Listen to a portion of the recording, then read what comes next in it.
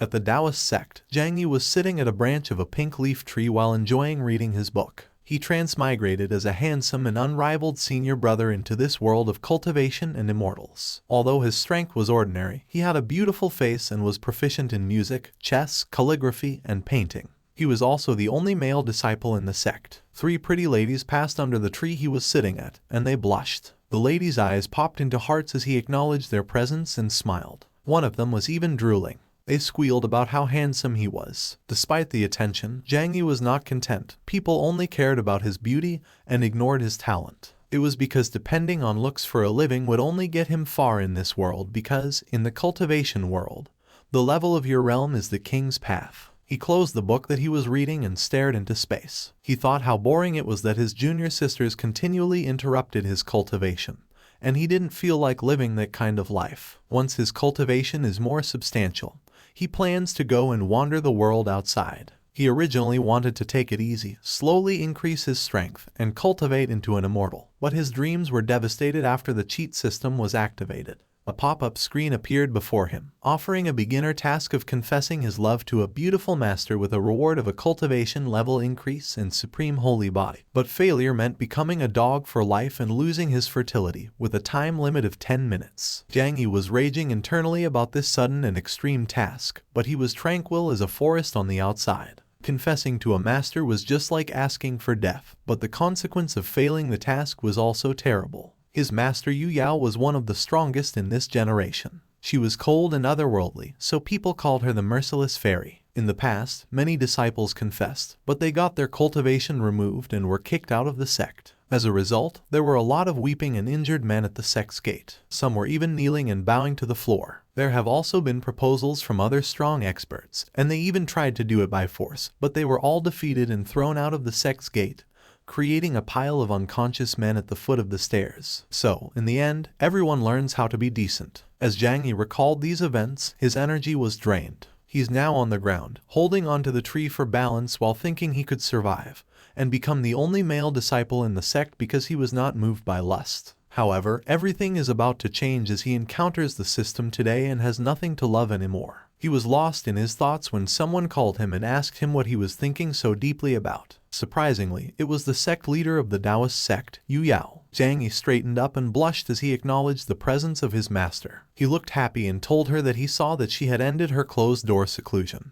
But, in his mind, he adored how pretty his master was while being scared at the same time. In a commanding manner, she crossed her arms, saying it had been a long time, and she wanted to see the state of his cultivation. She also asked how he was doing these days and if any female disciples caught his attention. He cups his fist and answers he had been cultivating with all his effort, and is not moved by feelings but cursing in his mind as he can't dare confess. With a smile, she revealed that she had expelled 900 disciples because of their emotions, so she commended Zhang Yi for having a firm heart and living up to her expectation. In response, Zhang Yi replies that if one does not dare express themselves to the people they like, what would be the significance of cultivating the way of Tao? Yu Yao's eyes narrowed as she stared at him, speechless. Sweat was trickling down his face as Zhang Yi questioned why his master advocated merciless cultivation when she had never been in love, so Yu Yao glared and asked what he wanted to say. Gritting his teeth, Zhang Yi stated that he had been in love with her for a long time over the past 18 years and couldn't hold it in anymore. His face was covered with sweat due to his nervousness as he blurted out the confession that he liked her. Yu Yao glared at him as the aura was released from her body. She then calmed down and closed her eyes, and with a sigh, she replied he had really disappointed her as a master. Afterward, she summoned her moon sword. She thought he could achieve something, but it was a pity that he had developed this feeling and abandoned himself. With a firm expression, she raised the sword to his throat, announcing that he had broken the commandments and that even if he had been around for 18 years, she would cut off his bloodline and expel him from the Taoist sect. The system notification window appeared, notifying Zhang Yi that he only had 2 minutes left to complete his task, so he panicked as he couldn't change his master's mind at all, and there was no time left either. Suddenly, an image of him being carried by Yu Yao as a kid randomly crossed his mind, and he wondered why he remembered the past when he was in danger. In the heat of the moment, he decided to share the nostalgia with his master, and he asked her if she remembered when she brought him into the sect when he was 3. When he was 7, he reached the foundation building stage, and it was the first time she praised him and the first time he saw her smile. Yu Yao looked astounded as she remembered those moments. She recalled she told him to go outside for training in the future if there was a chance, but he responded that he only wanted to stay by his master's side. Zhang Yi continued to reminisce about when he was 10. She personally cooked him a meal to reward him when he reached the crystallization stage. Again, they walked through the memory of the moment, Zhang Yi enjoying the meal and saying that his master's cooking was the best. Zhang Yi then added that after 15 years old, his cultivation stagnated. However, she still did not give up on him and kept encouraging him to work hard on his cultivation. Yu Yao looked conflicted at this point. She did not say a thing, but the sword pointed at Zhang Yi's throat was shaking. It was like representing her resolve to expel Zhang Yi at this point was wavering. With a smile, Zhang Yi told her that he would follow his master's merciless way and would not force others to suffer. As he said this, he ran away from Yu Yao and jumped off the cliff. Yu Yao was astonished to see what he just did and fearfully called out to him. As he was falling, Zhang Yi looked back and declared that he would still love her when they met again in the afterlife. Zhang Yi questioned himself if this was how everything would end and realized that he was not happy with this, so he screamed at the top of his lungs that it pains him to leave his master. It took him a while to realize that he messed up because he was not yet skilled at levitating. The system notification window appeared again, notifying him that he only had 6 seconds left to complete the task. After that, not only would he become a dog, but he would also fall to his death. However, a hand suddenly grabbed his shoulder, so he looked back and blushed as he saw his master holding him. She is mad as she asks him if he wants to die and if it is necessary to do so just because of love. But he responds that he did that not because of love but for his master. Yu Yao blushed and asked him to shut up. Following this, she threw him to the ground. He crashed into the center grounds, and the ladies watched as he lay in the hole his body created in the environment due to the impact. On the other hand, Zhang Yi is surprised when he reads the notification that his confession was a success, and he has received the reward S rank Supreme Holy Body, and he still couldn't believe that his master was moved by his words. Yu Yao stood in front of him as she criticized him for losing his future, and today she vowed to chase him out of the Taoist sect, so he has to conduct himself well. Afterward, she turned her back without waiting for his reply. At this moment, the system notified Zhang Yi that it was awakening the Supreme Holy Body. Zhang Yi sat there in amazement as he felt the power surging out, and his body was filled with divine power. Yu Yao was startled and looked back as she felt a supreme phenomenon. The ladies around the sect cheered as they watched the scene, and they were happy that their senior brother had awakened and finally broken through his limits. Zhang Yi's eyes lit up like golden fire, and he screamed like he was in anguish. A dragon-looking golden light enveloped him, and it surged toward the sky. A golden pillar light appeared around the area of the Taoist sect, and the sect all around the area clearly saw it. They were alarmed that someone had awakened a holy body and recognized that it was coming from the Taoist sect. The end of all cultivators was coming because the ancients said that once a supreme appeared, the immortal road would be destroyed. The animals and monsters around the area were terrified when they saw the golden pillar of light. They knew that a supreme had appeared in the human race. The light surging toward the sky pierced the atmosphere and escaped into space. A man wearing an astronaut suit on the moon witnessed it and stared in disbelief. Back at the Taoist sect, the system notified Zhang Yi that the Supreme Holy Body had been successfully integrated, and it congratulated him for upgrading to the spiritualization realm.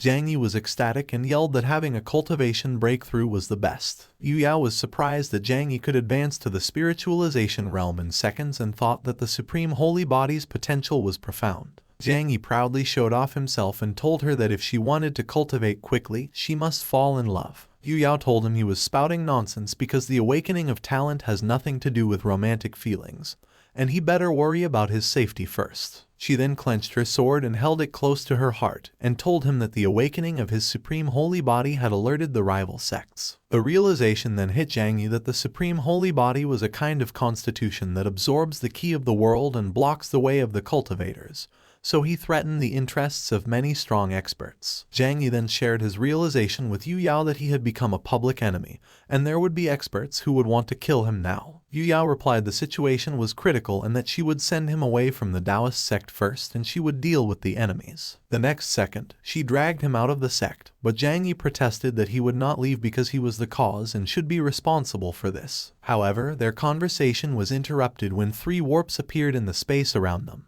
and a voice boomed, telling them both that it wouldn't let them run away. Yu Yao, who knew what was happening, cursed, saying they had been invaded. As 3 warps appeared in the vast expanse of space, 3 figures emerged and landed before Yu Yao and Zhang Yi. They were none other than the esteemed King Lion, the Grand Elder of the Earth Sect, Feng Wuji, the Lord of Wind City, and Zhu Dai, the sect leader of the Heavenly Sect. Zhu Dai, the spokesperson for the trio, conveyed their congratulations to the Taoist sect for the appearance of a supreme being. Despite their flowery words, Yu Yao was wary and told them to mind their own business, as the Taoist sect's affairs had nothing to do with them. King Lion, picking up on Yu Yao's tone, deduced that the awakened individual must be none other than Zhang Yi, her martial nephew. She went on to criticize his association with an old woman like Yu Yao, deeming it a waste of talent. King Lion then requested that Zhang Yi join her sect, as newcomers receive unique benefits. Yu Yao was infuriated by King Lion's words and defended her disciples' virtues, declaring that he would never join a sect led by a demoness like her. Zhang Yi, in agreement with his master, further angered King Lion. Zhu Dai then stepped in and tried to persuade Zhang Yi to join the Heavenly Sect, touting the benefits of the many beautiful women and ancient Tao techniques that could aid his cultivation. Feng Wuji followed suit, urging Zhang Yi to join the Wind City, promising abundant resources, non-stop services for immortal cultivation, and even the chance to become an official in the Great Zhou dynasty. Yu Yao was incensed, proclaiming that she would not let anyone take away her disciple. However, at the same time, she believed that she should be the only one to chase Zhang Yi out of the Taoist sect. Zhang Yi, aware of his supreme holy body's abilities to absorb the key of the world and block the way of cultivators, questioned how these leaders could help him cultivate when they were all so selfish. He caught on to their plan to use him as a chess piece to refine pills and ultimately take away his cultivation in the future. The three leaders grew nervous as Zhang Yi revealed their plan,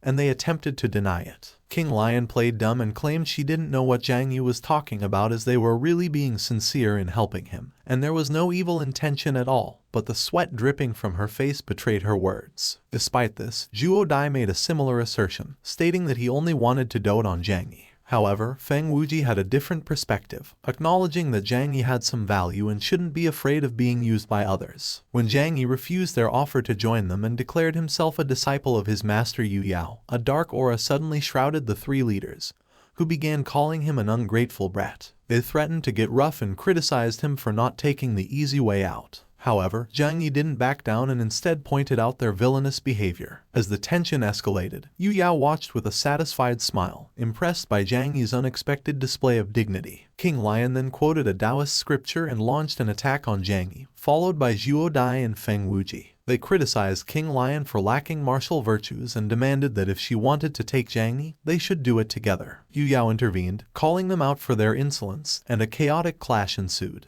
However, Yu Yao struggled to hold her own, prompting Zhang Yi to assist her. As the conflict raged on, King Lion made a vulgar expression, while Zhuo Dai's expression grew more severe, and Feng Wuji demanded silence as he claimed ownership of Zhang Yi. Suddenly, a tremendous explosion erupted at the center of the collision, propelling the three villains away from Zhang Yi and Yu Yao. Despite the danger, Yu Yao bravely shielded Zhang Yi with her body, protecting him from harm. After coughing up blood and struggling to stand, she resorted to jabbing her sword into the ground and using it for support. However, this caused Zhang Yi to worry, prompting him to ask if she was alright. She reassured him with a response that she was okay. With their auras radiating with intensity, the three villains approached Yu Yao and requested her to hand over Zhang Yi, urging her to quietly turn him over since she had already exhausted most of her strength. Yu Yao met their request with an unwavering look, projecting her own aura and declaring that she would never permit them to take her disciple away as long as she was still alive. The other Taoist disciples assembled behind Zhang Yi, prepared to fight and defend their sect. This situation concerned Zhang Yi because he understood that even with their master, they would still be unable to take on the three significant sects. He also recognized that he couldn't allow the entire Taoist sect to be implicated because of his actions. As a result, Zhang Yi took the initiative and stepped forward, asserting that the argument stemmed from his own actions and had nothing to do with the sect. He would take sole responsibility for his conduct. In response, the trio commended Zhang Yi's bravery and encouraged him to depart from the Taoist sect. Feng Wuji went as far as extending his hand, offering Zhang Yi a place in Wind City while eagerly anticipating his decision. At the moment, Zhang Yi appeared pitiful and defeated, prompting Yu Yao to shout and threaten him with being refined alive into a pill. In response, King Lion rashly declared that further talking was pointless, and they should defeat the old woman and rescue Zhang Yi.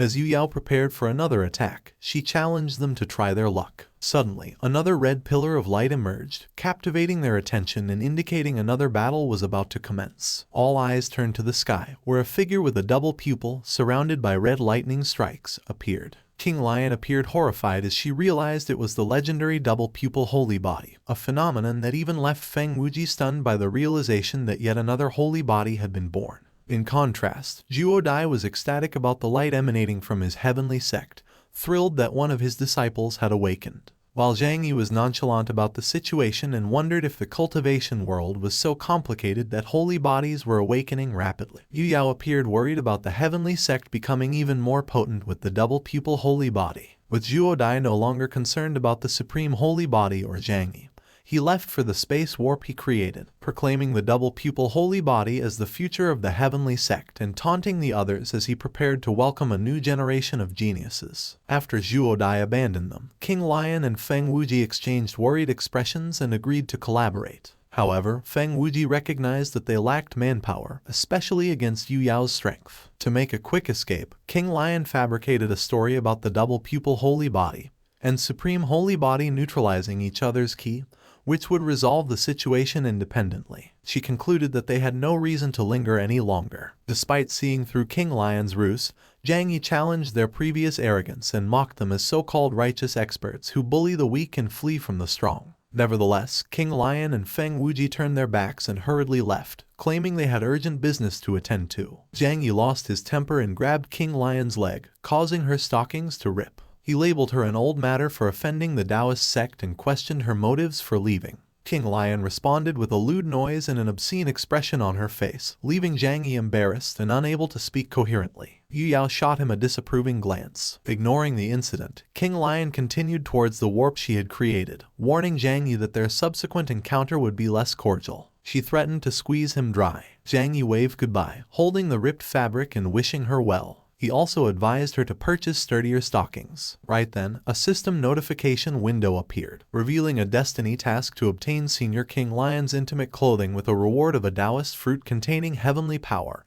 and a failure penalty of increased bad luck for Zhang Yi within a 3-day time limit. At first, Zhang Yi blushed and closed his eyes, thinking the system was perverted for requesting King Lion's tight clothes, but also acknowledged it was something he always wanted to do. He wondered what the system needed the clothes for and felt like he was being asked to die. Approaching Zhang Yi with a smile, Yu Yao praised him, saying he did well and she was impressed. Zhang Yi's nose elongated, giving him a haughty expression as he boasted about being a disciple trained by his master, implying that his success was expected. He then inquired about the reward Yu Yao would grant him this time. However, Yu Yao's imposing presence made Zhang Yi tremble as she reminded him of his rule-breaking actions and gave him a choice between a year in the water prison or 5,000 lashes as punishment. Zhang Yi pleaded with her to let it go. The next moment, she expressed her concern, stating that their most urgent task was to deal with the major sects, as the Taoist sect had been targeted by many powerful enemies. In response, Zhang Yi proposed making the first move by visiting King Lion's Earth sect in the name of Tao.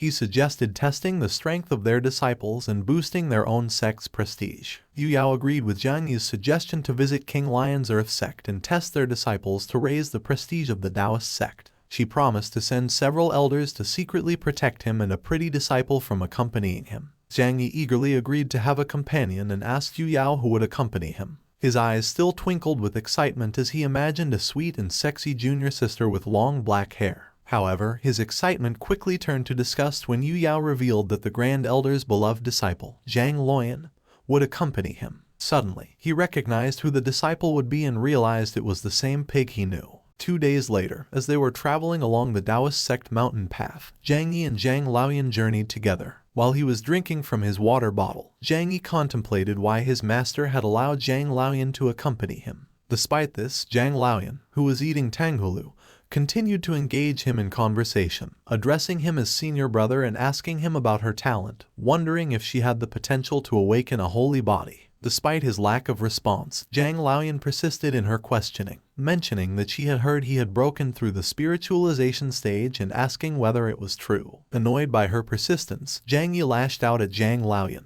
telling her to shut up and setting out 3 requirements for her to accompany him: no talking nonsense, no unauthorized actions, and strict obedience to his orders. Displeased with these rules, Zhang Laoyan called Zhang Yi a boring senior brother and looked away from him, puffing her cheeks and continuing to eat her food. Recalling the time he had trained with her and she had stolen pills from the demonic cult, causing him to feel like a pig as they ran for miles while being chased, Zhang Yi grew tired at the thought of carrying her on his back again. He sighed heavily and contemplated the suffering of mankind. After calming down and continuing to eat, Zhang Laoyan informed Zhang Yi that Reborn, a disciple of the heavenly sect, possessed the double pupil holy body, cautioning him to be wary. Zhang Yi acknowledged that he was aware of Reborn's identity and that he had defeated him in a previous literary competition, knowing that he held a grudge against him. However, now that Reborn possessed the double pupil holy body, he couldn't help but worry that he would seek revenge through martial power. His mind raced as he considered that he possessed the supreme holy body, which was in direct contrast to Reborn's double pupil holy body, making him wonder if all of this was predetermined by fate.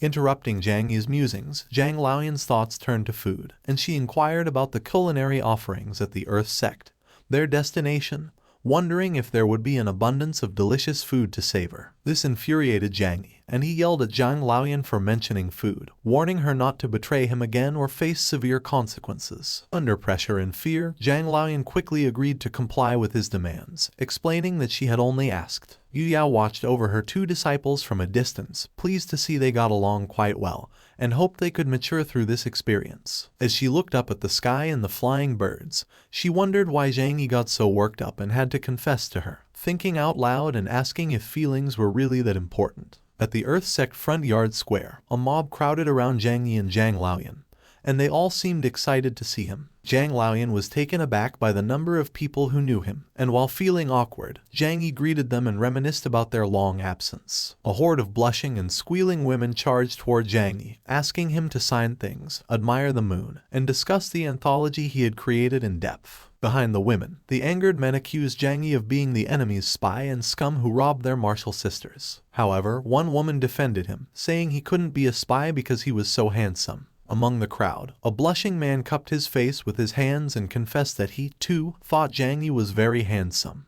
The confession startled the men and women, leaving them unable to utter a single word as their faces expressed shock and disgust. During the commotion, King Lion appeared and welcomed Zhang Yi. Upon meeting King Lion, Zhang Yi greeted her and expressed his desire to study Taoism and seek her guidance, while Zhang Laoyan was in awe of the sect's size. However, Zhang Yi was surprised to discover that King Lion had a sober demeanor and lacked any sense of her immorality. King Lion told Zhang Yi to follow her into the sect to chat about Taoism, and he respectfully obeyed. As Zhang Yi followed behind King Lion, he couldn't help but ask her why she had allowed him to accompany her alone, silently hoping that Zhang Laoyan wouldn't cause any trouble. Looking back at him, King Lion replied that Zhang Laoyan's understanding of Tao was too shallow for a proper discussion, whereas Zhang Yi shared similar interests and a deeper understanding, making them the best combination for discussion. Zhang Yi agreed with King Lion's explanation, but in his mind, he couldn't help but wonder if it was a reasonable decision, feeling like a sheep being led into a tiger's den.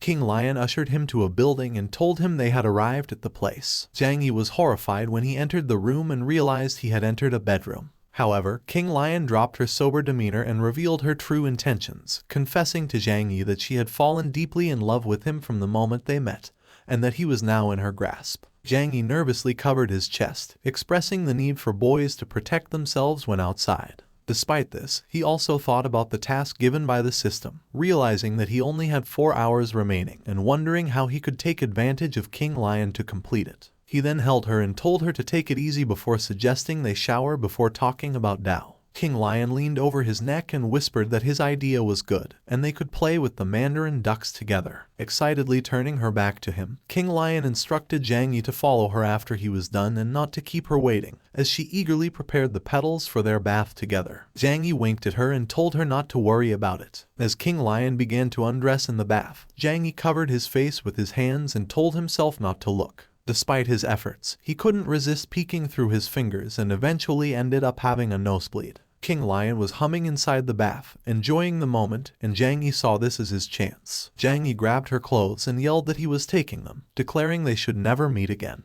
King Lion was startled and yelled that she won't let him go. Soon, Zhang Yi ran to the top of the sect's roofs. He got rewarded as he accomplished his mission and thought that he had to get out of there as it would be a disaster if King Lion caught up with him. Suddenly, Zhang Yi heard Zhang Laoyan call him from behind, and when he looked back, he was baffled as Zhang Laoyan was also running in his direction. As she caught up to him, Zhang Laoyan complained about being chased and yelled at for eating a fruit from a tree in the Earth sect. Zhang Yi reprimanded her as a glutton causing him trouble but suggested they forget it and run away together. The male disciples of the sect caught up with them, throwing their staffs and yelling at them to stop. Zhang Yi cursed and questioned why there were so many people. He asked Zhang Laoyan how she was so good at attracting so much hatred, wondering where the elders his master said would secretly protect them were, as he saw none of them in sight. Meanwhile, on the other side of the Taoist sect, the two guardian elders had just woken up and were just about to head out to secretly protect them. Zhang Laoyan asked Zhang Yi why he was running away, and he blushed and replied that it was a long story. 3 levitating opponents appeared in the air, searching for Zhang Laoyan. One of them was Zhen Wuyan, the daughter of the Earth sect leader. Zhang Yi recognized her, a known sadist, and felt nervous as he did not expect to meet her. Surprisingly, Zhang Laoyan stepped forward and addressed Zhen Wuyan, a wicked woman, while Zhen Wuyan responded by calling her a stinky sister. At this moment, Zhang Yi's worries heightened upon realizing that the two women knew each other, making it a terrible match. Zhang Yi wondered how Zhang Laoyan and Zhen Wuyan became acquainted. He listened as Zhang Laoyan expressed her resentment towards Zhen Wuyan, telling him that Zhen Wuyan stole her precious sugar-coated hulu when she was descending the mountain. Zhang Laoyan chased Zhen Wuyan for a long time but was unable to catch her, which made her angry. Zhen Wuyan blushed and told Zhang Laoyan not to overreact over a sugar-coated hulu. But Zhang Laoyan reasoned that it was her hulu and she bought it herself. Zhang Yi couldn't understand the two girls as Zhen Wuyan demanded that Zhang Laoyan not shift the topic. Zhen Wuyan took out her weapon and told Zhang Laoyan that she should receive severe punishment for eating the Earth sect's vermilion fruit secretly. Zhang Yi intervened and told Zhen Wuyan that he could compensate for the vermilion fruit, and there was no need for her to take out her weapon and fight. Zhang Laoyan was touched by Zhang Yi's words and apologized for the implication she caused. Suddenly, Zhang Laoyan took out a candied hulu between her legs and said that if payment was what they were talking about, Zhen Wuyan should apologize to her first. She used the enlargement technique on the candied hulu and it became bigger. Zhen Wuyan sprinted towards Zhang Laoyan while saying that she'll see if Zhang Laoyan has the right to make her apologize. Zhang Laoyan swung the giant candied lulu and Zhen Wuyan countered. The air pressure produced by their clash blew the dust around them. Zhang Yi couldn't believe that the two girls fought over that small matter. He's under the impression that fights between women can be really scary. But he didn't interfere because he thinks that it is a good opportunity for Zhang Laoyan to experience actual combat. Based on the key auras of Zhang Laoyan and Zhen Wuyan, he judged that they're both at the golden core stage, so their skills would dictate who would be the winner. Zhang Laoyan, using her giant candied hulu, pushed back Zhen Wuyan. Zhen Wuyan commended Zhang Laoyan's strength but said that it's a pity that she met her. Zhen Wuyan's weapon extended and became a blade whip. While leaping towards Zhen Wuyan, Zhang Laoyan told her to stop being narcissistic. While Zhang Laoyan was still in midair, Zhen Wuyan used her spiritual snake twine technique. The blade whip spiraled the giant candied hulu. When Zhen Wuyan pulled the handle, the blade whip tightened and destroyed it. Zhen Wuyan said that she'll see how Zhang Laoyan would be able to fight back without her weapon. But Zhang Laoyan smiled confidently. She took out 2 candied hulu and used her double heavy enlargement technique. Zhang Yi wondered how many candied hulas Zhang Laoyan brought with her. At that moment, Zhang Laoyan jumped and used spell-breaking sword key technique with her 2 giant candied hulas. Cross sword ket was aimed towards Zhen Wuyan. The attack was quickly executed and Zhen Wuyan wasn't able to react and defend herself. Zhen Wuyan was hit by the cross sword key and was thrown away. Son of the Earth sect leader Zhen Wuao caught her before she hit the ground. Zhen Wuao said that unless they're really intending to hurt his little sister, the fight must cease. Zhang Yi greeted Zhen Wuao, thinking to himself that he must not underestimate Zhen Wuao, who's at the spiritualization stage just like him. Zhen Wuao returned the greetings and told Zhang Yi that he is ashamed of not being able to match up with his unparalleled stature. However, he criticized Zhang Yi for indulging his younger sister to hurt others, which he deemed wrong. But Zhang Yi explained that swords drawn in battle have no eyes, so it's inevitable that people get hurt. He also clarified that Zhang Laoyan is not his sister, but before he could explain his relationship with her, Zhang Laoyan interrupted them with her cry. Acting as if she's hurt, Zhang Laoyan asked Zhang Yi if he doesn't recognize and love her anymore. She pummeled Zhang Yi's chest with her little fists, and he wondered how Zhang Laoyan suddenly got so good at acting. Zhen Wuyan demanded Zhang Yi to stop acting ignorant, and pointed out that it's evident that they're siblings because they're both named Zhang. But Zhang Wuao wondered why Zhang Yi doesn't recognize the sibling relationship, thinking that Zhang Yi has broken through the shackles of familial affection and reached a more intimate stage. The men that surrounded them criticized Zhang Yi for not taking care of his sister and expressed how willing they are to be Zhang Luoyan's brother instead. Zhang Wuao folded his fan and said that whatever the case is, it is the fault of the big brother for indulging his sister. He also used divine purple cloud technique to punish Zhang Yi for his crime. Zhang Yi instructed Zhang Luoyan to hide and said that he'll deal with Zhang Wuao, thinking that it's the perfect time to put the technique he learned in his spare time in good use. He aimed his pointed finger towards Zhang Wuao and used six-fold sky-clearing finger. Thunder gathered on his pointed finger, and when he released it, an image of a phoenix formed. The Thunder Phoenix clashed with Zhang Wuao's purple cloud technique, and it overpowered it, hitting him. He coughed blood and was pushed back. Zhang Wuyan immediately ran to help her brother, while Zhang Luoyan celebrated and said that her senior brother is so mighty and domineering. Zhang Yi bragged that he didn't even use his full strength, and they both couldn't believe that they crushed Zhang Wuao so easily, even though they're both at the early stage of spiritualization. Zhang Wuao speculated that it might be the power advantage granted by the Supreme Holy Body. Right then, King Lion was floating above them, and she expressed that the quarrel seems to be not a small fight, which caught everyone's attention. She asked Zhang Yi why he suddenly left even though they haven't discussed the Tao yet. So King Lion inquired if it was because he doesn't think of her as an elder. Zhang Yi had consumed a lot of spiritual energy on the spell he just used, so he was afraid that he won't be able to escape. Meanwhile, Zhang Luoyan was love-struck seeing King Lion again, referring to her as her so-called big sister. At that moment, King Lion landed between Zhang Wuao and Zhang Wuyan. They just stood there and stared at each other. King Lion talked first. She demanded Zhang Yi to come with her and discuss Tao, or else she'll use force to make him come. Zhang Wuao smiled. He's thinking that Zhang Yi won't be able to get out of that situation unscathed. Similarly, Zhang Luoyan was amazed that his senior brother even dared to offend Elder King Lion. In front of the crowd, Zhang Yi dared King Lion to tell him which Tao she wanted to discuss with him. King Lion blushed and said that what they'll discuss is about the 3000 Great Tao, the classic of Tao. She can't reveal her true intentions in front of everyone or it will ruin her image as a dignified elder. So Zhang Yi told King Lion that they've already finished discussing the Tao they wanted, and added that he and his junior sister are in no mood to stay there any longer. He said that they will leave first. But Zhang Wuao was thinking of a way to destroy Zhang Yi's spirit so his sect will not lose its face. Consequently, Zhang Wuyan thinks that her battle with Zhang Luoyan isn't over yet. She doesn't want her to get away.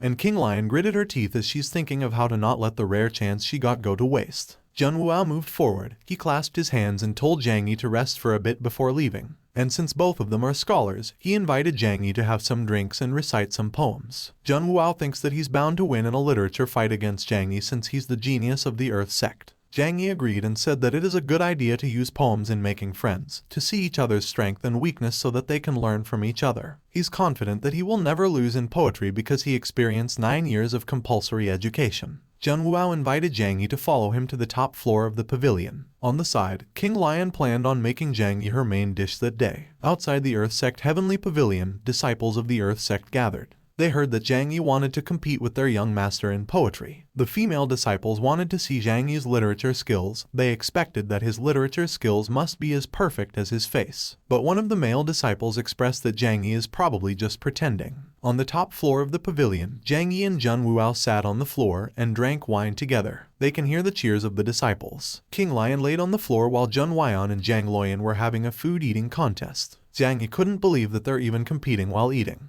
He thinks that it's better to be safe than sorry, so he and Zhang Luoyan used detoxification techniques in advance. Zhang Wuao expressed that he's having a pleasant time after drinking 3 cups of wine, so he'll use wine as the topic and start reciting a poem. Zhang Yi said that since Zhang Wuao wanted to go first, he's all ears. He's kind of excited about what's to come because Zhang Wuao is considered to be a top genius. Right then, Zhang Wuao started his poem. Having a drink of wine with you between heaven and earth. Let's toast as we are talking about the great Tao and recite poems until we become one with the Tao. Zhang Wuao's poem concluded. His poem attracted the spiritual energy of heaven and earth. The disciples cheered and said that their young master is a real genius. Similarly, Zhang Wuyan's face blushed as she appreciated her brother's face when reciting poems. But Zhang Luoyan pouted and said that Zhang Wuao is not as good as her brother Zhang Yi. Meanwhile, King Lion thinks that Zhang Yi will definitely lose.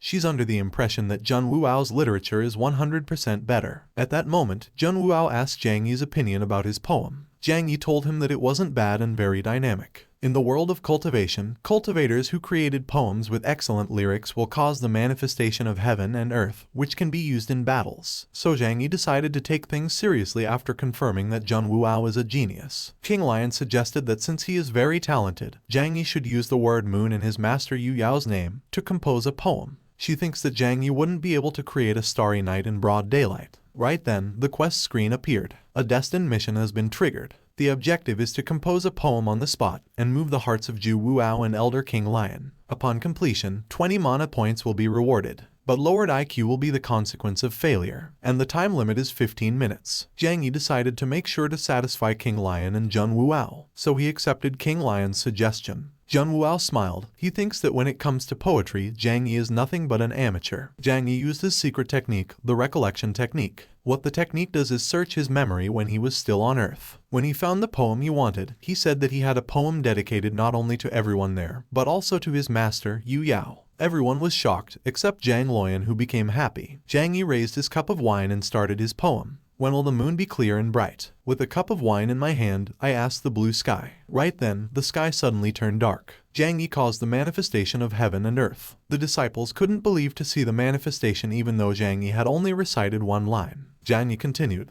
I do not know in the celestial sphere what name this festive night goes by. I want to fly home, riding the air, but fear the ethereal cold up there. The jade and crystal mansions are so high. Right then, an image of a gold moon above a gold palace suddenly manifested. The disciples identified the manifestations and appreciated what they're seeing. At the same time, Zhun Wuao and Zhun Wuyan appreciated the poem, the manifestation, and Zhang Yi. Similarly, Zhang Loyan said that the moon is so round and big, it looked tasty to her. King Lion couldn't believe that day turned into night. Zhang Yi continued his poem. Dancing to the shadow, I no longer feel the mortal tie. She rounds the vermilion tower, stoops to silk pad doors, shines on those who sleepless lie. Meanwhile, in the Taoist sect, Yu Yao stood on top of her roof. She's looking at the manifestation of the round moon in the direction of the earth sect. She wondered if Zhang Yi showed off his skills and triggered the manifestation of heaven and earth. And she doesn't know why, but she feels a little bit of sadness after seeing the manifestation. As Zhang Yi continued his poem, the round golden moon melted, and the golden palace's image became unstable. The disciples noticed the moon waxing and waning. A disciple remembered the girl who left him. A female disciple cried and said that Zhang Yi may be a person that she may not be able to get in her whole life. Zhun Wuao held Zhun Wuyan. He's thinking that there really are many wrongs in life, just like his love for his sister. At that moment, King Lion got jealous of Yu Yao. Zhang Loyan thinks that everyone is acting weird after hearing Zhang Yi's poem, which is a nonsense babble for her. Zhang Yi recited the last line of his poem, and the manifestation completely vanished. The female disciples vowed to be in love with Zhang Yi their entire life, while a male disciple became hopeful that he can find his true love in the future. They feel so blessed after hearing Zhang Yi's poem. So the Earth Sect disciples cheered and praised Zhang Yi. Zhun Wuao clasped his hands. He praised Zhang Yi and said that he's ashamed of himself. Zhang Yi told him that there's nothing to be ashamed of because it was only a literature exchange, no competition. At that moment, Zhang Yi received 20 magic points. Meanwhile, King Lion felt like a clown. She wanted to embarrass Zhang Yi, but he ended up creating a brilliant poem instead. She felt that between the lines of Zhang Yi's poem, he hides his love for Yu Yao, so she couldn't accept it. She thinks that she's the only one that can win Zhang Yi's heart. King Lion frankly told Zhang Yi that there's nothing good about Yu Yao, and Yu Yao's not worthy of him. She then asked Zhang Yi if he would recite a poem for her if he's given a chance, and if he ever put her in his heart.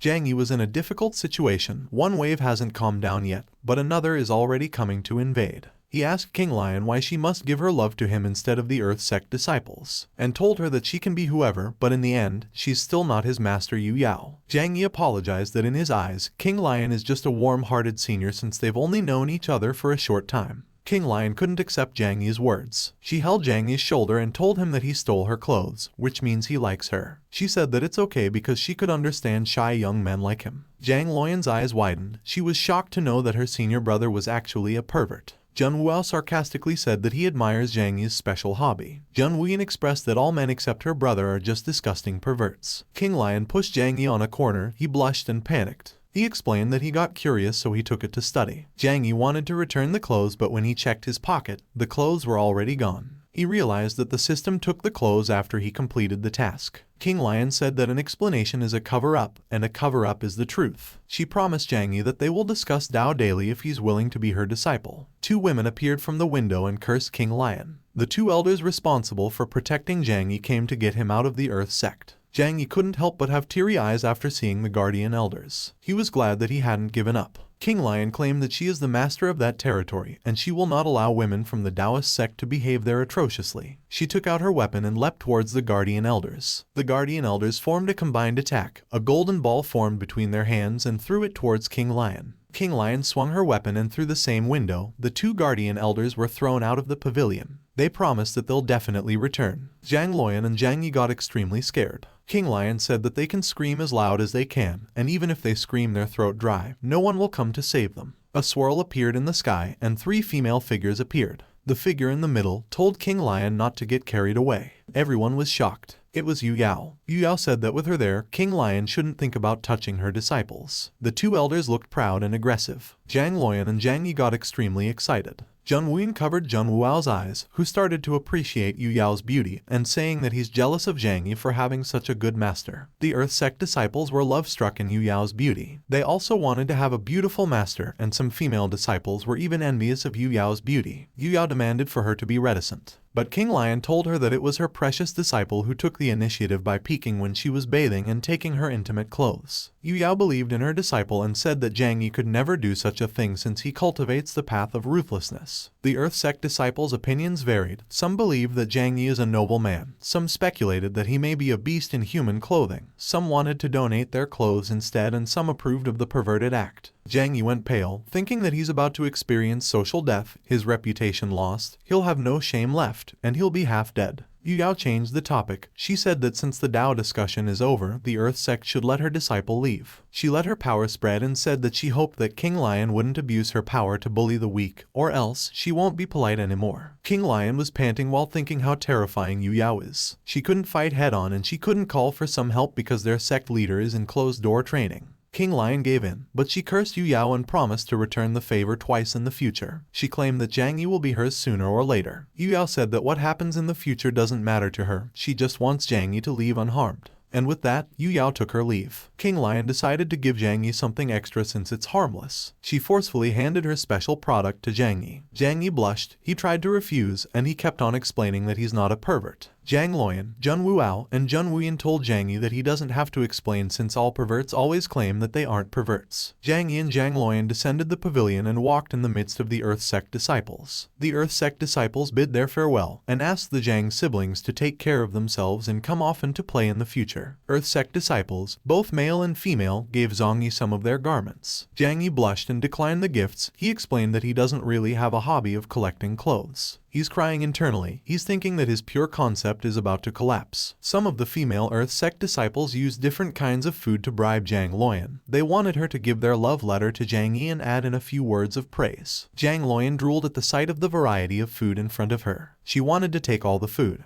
But Zhang Yi grabbed Zhang Lion's collar and ran, dragging Zhang Lion. So Zhang Lion cried as she got further away from the delicacies. The full moon was already in the sky when Zhang Lion and Zhang Yi arrived at the Taoist sect. They walked unhindered. No disciple was outside at that time. Zhang Lion was carrying a huge brown sack on her back. Reaching the Taoist sect, Zhang Yi released a sigh of relief. Zhang Lion opened the sack. She was mesmerized by the amount of food she harvested. She thinks that following her senior brother is the best. A female Taoist sect disciple ran towards them and informed Zhang Yi that his master Yu Yao had been waiting on the moon shadow's peak for a long time, and it seemed she had something important to tell him. So Zhang Yi cheerfully acknowledged the information. He's thinking that his master Yu Yao is looking for him to enjoy the beautiful scenery and spend the night with him. On the moon's shadow, Yu Yao stood while staring at the beautiful scenery. Zhang Yi peeked behind a tree while appreciating his master's beauty. Yu Yao's head turned. She knew that Zhang Yi was already there, so she said that there's no need for him to sneak about. Zhang Yi praised his master's strength and walked towards her. Yu Yao told him to be serious since she called him there for business. She praised Zhang Yi for doing well in the Earth Sect, but added that the experience he gained was too small, which is barely a warm-up. Yu Yao informed Zhang Yi that 3 days later, the Great Zhou dynasty will hold a beast beheading competition, which is a great opportunity for training and worth his time to go. Beast beheading competition is a grand gathering held by the Great Zhou dynasty, and many cultivators will participate. Zhang Yi expects Yi Haoran, the one who awakened the double pupil holy body, to attend the competition. Yu Yao said that it is natural for Yi Haoran to participate since he is the heavenly sect's great disciple and also awakened the double pupil holy body. So she is worried at the thought that Zhang Yi will inevitably fight Yi Haoran. But Zhang Yi told his master not to worry. He proudly said that he won't bring shame to the Taoist sect. and that since he won against Yi Hao Ran in literature, he'll be able to beat him in martial arts too. Yu Yao was satisfied with Zhang Yi's words, so she gave him a divine weapon to ensure Zhang Yi's safety. The sword is called the Yang Sword. It was forged together with the Moon Sword and contains the most Yang energy and can cut through all living beings. After Zhang Yi accepted the sword, he thanked his master for always being good to him. He doesn't know how to repay his master's kindness. A destiny task was suddenly activated. Within 3 minutes, Zhang Yi must share the Taoist fruit with his master Yu Yao. The reward is Immortal Poet Sword Technique, and the penalty is to get hit by heavenly lightning once. So Zhang Yi told his master that he'll give her good stuff as payment for the good sword she gave. Yu Yao blushed, thinking that Zhang Yi is talking nonsense. But Zhang Yi took out the Taoist fruit. Yu Yao wondered how he got the fruit, which is supposed to be impossible for him to get based on his cultivation. She hoped that Zhang Yi was not taking any shortcuts. Zhang Yi explained that he got the fruit after winning the Taoist discussion with his senior King Lion. He urged his master Yu Yao to eat the fruit to help her pass the tribulation stage. But Yu Yao told him to be more considerate to himself because the world is ruthless and people are apathetic. She scolded him for giving precious things to others without care. So Zhang Yi explained that she's not just anyone, and she gave him a Yang sword which far exceeds the value of a Taoist fruit. Yu Yao bashfully told him that she only gave the sword because she's worried that he'll give shame to the Taoist sect. Zhang Yi broke the Taoist fruit into 2 and threatened his master to take the other half, otherwise he'll stick to her side all night. So Yu Yao said that she'll accept the offer for once and never again. Zhang Yi was able to complete the task. The sword technique is actually composed of verses. It kept on pouring into his mind, so he's able to comprehend it automatically. He decided to try it out when the opportunity came. Zhang Yi suddenly said that he wanted to personally see Yu Yao eat the fruit. Yu Yao wanted to reason, but she got tired of bickering with Zhang Yi. She took the initiative and ate the fruit first. Golden aura collided with her body. The spiritual key contained in the Taoist fruit is so strong that the powerful force is constantly colliding with her body. Zhang Yi ate half of Taoist fruit. As a fruit that contains the power of heaven, Zhang Yi felt that the effects far exceed that of ordinary heavenly treasures. Yu Yao was shocked how fast Zhang Yi swallowed and absorbed the Taoist fruit with ease. She thinks that even with the supreme holy body, it shouldn't be that fast. Zhang Yi felt great after eating and absorbing the fruit. He's confident that with the power of the Taoist fruit and the Yang sword, he'll be able to defeat Yi Haoran at the beast beheading competition. But Yu Yao told him not to underestimate the enemy because according to their information, Yi Haoran's strength is higher than Zhang Yi. They both have holy bodies, but Yi Haoran's strength surpassed him. So Zhang Yi wondered if there's some kind of higher person backing Yi Haoran. Despite the bad news, he's still determined to defeat Yi Haoran. Zhang Yi promised Yu Yao that he will act cautiously and deal with the enemy carefully. Yu Yao approved. She then said that Zhang Luoyan will accompany him to gain experience. Although Zhang Luoyan gets in his way a bit, her strength is still acceptable, so Zhang Yi reluctantly agreed. He just hoped that Zhang Luoyan wouldn't cause any more trouble at the beast beheading competition. On the way to the beast beheading competition, Zhang Yi rested on a tree branch while Zhang Luoyan was roasting a whole pig and eating a candied hulu. Zhang Yi couldn't help but comment on how gluttonous Zhang Luoyan is. But Zhang Luoyan retaliated and said that Zhang Yi doesn't understand life at all. She turned around and planned on looking for some mushrooms to roast with the pig. So Zhang Yi told her to be careful because they're almost at the place where the beast beheading competition is held. More demonic beasts will start to appear. From the bush, a beast's eyes glowed red at the sight of the roasted pig. It was a giant winged white cat. It bit the pig and flew away. Zhang Yi immediately got up and took out his Yang sword. Meanwhile, Zhang Luoyan couldn't help but cry after seeing the pig she roasted all morning being taken away. They chased the giant white cat. Zhang Luoyan, who was looking for mushrooms, was nearer to the winged cat than Zhang Yi. The winged cat's eyes twinkled. It had been a long time since it had eaten meat cooked by humans. The beast licked the pig as it flew away. Zhang Luoyan appeared behind the white cat and demanded it to return the roasted pig. She leaped towards the white cat and bit its tail. So the white cat shrieked as tears flowed from its eyes. It wagged its tail vigorously and demanded Zhang Luoyan to let go. But Zhang Luoyan is being more of a beast than the white cat. She doesn't want to let go. The cat decided to ignore the pain and ate the pig. It didn't want to die of hunger. Zhang Yi caught up and immediately used immortal binding arts. Golden key binds the giant winged white cat. The rope slowly took away the beast's strength, so the beast seemed to struggle maintaining its form. After that, the beast fell down and dust filled the area. Zhang Yi and Zhang Luoyan's vision was hindered. When the dust thinned out, they saw a winged small girl with cat ears. It said that it's hungry and wants to eat more. Zhang Luoyan thinks that it looked tastier than before, while Zhang Yi wondered what happened. The small winged girl acted cute and pleaded to Zhang Yi and Zhang Luoyan not to do something to her over some meat. But Zhang Yi said that it's useless to be cute and she has to pay back with something practical. While Zhang Luoyan wanted to eat the winged beast. The little girl cried and called Zhang Luoyan and Zhang Yi devils. It paused for a moment, thinking that she doesn't have a choice. She acted cute again and said that she is actually the reincarnation of the divine beast Bai Zi, which should be protected. So Zhang Luoyan thinks that she would be even tastier. But Zhang Yi thinks that she's just bluffing since Bai Zi doesn't look like that at all. Suddenly, a destiny task was triggered. Within 5 minutes, reincarnated Bai Zi must be subdued. 15 points of magic power will be rewarded and Zhang Luoyan becoming a dog is the penalty. Zhang Yi thinks that it's a win-win situation for him, and he's able to confirm the identity of the little winged girl. He told Zhang Luoyan that as disciples of the Taoist sect, they cannot kill animals without reason. He suggested that it's better if they subdue it and let it be their means of transportation. So Zhang Luoyan agreed but said that she'd still eat the little winged girl after being their means of transportation. As a result, the little winged girl cried and begged Zhang Luoyan to be humane. Unconcerned, Zhang Yi used beast-taming arts onto the little winged girl. But he was confused when a puff of smoke appeared beside him. The subduing failed, so Zhang Luoyan became a dog and the duration is 1 day. So Zhang Luoyan cried as she accused Zhang Yi. Normal beast-taming arts weren't able to subdue Bai Zi. So the little winged girl laughed at Zhang Luoyan and she said that the tables have turned as Zhang Luoyan wouldn't be able to eat her since she became a dog. But Zhang Luoyan slapped the little winged girl with her paw. Consequently, the little winged girl was thrown away by the slap. She thinks that there must be something wrong for Zhang Luoyan to be still so strong even after turning into a dog. So Zhang Yi took the opportunity to sign a master-servant contract with the little winged girl. As a result, the little winged girl was caught off guard. Zhang Yi's strong spiritual aura forced her into a master-servant contract. He then called the little winged girl Little Bai Zi. After that, he patted little Bai Zi's head and told her that she will be his means of transportation. So little Bai Zi couldn't help but like the head pat, thinking that it is how Zhang Yi swindles other people. But Zhang Luoyan suggested using little Bai Zi as emergency food. So Zhang Yi told her that she should worry about herself first, or she'll forever be a cute dog. Flustered, Zhang Luoyan kicked Zhang Yi and asked him to take responsibility. So Zhang Yi stopped teasing her and informed her that the spell should be lifted the next day. They then moved forward towards the beast beheading competition venue. Little Bai Zi teased Zhang Luoyan. She called her good dog and commanded her to follow along. So Zhang Luoyan got irritated. The next day, in the Nether Mountain beast beheading competition, the great senior brother of the heavenly sect Yehaoran felt bored looking at the crowd gathering below the pavilion he's at. He thinks that the beast beheading competition has gone from bad to worse, that even the weak martial artists have come to participate. Zai, who's a mysterious spirit that is possessing a body, appeared behind him. She said that she'll lend him a hand if he needs it,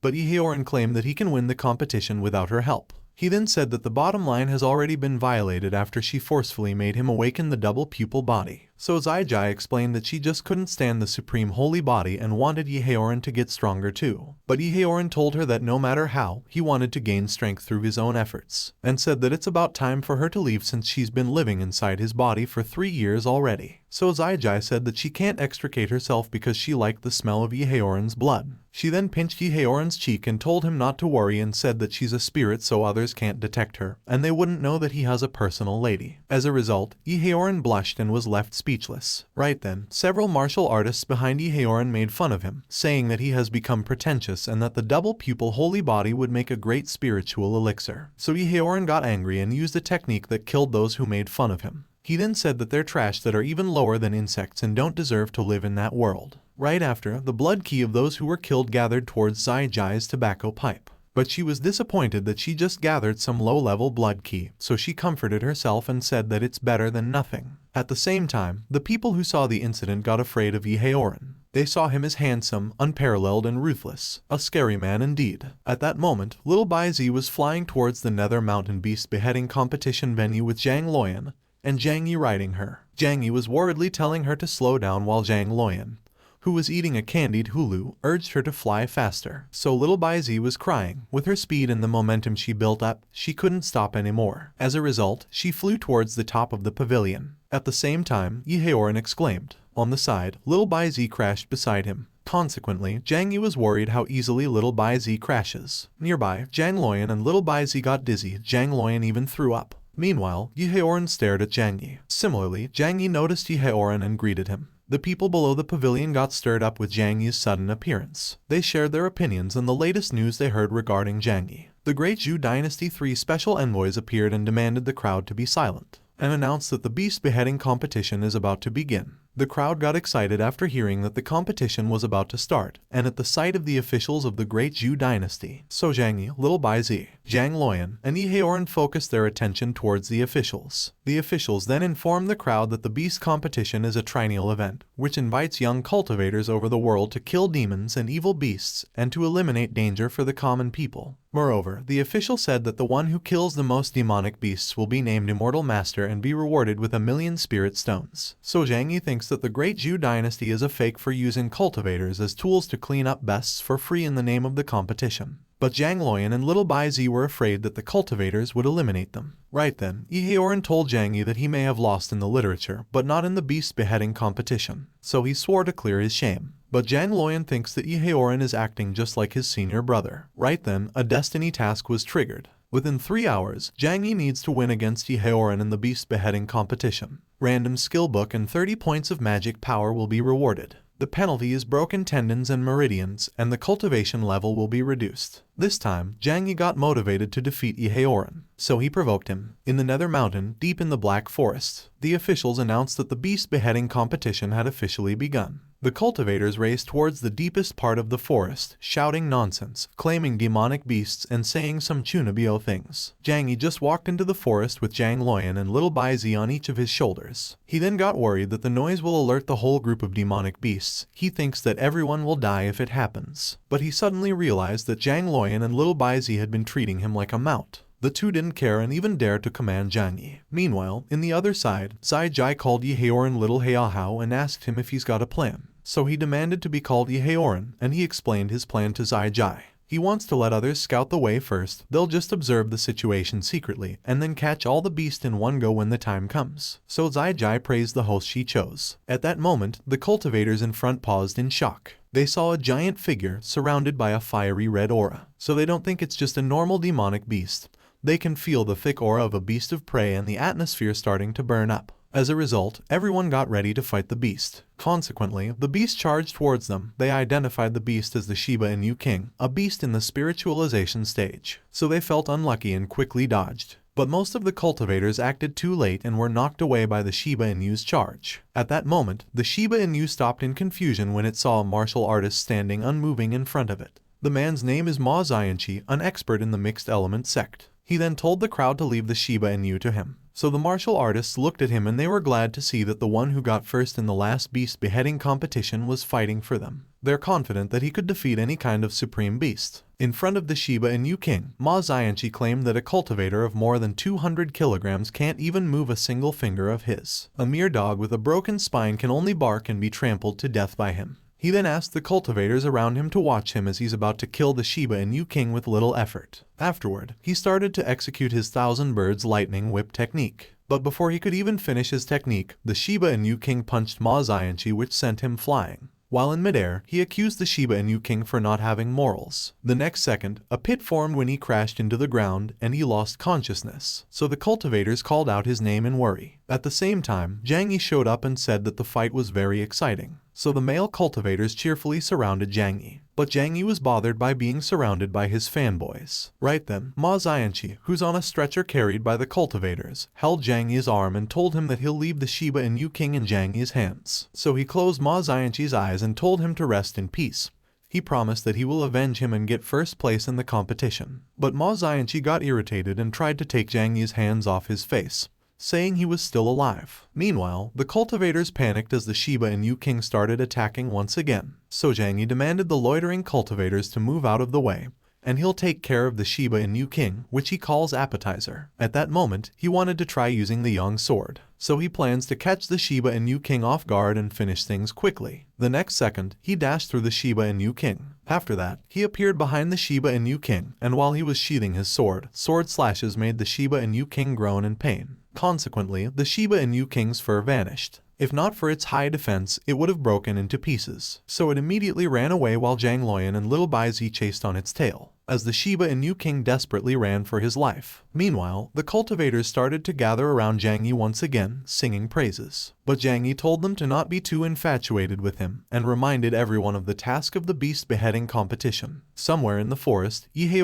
expressed his contempt. He then said that everything has only started. On the other hand, Zhang Luoyan and Little Bai Zi returned in a hurry while crying. Thick dust covered the demonic beasts that were chasing after them. Everyone panicked at the sight of the demonic beast army coming towards their direction, including Zhang Yi, so he couldn't help but pointlessly ask Zhang Luoyan and little Baizi how they lured the beasts over. Instead of running, the cultivators charged towards the demonic beast army. At the same time, Yi showed up and joined the battle. He then killed demonic beasts one after the other. Zhang Yi thinks that it's the right time for him to use the immortal poet sword technique that the system rewarded him recently. Consequently, golden swords appeared around Zhang Yi. He then recited a line and used the immortal poet sword technique, Torrent Sword Key. As a result, the demonic beasts around Zhang Yi died immediately. He then recited another line. A wave of golden key flooded the area around him and another group of demonic beasts were annihilated. Everyone felt mixed emotions seeing Zhang Yi's technique. Right then, Zhang Luoyan's curse was suddenly lifted and she reverted to being human. So little Baizi was scared, expecting Zhang Luoyan to bully her after reverting. Meanwhile, in front of the observation platform, the officials were discussing how many demonic beasts were killed by the technique Zhang Yi just used. They speculated that he must have killed 100 more than 3,000 demonic beasts. At this moment, the cultivators, including Yi were left in awe after seeing Zhang Yi's technique. But Yi noticed the poetic power mixed within the technique, so Zai expressed that she wanted to catch Zhang Yi and suck his blood dry. Meanwhile, Zhang Yi sheathed his sword and said that being strong is really lonely. There's nothing that can't be solved with one move. And if there's something, he can just use another move. Consequently, a tiger was scavenging in front of him. He saw Yi on the opposite side, so he immediately acted as to not let his prey get snatched away. As a result, the tiger panicked when it noticed that it's being targeted. But the tiger was able to dodge and run away. Eventually, Zhang Yi's sword clashed with Yi sword. At the same time, Zai instructed Yi to quickly use the double pupil ability. So he used the technique and declared that he will not stop unless one of them is dead. But Zhang Yi told him that he'll see what he can do. So Yi used the double pupil ability which pushed Zhang Yi away. But Zhang Yi pierced his sword to the ground to stop himself from getting pushed back. He is stronger than he thought. He thinks that Yi will be a good opponent for him. Consequently, he provoked Yi So Yi said that he didn't want to use the power of the blood pupil, but Zhang Yi forced him to. He then charged towards Zhang Yi and swung a red weapon towards Zhang Yi. But Zhang Yi sidestepped to dodge the attack and he immediately counterattacked. Simultaneously, Yi blocked Zhang Yi's counterattack. Zhang Yi talked to provoke him, but Yi told him that it was useless against him. On the other hand, the cultivators around them ran away, not wanting to get caught up on the two people's fight. They noticed that Yi moves are more like those of the demon sects. Some took it as a privilege to be able to witness a duel between two geniuses. While the two were fighting, two demonic beasts took the opportunity to aim for their necks. So Zhang Yi and Yi were annoyed and easily dealt with the demonic beasts. After that, they continued their fight. Yi threw daggers towards Zhang Yi. Yi can turn blood key into a variety of weapons. His tactics are more versatile than Zhang Yi's. One of the officials urged that they must stop the two to carry on the competition. The other two reasoned that it's difficult to stop since they're being so aggressive, and that the demonic beasts wouldn't dare to go near the two. At that moment, Yi told Zhang Yi that he has broken his flow, and that in the double pupil state, he can see all his weaknesses. So Zhang Yi decided to use the explosive power of the Supreme Holy Body since he can't stall the fight. As a result, Zhang Yi's power increased and he became more aggressive. He then pushed Yi back. Consequently, Yi could only block and dodge Zhang Yi's attack. He couldn't believe that the strength of Holy Body was stronger than his. At the same time, Zai watched the fight while blowing on her tobacco pipe. She determined that between the two, Zhang Yi is stronger, but Yi has a stronger desire to win, and she could use it to rule the world of cultivation. Meanwhile, the three officials appeared and commanded the two to stop fighting. They said that the beast beheading competition is for killing demonic beasts, and not to have personal duels. Afterward, they announced that the competition is coming to an end. The cultivators couldn't believe that it's going to end just like that. Meanwhile, little Baizi and Zhang Luoyan cooked and ate the demonic beasts that were killed, and the tiger that was about to be killed by Zhang Yi. Bones were everywhere around them, and they're still cooking more. On the other hand, Yi claimed that he wouldn't lose to Zhang Yi in the number of beasts killed. At that moment, the officials calculated the number of monsters killed, but the officials couldn't believe the result. Yi killed 3,600 demonic beasts, while Zhang Yi killed 3,650 demonic beasts, and the rest of the contestants killed less than 1,000 demonic beasts. Zhang Yi won the competition and received the title of Immortal Master and will be rewarded 1,000,000 spirit stones. But he thinks that it's a pity that his fight with Yi wasn't able to satisfy him. On the other hand, Yi felt humiliated after losing even with Zai help. Everyone praised Zhang Yi for gaining both wealth and fame. and pitied Yehaoran for meeting Zhang Yi, who has better talent. Similarly, little Bai Zi and Zhang Luoyan hugged Zhang Yi. They praised him and asked for some share of the Spirit Stone. As Zhang Yi completed the task, he got 30 points of magic power, and the random skill book he got is to summon RPG Spiritual Key Rocket Launcher. So Zhang Yi was confused as to what kind of shady technology is the RPG Spiritual Key Rocket Launcher. At that moment, Yehaoran vowed that he would surely kill Zhang Yi next time. But Zai told him to relax, and she promised that she'll help him have his revenge later at night. All of a sudden, the sect leader of the heavenly sect Zhu Dai came out of a portal and said that he's been watching the competition, and it was too shameful for him to come out. So Yehaoran got angry and asked the sect leader who he was to mock him. He then said everything that the sect leader lacked as a leader and said that Zhu Dai is no different from a trash. But Zhu Dai retaliated. The heavenly sect disciples defended their sect leader. They couldn't accept the attitude that Yehaoran is giving their sect and sect leader. But Yehaoran walked away and promised that one day he'll slaughter the people in the world and rebuild the cultivation world, where it will be the world that's unqualified to have him instead of the other way around. At night, in the penthouse of the beast beheading competition, Zhang Luoyan and little Bai Zi slept fat-bellied on the floor after using the spirit stones Zhang Yi won as snacks to eat. A lot of female cultivators were also sleeping on the floor. They came into Zhang Yi's room, saying that they wanted to congratulate him and drink some wine, but they weren't able to hold their liquor and slept immediately. The female cultivators who's supposed to be drunk were asking themselves why Zhang Yi hadn't taken a move yet. They're desperate for Zhang Yi's affection. At that moment, Zai Jai's soul state suddenly entered the room. She moved towards Zhang Yi's back, who's drinking his wine. The unyielding supreme holy body is driving Zai Jai crazy. Suddenly, a destiny task was triggered. Within 10 minutes, Zhang Yi has to defeat an invisible enemy. The reward is a smiling half-step pill poison, and the penalty is to lose a random organ. So Zhang Yi was confused, but when he thought about it, he could feel a strong aura in the room and his neck felt cold. At that moment, he panicked, but he thought when facing an unknown, he must not be afraid of it and must face it with a smile. He thinks that the best way to eliminate fear is to strike first. So he held onto Zai Jai's shoulders and pushed her down the floor. As a result, Zai Jai's face revealed that she was both shocked and confused. At the same time, Zhang Yi thinks that he was able to push down the invisible enemy. Consequently, his aura was suppressing Zai Jai, so Zai Jai couldn't move at all. Afterward, Zhang Yi pinched Zai Jai's cheeks. He wondered why it feels so soft, but he thinks he was imagining things. This time, Zai Jai took the opportunity to push Zhang Yi away. She then leaped towards Zhang Yi, thinking that in her soul state, he could never defeat her. The next second, she bent her right leg, preparing to kick Zhang Yi. But Zhang Yi used observation arts and felt the disturbance in the flow of qi. As a result, he caught Zai Jai's right leg before it hit his face. So Zai Jai was confused, while Zhang Yi laughed and guessed that what he coughed was a leg. Fortunately, Zai Jai managed to free her right leg from Zhang Yi's grip, but she wondered what spell he used to detect her attack. Zai Jai then acted as if she wanted to scratch Zhang Yi, and blade ki was released from her claws. So Zhang Yi dodged the blade ki while shouting at the supposed to be drunk female cultivators to dodge. A second later, the blade ki hit the female cultivators and their clothes got ragged and ripped apart. But instead of getting alarmed,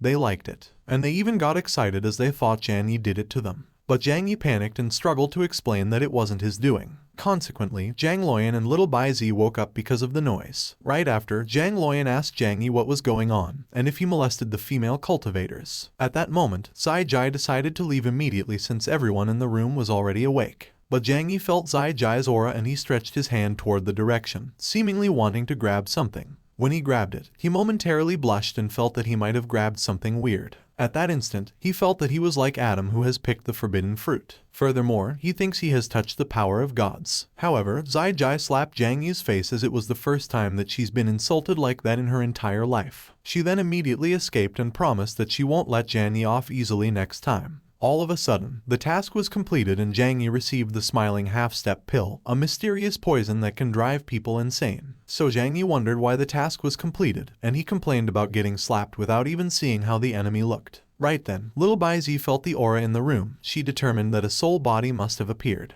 After that, she explained that soul bodies are strong individuals when they are alive and their consciousness remains even after death. Moreover, they still have a part of their cultivation, making them different from wild ghosts. So Zhang Yi patted little Bai Zi's head and praised her. As a result, little Bai Zi bragged that she was a perfect scholar who knows the laws of all things under the sky. This time, Zhang Yi wondered if the soul body who came was just a passerby, an unknown enemy, or the mysterious power behind Yehaoran. He then decided to investigate properly if there was a chance. In another penthouse, Yehaoran was meditating when a portal appeared beside him. Afterward, Zai Jai came out of the portal. Yehaoran asked her if she went out to find Zhang Yi, but she replied by asking what if she did, and informed Yehaoran that Zhang Yi even touched her. To her surprise, Yehaoran didn't say a word, so Zai Jai felt offended and moved closer to Yehaoran, asking him if he was jealous or angry. But Yehaoran plainly said no, so Zai Jai told Yehaoran that he must like males to be able to plainly say no. As a result, Yehaoran angrily said that that's even worse. He then changed the topic and said that he just wants to get rid of all obstacles including Zhang Yi. Furthermore, he thinks that sooner or later, the whole cultivation world will bow before him. So Zai Jai compared him and Zhang Yi who cultivate the merciless way. She thinks that Yehaoran is the one who's truly merciless. She then speculated that in the future it is destined for Yehaoran and Zhang Yi to battle. 2 days later, Zhang Yi and Zhang Luoyan returned to the Dao sect with little Bai Zi. At that instant, Zhang Yi exclaimed as he saw the female disciples run in their direction. Meanwhile, the female disciples surrounded Zhang Yi's group and asked them how their trip was. But Zhang Yi asked them to not get too close to him because his master might misunderstand.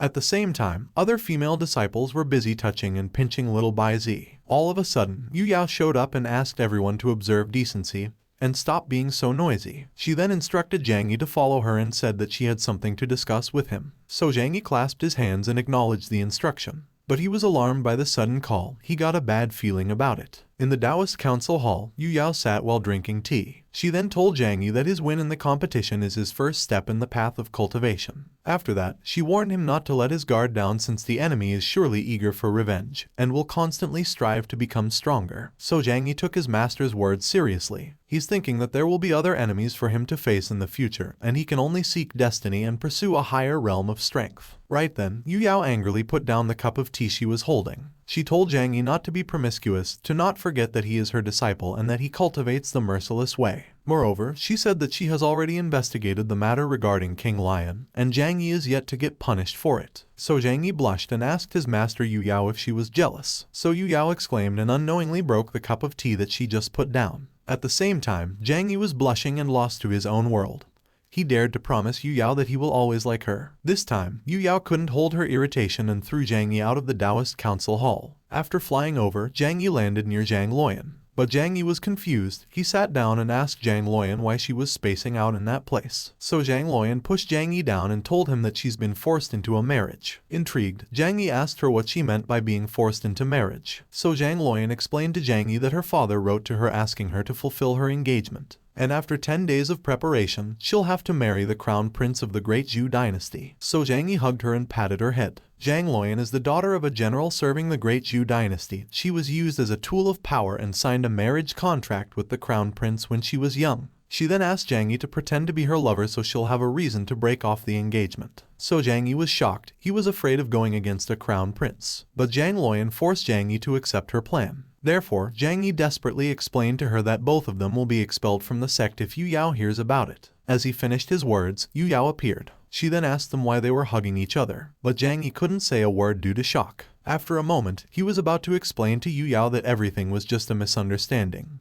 But Zhang Luoyan covered his mouth. Zhang Luoyan then told Yu Yao that she and Zhang Yi are getting married and are preparing to return to meet their parents. As a result, Yu Yao was shocked upon hearing the word married. Right then, Zhang Luoyan ran away, carrying Zhang Yi with her. But Zhang Yi couldn't process what just happened. He wasn't able to do and explain anything. Eventually, Yu Yao let them leave, but she promised to punish them when they return. The next moment, the elders appeared and offered to catch Zhang Luoyan. They're angry that Zhang Luoyan took Zhang Yi with her and didn't show respect towards Yu Yao. But Yu Yao told the elders to not chase the two and said that she'll just punish them when they come back. She thinks that Zhang Yi has been going around being so promiscuous, and it's time for him to experience the feeling of being misunderstood by others. Later, Zhang Yi and Zhang Luoyan were riding the transformed little Bai Zi. At this moment, Zhang Yi was blaming Zhang Luoyan for making his master misunderstand. So Zhang Luoyan apologized and said that she had no other choice. Meanwhile, little Bai Zi was crying while going on about how she was being pampered by the senior sisters, eating good food and drinking delicious drinks, but she got pulled out just to be a mount. This time, Zhang Yi told Luoyan to forget about it and said that he will never pretend to be her lover. All of a sudden, a destiny task was triggered. Within 2 days, Zhang Yi has to pretend to be Zhang Luoyan's lover and help her break off the engagement. The reward is God's brush, a magic brush that can manifest objects. The penalty is to get hit by lightning every day. Zhang Yi is speculating that the system is purposely trying to see some action. He then thinks he's a righteous man. He doesn't intend to do the task and vowed not to bow down for any rewards. At that moment, an image of him being sweet and in love with Zhang Luoyan appeared in his imagination. Meanwhile, little Bai Zi was thinking to herself that they'd been feeding her dog food like crazy. She wondered if they were treating her like a dog. This time, Zhang Yi suddenly asked Luoyan why she liked candied haws. So Luoyan stopped eating the candied haws that she was eating. She then told Zhang Yi that the reason is actually her mother. Whenever they aren't busy, her mother would take out sugar that they saved up and make candied haws for her. The first delicious food she ate in her life was candied haws. But one day, her mother was poisoned to death and there was no one else to make her candied haws anymore. So candied haws became her favorite food because she remembers her mother every time she eats candied haws. After telling her story, she cried. So Zhang Yi told her to cheer up and not to be sad since her mother wouldn't want to see her so sad. He then said that he was sure that her mother is living her best life in another life. So Zhang Luoyan thanked Zhang Yi and promised to compose herself. She then apologized for being a burden and cried even more. But Zhang Yi said that he's used to it and it's his responsibility to protect his junior sister. Later, in the Zhou dynasty's imperial capital, the street was busy, guards were patrolling the area. Zhang Yi, little Bai Zi, and Zhang Luoyan stood in front of the residence of the general's gate, while guards holding spears lined up on their sides. At that moment, Zhang Luoyan was glad that they finally arrived. As they were entering the residence, people who saw them gossiped about how handsome Zhang Yi is. A guard then said that Zhang Yi must be a cultivator for having an extraordinary aura. This time, Great General Zhang Wufeng came out of the house and ridiculed Zhang Luoyan for having the face to come back. Each on his side, Madame Zhang and her son stood. They called Zhang Luoyan trash and a bastard child. But Zhang Luoyan ignored the provocations and told her father that Zhang Yi and her have fallen deeply in love. She then instructed her father to ask the crown prince to break off the engagement. After hearing Luoyan's words, Zhang Wufeng accused them of rebelling against the orthodox. Consequently, Madame Zhang demanded Zhang Luoyan to quietly listen to them and stop doing nonsense. But Zhang Luoyan retaliated. She told her that a witch who depends on her own body to climb the ranks doesn't deserve to say those words. She then remembered that Madame Zhang forced her and her mother into the firewood shed and made their life difficult. After that, she accused Madame Zhang of poisoning her mother. So Madame Zhang and her son's faces darkened. They threatened Zhang Luoyan and told her not to talk nonsense. Similarly, Zhang Wufeng scolded Luoyan for talking to her stepmother like that. So Zhang Luoyan was about to say more, but Zhang Yi stopped her and told her not to get taken by her emotions. He then claimed that he has a way to let her deal with them openly. Afterward, Zhang Yi used body-controlling arts to Madame Zhang. So Madame Zhang couldn't control her body. After that, Zhang Yi threw the smiling half-step pill toward Madame Zhang's mouth. He then controlled her body to eat the smiling half-step pill. When the pill was swallowed, he released his control. As a result, Madame Zhang angrily asked Zhang Yi what he threw in her mouth. Consequently, Zhang Wufeng released his aura and told Zhang Yi that he shouldn't think that he was safe just because he was a great disciple of the Taoist sect. Meanwhile, Zhang Luoyan wondered what her senior brother fed to Madame Zhang. So Zhang Yi revealed to her what pill he threw and its effects, and he told her to just watch. After a moment, Madame Zhang started dancing and singing in a crazy manner. So Zhang Wufeng and her son called her out, but she's already become crazy. Consequently, Zhang Luoyan moved closer to Madame Zhang and asked her if she poisoned her mother. So Madame Zhang admitted her crime and said that with Luoyan's mother dead, she'll be able to secure her position and make her father forget about any feelings he had. Everyone was shocked. Right then, Madame Zhang danced away from Zhang Luoyan and added that she also wanted her to marry the crown prince so she can become her money-making tool. At that instant, Luoyan's anger flared. Afterward, she punched the back of Madame Zhang's head. As a result, Madame Zhang lay flat on the floor and a line of blood came out of her mouth. Her son was on his knees and Zhang Wufeng couldn't accept what just happened. He then angrily asked Zhang Luoyan why she couldn't forgive her stepmother after many years. But Zhang Luoyan disowned her father and called him impotent trash. At the same time, Zhang Yi took out his sword and said that they won't be able to avoid battle. All of a sudden, the Zhou dynasty's crown prince, Shen Jiangqing, and Princess Shen Chenyu entered confidently with 4 golden armored guards. Shen Jiangqing stated they arrived at the right time and requested Zhang Luoyan to greet him. General Zhang and his son greeted the prince, presenting his mother and asking to punish Zhang Luoyan. But Shen Jiangqing was uninterested in such insignificant matters and he only came to see Zhang Luoyan. Zhang Yi despaired, realizing a person's life was nothing in front of the prince's eyes. At that moment, Zhang Luoyan and Princess Shen Chenyu cheerfully embraced each other after not seeing for a long time. Looking at them, Zhang Yi silently thought they must have been childhood friends. At that moment, Shen Chenyu also spotted Zhang Yi and praised him for being more handsome than the portrait she had. Zhang Yi cupped his fist and complimented Shen Chenyu for being beautiful. Right after, Shen Jiangqing recognized Zhang Yi as the one who won the title of Immortal Master at the beast beheading competition, so he asked if he came today to entrust Zhang Luoyan to him.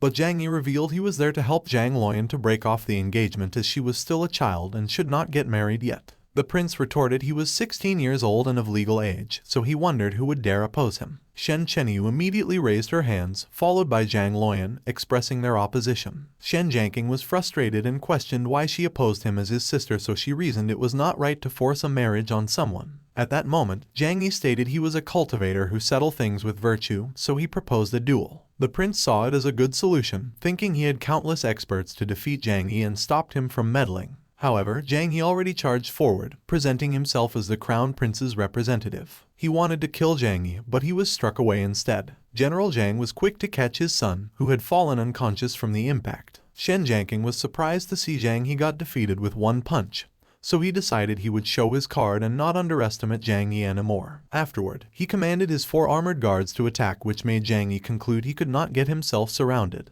As the armored guards attacked him, Zhang Yi also made his moves. He hit their balls first to increase his chance of winning by half. As a result, the armored guard clutched their family jewels with various expressions of pain. Although it was shameless, his techniques were good, which made everyone comment in surprise. Seeing that they were getting defeated easily, the armored guards felt insulted and vowed to take revenge for their family jewels. However, Zhang Yi had the supreme holy body, which made his strength far stronger than theirs, resulting in their defeat. Right after, Shen Jiangqing leaped forward, declaring he would fight personally. But Zhang Yi beat him easily. Shen Jiangqing's guards were dumbfounded, wondering how audacious the Taoist sects were for bravely punching the crown prince. Meanwhile, Shen Jiangqing experienced strange comfort as his meridians opened up, discovering the punch was better than the service of Yihang court. When dealing with a dignified person, a dignified weapon was required, so Zhang Yi brought out an RPG to try it out. Once Zhang Yi summoned the RPG spiritual key rocket launcher, the guards paled as they learned how cruel Zhang Yi was. The spiritual rocket shot towards Shen Jiangqing, and its astonishing speed rendered him unable to dodge. With a loud boom, a mushroom cloud erupted, making Zhang Luoyan guess if Zhang Yi was setting off fireworks. As the explosion receded, Shen Jiangqing felt comfortable as he lied on the crater, thinking Zhang Yi's weapon was great for tempering his body. At that moment, Zhang Yi also realized Shen Jiangqing's high defense, but he wondered why the man's expression was strange. Meanwhile, the girl snorted after seeing Shen Jiangqing's perverted face. Suddenly, Shen Jiangqing stood up and demanded an exchange again, as it had been a long time since he had gotten excited. So Zhang Yi attacked once again and struck his family jewel, stating the battle would end there, otherwise the great Zhou dynasty would not have a future. Consequently, Shen Jiangqing's eyes bulged in horror. He clutched his family jewel in pain and declared his surrender. Shen Chenyu was ashamed of her brother being inferior as Zhang Luoyan cheered for Zhang Yi's win. Right then, Zhang Yi demanded that Shen Jiangqing honor his promise and cancel the engagement.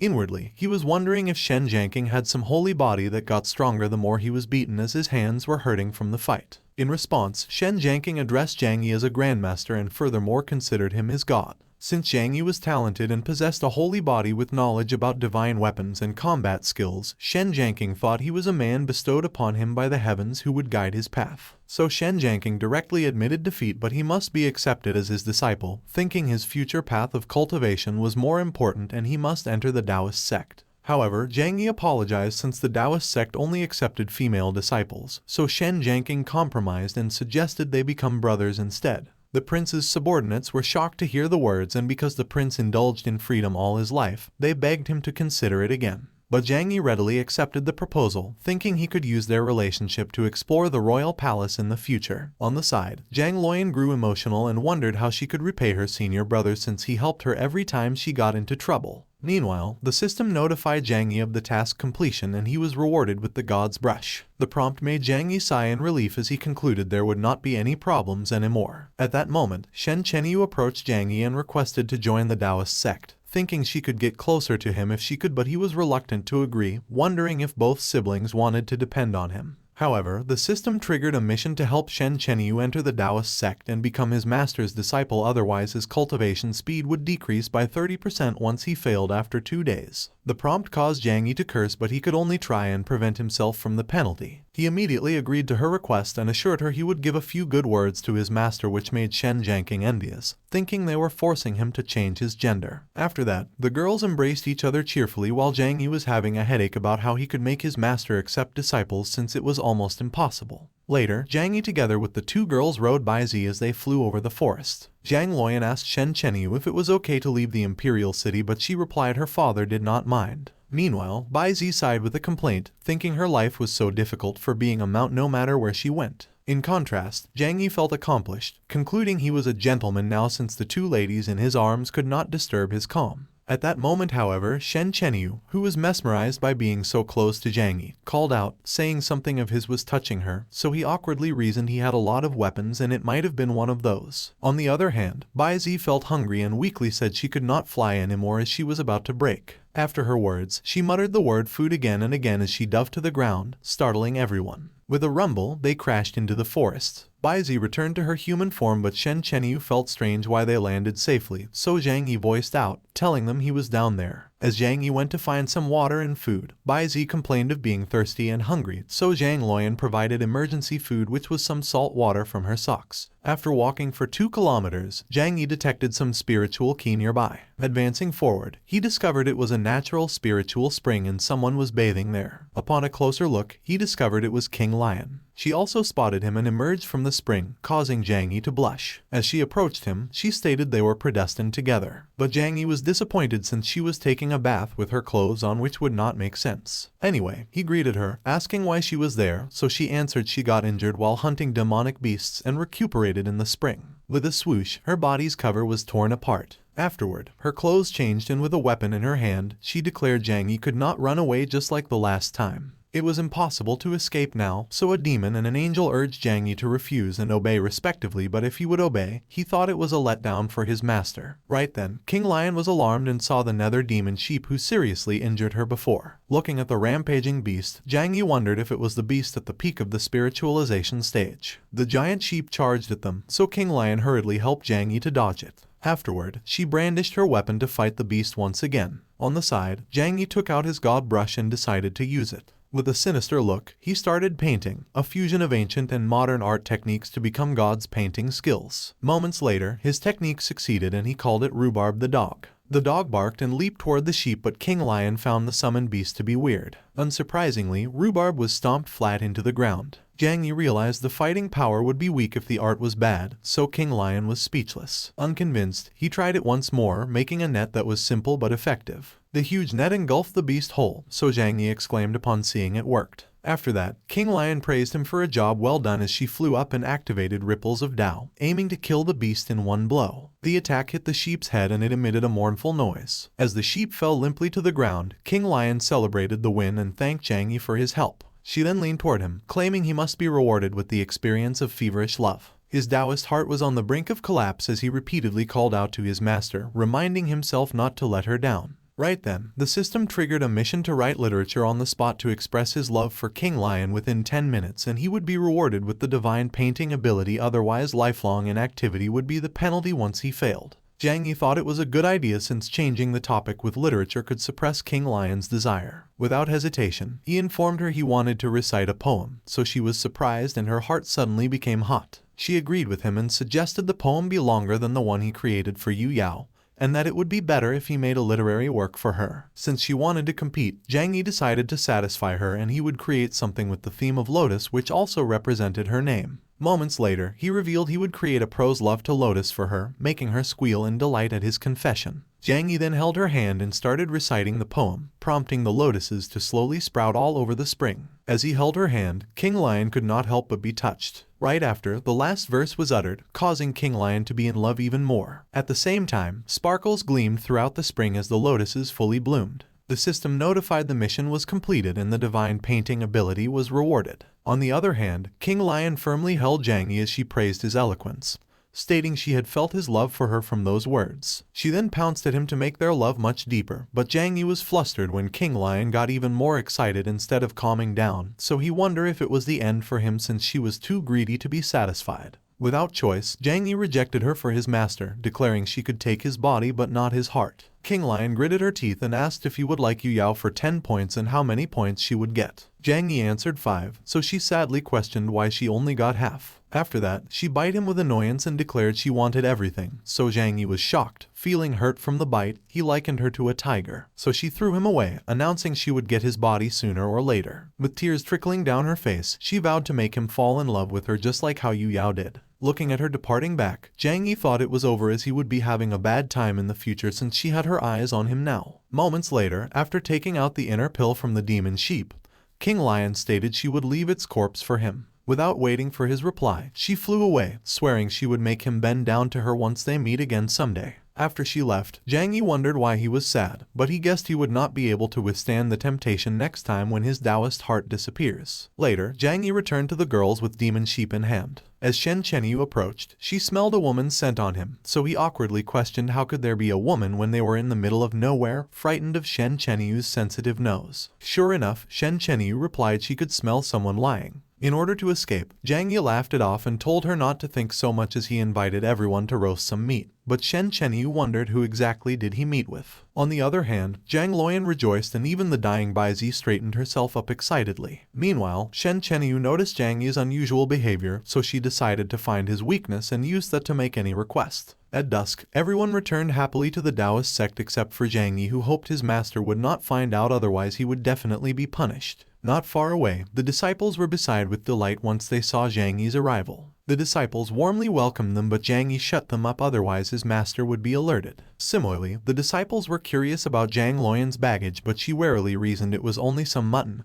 and she would give some to them if they wanted it. At that moment, Yu Yao appeared and called Zhang Yi, questioning why he still had the face to come back after running off to Zhang Luoyan's family and marrying her. Both of them paled as Zhang Yi sensed the tremendous killing intent his master was exuding. Meanwhile, Shen Chenyu was surprised by Yu Yao's beauty, so after seeing her, she suddenly felt like disregarding Zhang Yi for her. Shen Chenyu then approached Yu Yao and revealed Zhang Yi left the sect to help Zhang Luoyan to break off her engagement. Narrowing her eyes, Yu Yao questioned who she was. Shen Chenyu squealed in delight and presented herself as the great Zhu's princess, revealing Zhang Yi's promise to be introduced to Yu Yao as she wanted to be her disciple. Hearing the direct words, Zhang Yi and Zhang Luoyan paled even more. Sure enough, Yu Yao brought out the void bag and announced they would be punished regardless of the reason since they had broken the sect's rules. After the void bag opened, the space warped and both Zhang Yi and Zhang Luoyan were sucked inside. Right after, Shen Chenyu kneeled and addressed Yu Yao as master and begged forgiveness for talking too much, causing them to be punished. But Yu Yao turned around and declined to be called her master since she was not accepted as her disciple yet, rendering Shen Chenyu speechless. Inside the void bag, Zhang Luoyan apologized, but Zhang Yi replied they should forget it since it was very lenient of her to only lock them inside. Checking his mission, Zhang Yi discovered there was no time left, so he felt he would be failing the task. At this moment, a storm engulfed the Taoist sect. However, Shen Chenyu still remained kneeling on the ground. She wondered if Yu Yao would really refuse her since she barely managed to enter the sect. The disciple acknowledged her persistence, but the other disciple replied it would be difficult to be Yu Yao's disciple since she was the princess of the great Zhu dynasty. At the same time, Shen Chenyu sadly thought about Zhang Yi and Zhang Luoyan, wondering what had happened to them. Unknown to her, Yu Yao was observing through the door and the rainy scenery reminded her of the past. She begged the cultivators to let her join the Taoist sect, offering all the money she saved. However, the cultivators bullied her for being a beggar with little money, so she could only grit her teeth, saying she would not give up on cultivation. She believed she was the strongest and would not cry, so she would survive and rely on herself to keep cultivating. Moments later, Yu Yao's thoughts returned to the present. If Shen Chenyu wanted to be her disciple, Yu Yao required her to have a resolute heart. The next day, Yu Yao opened the door and saw Shen Chenyu still kneeling on the ground. She approached and asked why she wanted to join the Taoist sect, so Shen Chenyu answered, but she stammered, thinking she had a new goal instead of Yu Yao and Zhang Yi as her reason. With a resolute face, she told Yu Yao she wanted to cultivate the great Taoist way. Right after, Yu Yao turned around, saying there was too much water and it needed to be cleaned up, so Shen Chenyu took the task, thinking she was finally accepted. At the same time, Yu Yao looked at the void bag as she decided to settle some matters with Zhang Yi and Zhang Luoyan, but she wondered why they were breathing very weakly. Thinking they might have suffocated, she took a peek inside and saw them cuddled asleep, rendering her speechless. Without hesitation, Yu Yao threw them outside for their insolence, shocking Shen Chenyu who was nearby. Zhang Yi asked his master what had happened while Zhang Luoyan complained about being woken up from her sleep. So Yu Yao punished them to clean the sect with Shen Chenyu, and in the future, all the chores in the sect would be their responsibility. Right after, the system notified Zhang Yi for completing the mission and receiving 50 magic power as a reward. At the same time, the girls were happy they would sweep the floor together while Zhang Yi also thanked his master, stating he would his best.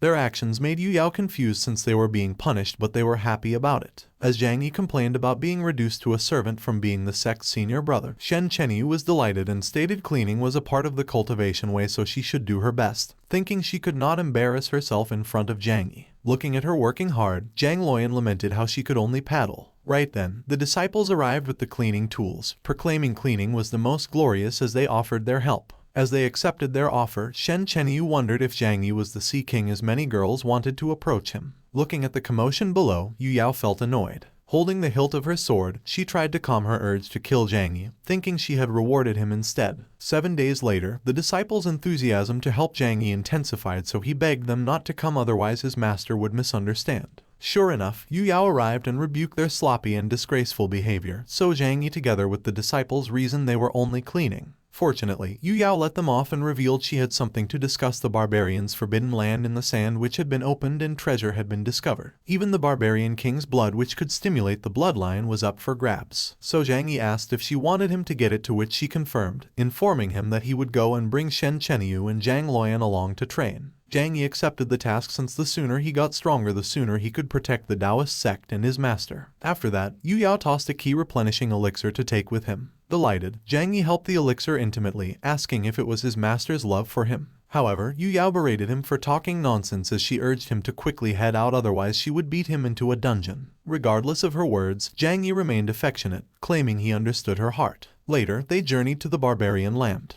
They talked as they neared the barbarian city on top of the sleeping Baizi. Moments later, they finally arrived at the city's vicinity. As they walked along the street, Zhang Luoyan wondered why there was no food in the city, but Zhang was more concerned about the strong cultivators around them. Nonetheless, he was awed by how open-minded the barbarians were for allowing other races to gather in their place, so he was clueless about Shen Chenyu's infatuated eyes that were looking at him. Right then, a couple of winged girls emerged ahead of them, demanding to check Zhang Yi's body. But Zhang Yi's group ignored them and instead looked for something to eat, making them annoyed. Without hesitation, the winged girls ordered them to stop, otherwise none of their ashes would be left. In the end, Zhang Yi found them noisy, so he showed them a glimpse of his strength. The girls were powerless against it, but at the same time, they felt the pain pleasurable, so they surmised he had held back because he cared for them. At that moment, another figure appeared. She was Chen Zhaoqi, the saintess of the southern demon kingdom, and mentioned how Zhang Yi got rough with her servants despite just arriving. As he recognized her identity, the girls beside Zhang Yi were riled for seeing another vixen. At that moment, the servant clung to Chen Zhaoqi, begging for help, while the other one accused Zhang Yi of molesting them.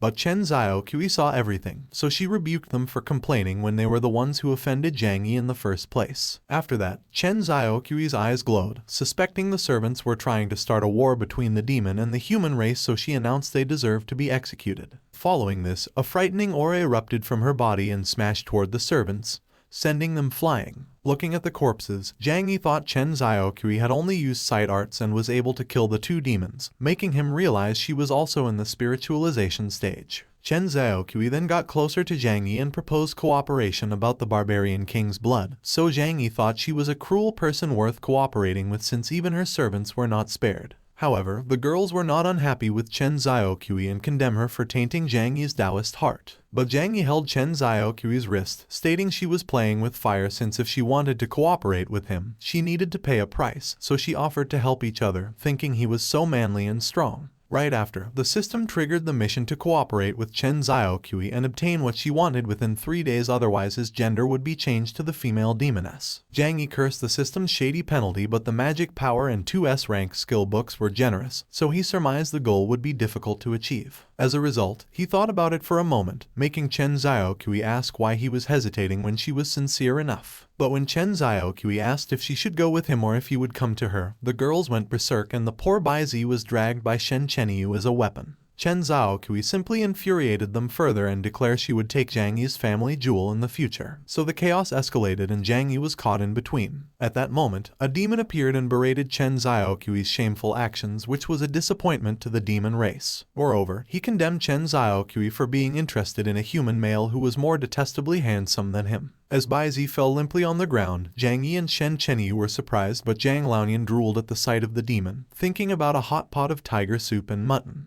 At that moment, Demon Tiger Hughesy made a pose and told everyone to be more careful and look closely at the most handsome man from the demon race. However, Chen Xiaoqui rebuked his rudeness and reasoned she was working with Zhang Yi, which had nothing to do with a demon like him. Her words brought him much pain, so Hughesy clutched his heart, discovering Chen Xiaoqui called Zhang Yi Lord while he was addressed as a demon. As a result, his servants attacked to help their boss vent his heartache and teach the lowly human a lesson. Before Zhang Yi could make a move, Bai Zi charged forward with her paladin kick, declaring she would take those little insects. Sure enough, the servants were quickly dispatched. Enraged, Hughesy cursed her lowly for killing his sheep. With reddened eyes, he was about to roar in anger. However, Chen Xiaoqui slapped him for making a fuss, questioning if he wanted to start a war between the demon and the human race. Hughesy was saddened by her actions and his heart broke even more as he revealed his father had not even slapped him before. But Chen Xiaoqui ignored his raving and grabbed Zhang Yi's hand, inviting him to a tavern to discuss the cooperation, so he could only agree, thinking she was a sly and ambitious woman. As they walked forward, Shen Chenyu suspected Chen Xiaoqui had bad intentions, so Zhang Luoyan replied she would order like crazy once they get to the tavern to extort her. Looking at their departing figures, Hughesy fumed with rage as he vowed to kill Zhang Yi. At that moment, another group exited a portal and called out, so Hughesy was shocked by the other party's aura. The man introduced himself as Long Tianyi, the Dragon Saint, and offered to work together to deal with Zhang Yi since the dragon race had a good relationship with the demon race. This time, Hughesy was surprised and inquired if Zhang Yi was one of Long Tianyi's targets since he was challenging experts to raise the prestige of the dragon race. Long Tianyi responded with laughter and released his aura, replying he wanted him to be a hound and clear the way for him. As a result, Hughesy was forcefully brought to his knees,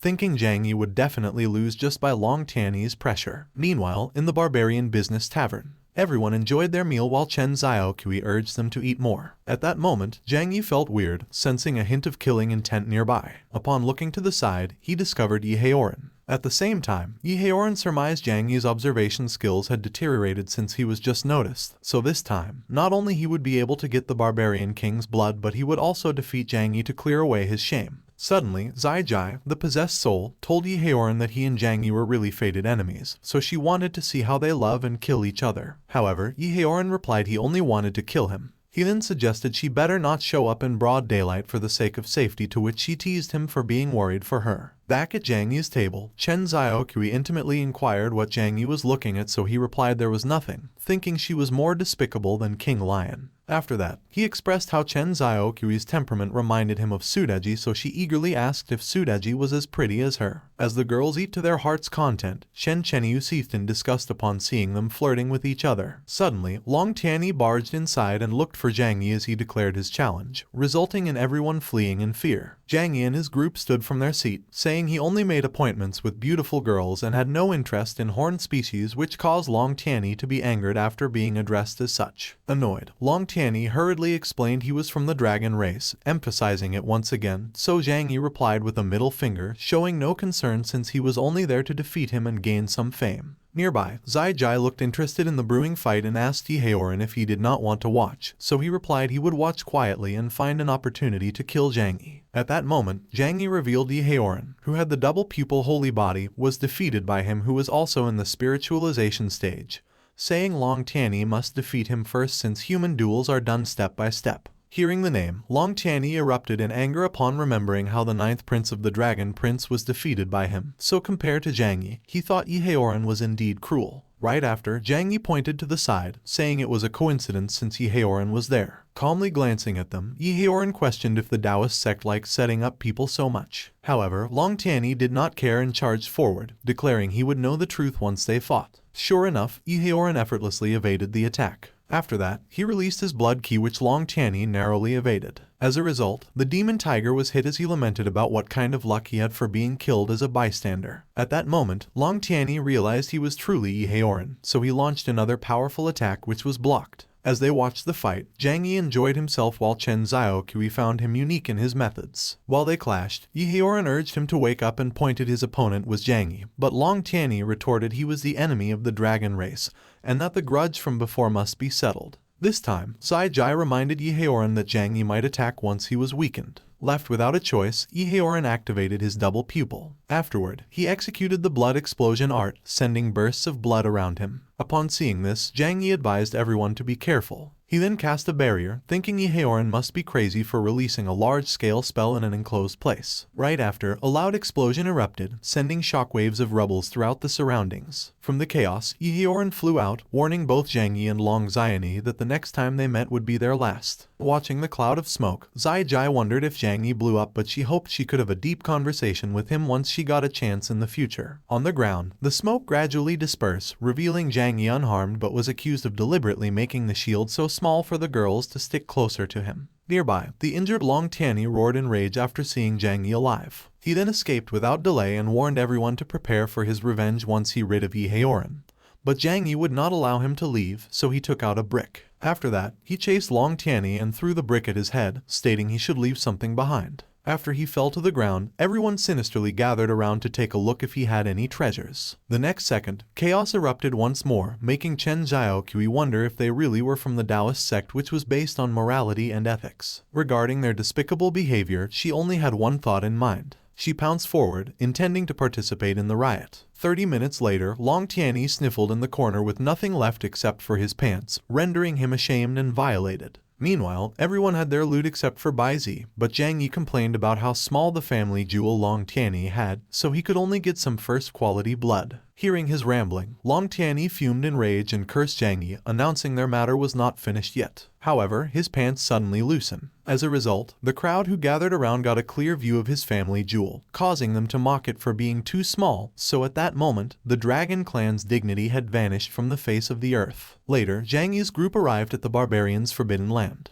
They were welcomed with corpses all over the place, so Chen Zhaoqi advised them to be careful since they must have encountered some powerful creature, causing their deaths. Not heeding her warning, Zhang Yi rummaged through the corpse, stating he could take care of everything they left behind. The other girls also looted the other corpses with excitement, obtaining various treasures. Right then, Chen Zhaoqi noticed some movement and checked it. She exclaimed in surprise, informing everyone about the dead coming back to life. When the corpses approached them, they decided to withdraw first, not forgetting to bring the treasures. As they run upstairs, they discovered an audience hall and head inside to hide. After ramming the door open, they saw vampires feasting on dead bodies, so Zhang Yi surmised all the corpses outside might have also been poisoned by them. The girls were horrified, realizing they had entered a monster's nest instead of a safe haven. But Zhang Yi urged them not to falter since the 4 vampires' strength is comparable to Golden Core cultivators and could not defeat them. Without hesitation, Chen Zhaoqi made a move, saying they should get rid of them together. After that, Zhang Yi praised her skills as he activated his own.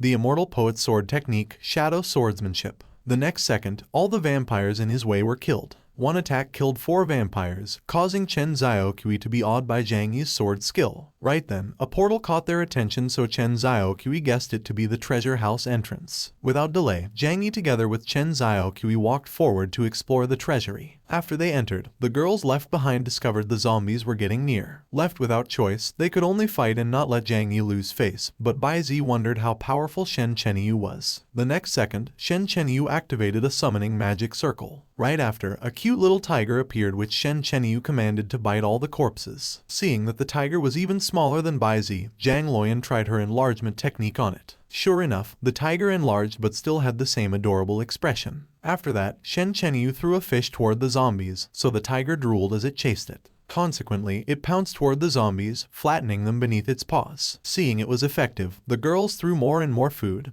driving the tiger to feast on the zombies. Meanwhile, Zhang Yi and Chen Zhaoqi arrived at the hidden treasury. Zhang Yi immediately told Chen Zhaoqi to look around to find the thing she needed and informed he would patrol the area first since he felt a murderous aura around. After searching, Zhang Yi arrived before a throne where someone was seated on it. It was Carnage's tyrant, the king of the barbarians, and he directly condemned Zhang Yi for disturbing his rest even after his death. Carnage's tyrant grew furious. He asserted that all those who broke into his tomb must die. When Zhang Yi mentioned that the jade stone on Carnage's tyrant's chest might be the barbarian king's blood, Chen Zhaoqi cautioned him to be careful since Carnage's tyrant was at the early stage of nascent soul and was stronger than them. Immediately, Carnage's tyrant conjured the soldiers of the great barbarian. Zhang Yi expressed his contempt. He proclaimed that since he wanted to play with summoning, he would show him what he could do with his brush. Zhang Yi quickly drew some stickmen and observed that although they were not strong, They had the advantage in numbers. The stickmen and the soldiers of the great barbarian fought so fiercely that they caused a cloud of dust to form, which almost filled the entire place. Noticing the surprised look on her face, Zhang Yi revealed that what she was seeing was the legendary group fight. He elaborated that Yu Yao had taught him that if he couldn't beat the enemy, he had to gang up on them. Carnage's tyrant dismissed that his stickmen were nothing. He highlighted that his giant axe, which took tens of thousands of lives, was what Zhang Yi really had to face. Knowing that they couldn't afford to fight Carnage's tyrant head-on, Zhang Yi suggested that they should split up. While dodging, Zhang Yi cast his binding spell, binding like wood. Carnage's tyrant was caught by Zhang Yi's binding spell. Seeing this, Zhang Yi urged Chen Xiaokui to attack. Chen Xiaokui mercilessly attacked Carnage's tyrant. Carnage's tyrant cried out in pain and lamented about the two being despicable people. Not wanting to waste a good chance to finish the fight, Zhang Yi swiftly used his flying sword technique, sword control like wood. Carnage's tyrant got extremely anxious. He pleaded that he didn't want to die yet and that he still wanted to live for another 500 years. Zhang Yi cheerfully seized the barbarian king's blood, which he had always wanted. Seeing that Carnage's tyrant's body was starting to crumble, Zhang Yi speculated that the barbarian king's blood must be Carnage's tyrant's core. Using her bloodline power, Chen Xiaokui easily found the nine-tailed holy jade. She expressed her satisfaction that the nine-tailed holy jade was back where it belonged after Carnage's tyrant invaded the fox demon and took that treasure away. Since the treasure hunting mission was completed, Zhang Yi was rewarded with 60 points of mana and 2 S-level skills. Summoning Spirit Bomb, a skill that released a bomb made of spirit energy, and Animal Creation, a skill that could randomly turn enemies into small animals. Zhang Yi pondered why he was given such weird skills. He mused that the system liked to prank people. Suddenly, a portal appeared, and the figures of two people slowly emerged from it. After remarked that the mantis stalks the cicada while being unaware of the oriole behind, the two people who were going through the portal demanded Zhang Yi to hand over the barbarian king's blood nicely. The two people were actually Yiheoran and Long Tianyi. When Yiheoran expressed his gratitude to Long Tianyi for bringing him there smoothly using his dragon clan's teleportation technique, Long Tianyi replied that he didn't have to make a big deal out of it since they were all there for the barbarian king's blood and other treasures. Chen Xiaokui couldn't help but get nervous. They had just finished a big fight, and she was low on mana, so she was certain that she couldn't handle those two guys. On the other hand, Zhang Yi was surprised. He had never anticipated that Long Tianyi and Yiheoran would work together. Both Long Tianyi and Yiheoran claimed that they hit it off and became brothers. However, they were actually just using each other to get the treasures. Deciding to use that opportunity to try his new spell on the pair of brothers, Zhang Yi stopped wasting time and used his summoning Spirit Bomb skill. At that moment, Long Tianyi turned pale as Yiheoran grabbed his neck and used him as a shield. Long Tianyi couldn't help but scream in pain the moment Zhang Yi's spirit bomb hit his chest and exploded.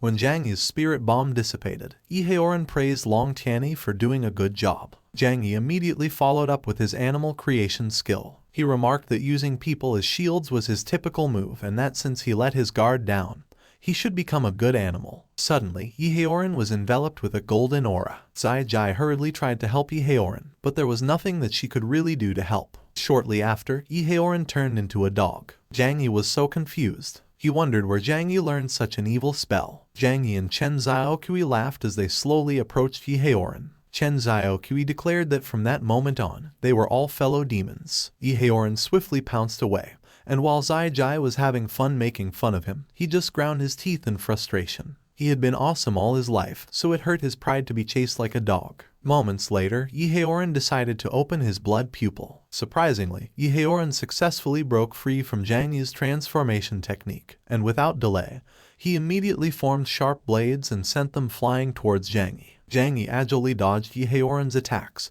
and while he was doing so, Chen Xiaokui was appreciating his handsome face. Zai Jai gritted her teeth the moment she laid her eyes on the two. She couldn't understand why she was feeling jealous and even a bit angry when she saw Zhang Yi holding other women. Out of nowhere, the entire place started to quake. Zhang Yi speculated that the fight had caused that place to collapse. Knowing that he should prioritize fleeing from that place, Yiheoran vowed that he wouldn't let him get away next time and that he would reclaim the barbarian king's blood for sure. Zhang Yi asserted that he shouldn't even think of escaping. He planned on capturing Yiheoran using the Kainkun bag that Yu Yao lent him. When they were about to escape, Zai Jai suddenly exclaimed in shock as she got sucked towards the Kainkun bag. Zhang Yi was inevitably confused. He couldn't fathom why the Kainkun bag took in something weird instead of taking Yiheoran. Noticing that Zhang Yi was dazed, Chen Xiaoqui quickly seized his hand and urgently led him out of Carnage's tyrant's place. Simultaneously, Yehoran got hit by the falling debris. As soon as they got out of the portal,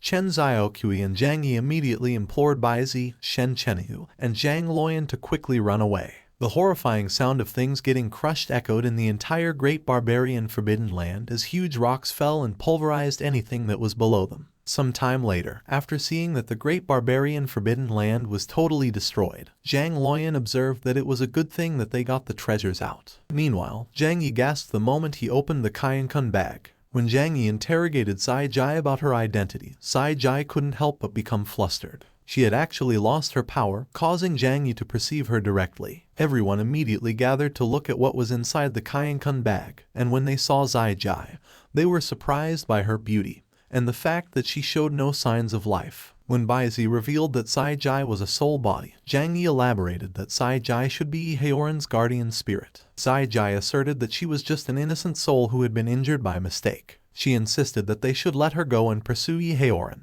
Zhang Yi counseled Sai Jai that she shouldn't even contemplate leaving. He explained that retaining her was beneficial since he also sought to uncover more information about Yehoran. Zhang Yi commanded Sai Jai to stay inside the Kaiyankun bag obediently. Sai Jai implored Zhang Yi to be gentle with her. She lamented that he was causing her pain. Seemingly jealous, Chen Xiaoqui couldn't resist inquiring if Zhang Yi had taken Sai Jai in because she was beautiful. Zhang Yi was taken aback. He reassured Chen Xiaoqui that he was not driven by lust, and that his actions were for the greater good. Chen Xiaoqui doubted Zhang Yi's rationale. She confided in Zhang Yi that she had heard some men have very special tastes, and appreciate all types of women, even ghosts. Zhang Yi advised her not to overanalyze. He remarked that since they had caused such a commotion, which likely attracted much attention, they should depart promptly. Knowing that they would part ways and not see each other for a long time, Chen Xiaoqui demanded Zhang Yi to extend his finger. She aimed to ensure that she could fortify her memories with him. Zhang Yi inevitably recognized Chen Xiaoqui's affection for him. He teasingly questioned whether she expected him to pledge like a youth. Chen Xiaoqui expressed her desire for him to remember her perpetually,